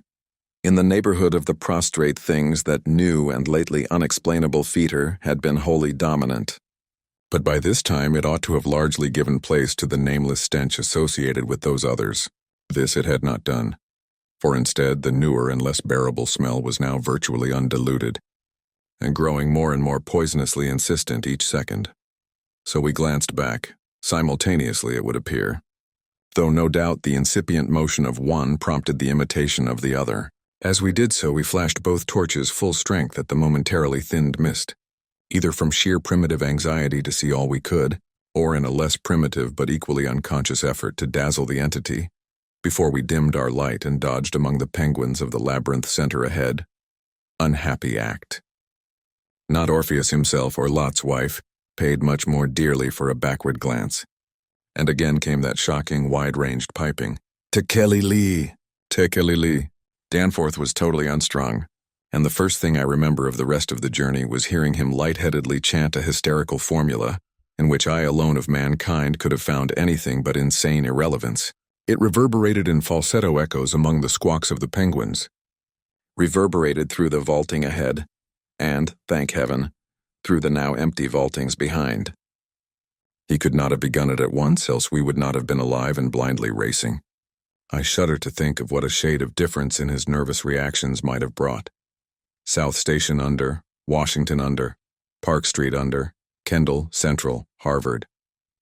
The poor fellow was chanting the familiar stations of the Boston-Cambridge Tunnel that burrowed through our peaceful native soil thousands of miles away in New England.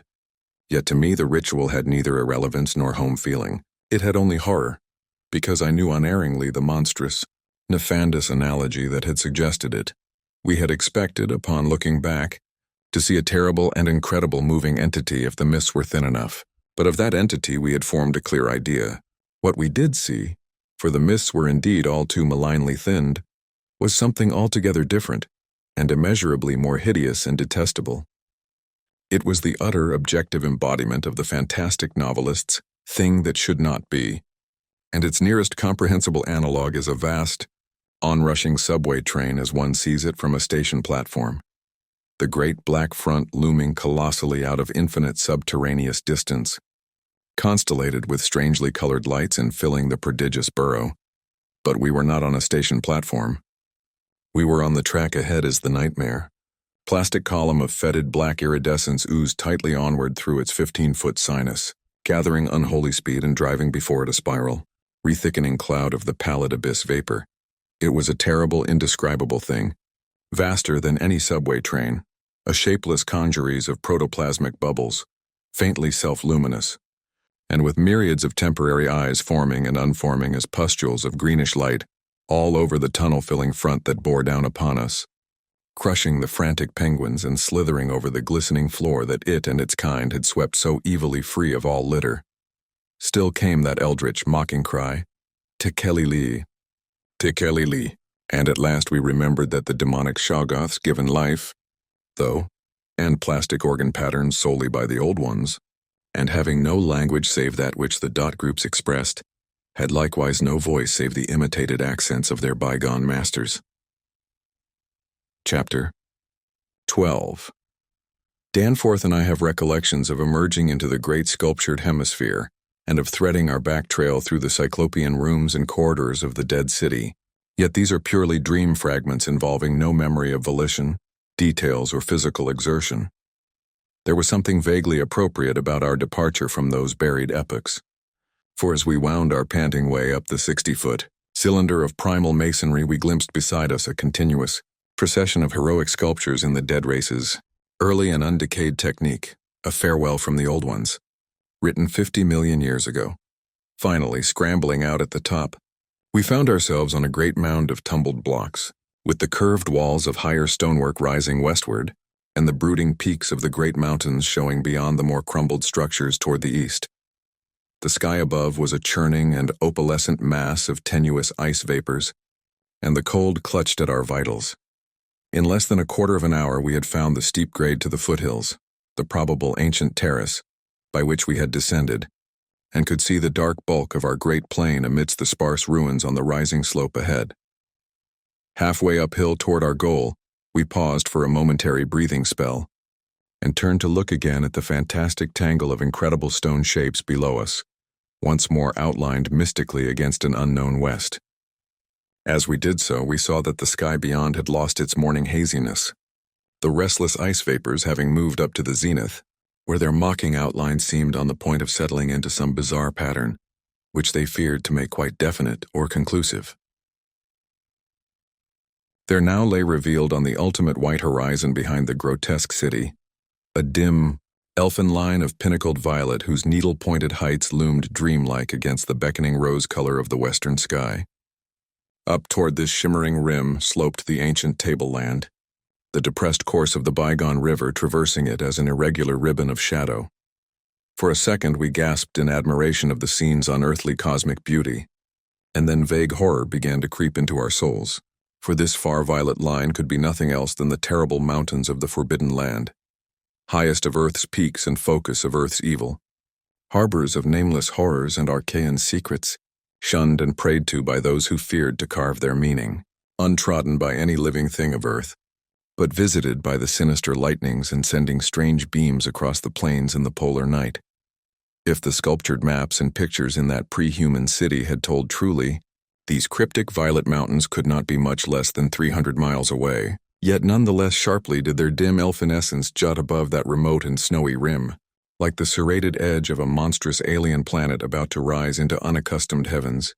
Looking at them, I thought nervously of certain sculptured hints of what the great bygone river had washed down into the city from their accursed sloping, and wondered how much sense and how much folly had lain in the fears of those old ones who carved them so reticently. I recalled how their northerly end must come near the coast at Queen Mary Land, where even at that moment Sir Douglas Mawson's expedition was doubtless working less than 1,000 miles away, and hoped that no evil fate would give Sir Douglas and his men a glimpse of what might lie beyond the protecting coastal range. Such thoughts formed a measure of my overwrought condition at the time, and Danforth seemed to be even worse, yet before we had passed the great star-shaped ruin and reached our plain, our fears had become transferred to the lesser, but vast enough, range whose recrossing lay ahead of us. From these foothills, the black, ruin-crusted slopes reared up starkly and hideously against the east, again reminding us of those strange Asian paintings of Nicholas Roerich, and when we thought of the damnable honeycombings inside them, and of the frightful amorphous entities that might have pushed their fetidly squirming sway, even to the topmost hollow pinnacles, we could not face without panic the prospect of again sailing by those suggestive skyward cave mouths, where the wind made sounds like an evil musical piping over a wide range. To make matters worse, we saw distinct traces of local mist around several of the summits, as poor Lake must have done when he made that early mistake about volcanism and thought shiveringly of that kindred mist from which we had just escaped, of that, and of the blasphemous horror-fostering abyss whence all such vapors came. All was well with the plane, and we clumsily hauled on our heavy-flying furs. Danforth got the engine started without trouble, and we made a very smooth takeoff over the nightmare city. At a very high level there must have been great disturbance, since the ice-dust clouds of the zenith were doing all sorts of fantastic things. But at 24,000 feet, the height we needed for the pass, we found navigation quite practicable. As we drew close to the jutting peaks, the wind's strange piping again became manifest, and I could see Danforth's hands trembling at the controls. Rank amateur though I was, I thought at that moment that I might be a better navigator than he in effecting the dangerous crossing between pinnacles. And when I made motions to change seats and take over his duties, he did not protest. I tried to keep all my skill and self-possession about me, and stared at the sector of reddish farther sky betwixt the walls of the pass. But Danforth, released from his piloting and keyed up to a dangerous nervous pitch, could not keep quiet. I felt him turning and wriggling about as he looked back at the terrible receding city, ahead at the cave-riddled, cube-barnacled peaks, sidewise at the bleak sea of snowy, rampart-strewn foothills, and upward at the seething, grotesquely clouded sky. It was then, just as I was trying to steer safely through the pass, that his mad shrieking brought us so close to disaster, by shattering my tight hold on myself and causing me to fumble helplessly with the controls for a moment. A second afterward my resolution triumphed and we made the crossing safely, and yet I am afraid that Danforth will never be the same again. Have said that Danforth refused to tell me what final horror made him scream out so insanely, a horror which, I feel sadly sure, is mainly responsible for his present breakdown. We had snatches of shouted conversation above the wind's piping and the engine's buzzing as we reached the safe side of the range and swooped slowly down toward the camp. But that had mostly to do with the pledges of secrecy we had made as we prepared to leave the nightmare city. All that Danforth has ever hinted is that the final horror was a mirage. It was not, he declares, anything connected with the cubes and caves of those echoing, vaporous, wormily honeycombed mountains of madness which we crossed, but a single fantastic demonic glimpse, among the churning westward zenith clouds, of what lay back of those other violet westward mountains which the old ones had shunned and feared. He has on rare occasions whispered disjointed and irresponsible things about the Black Pit, the carven rim, the proto-shoggoths, the windowless solids with 5 dimensions, the nameless cylinders, the elder pharaohs, Yog-Sothoth, the primal white jelly, the color out of space, the wings, the eyes in darkness, the moon ladder, the original, the eternal, the undying, and other bizarre conceptions. But when he is fully himself, he repudiates all this and attributes it to his curious and macabre reading of earlier years. Danforth, indeed, is known to be among the few who have ever dared go completely through that worm-riddled copy of the Necronomicon kept under lock and key in the college library. The higher sky, as we crossed the range, was surely vaporous and disturbed enough, and although I did not see the zenith, I can well imagine that its swirls of ice dust may have taken strange forms. Imagination, knowing how vividly distant scenes can sometimes be reflected, refracted and magnified by such layers of restless cloud, might easily have supplied the rest, and of course, Danforth did not hint any of these specific horrors till after his memory had had a chance to draw on his bygone reading. He could never have seen so much in one instantaneous glance. At the time, his shrieks were confined to the repetition of a single, mad word of all too obvious source: Tekelili. Tekelili.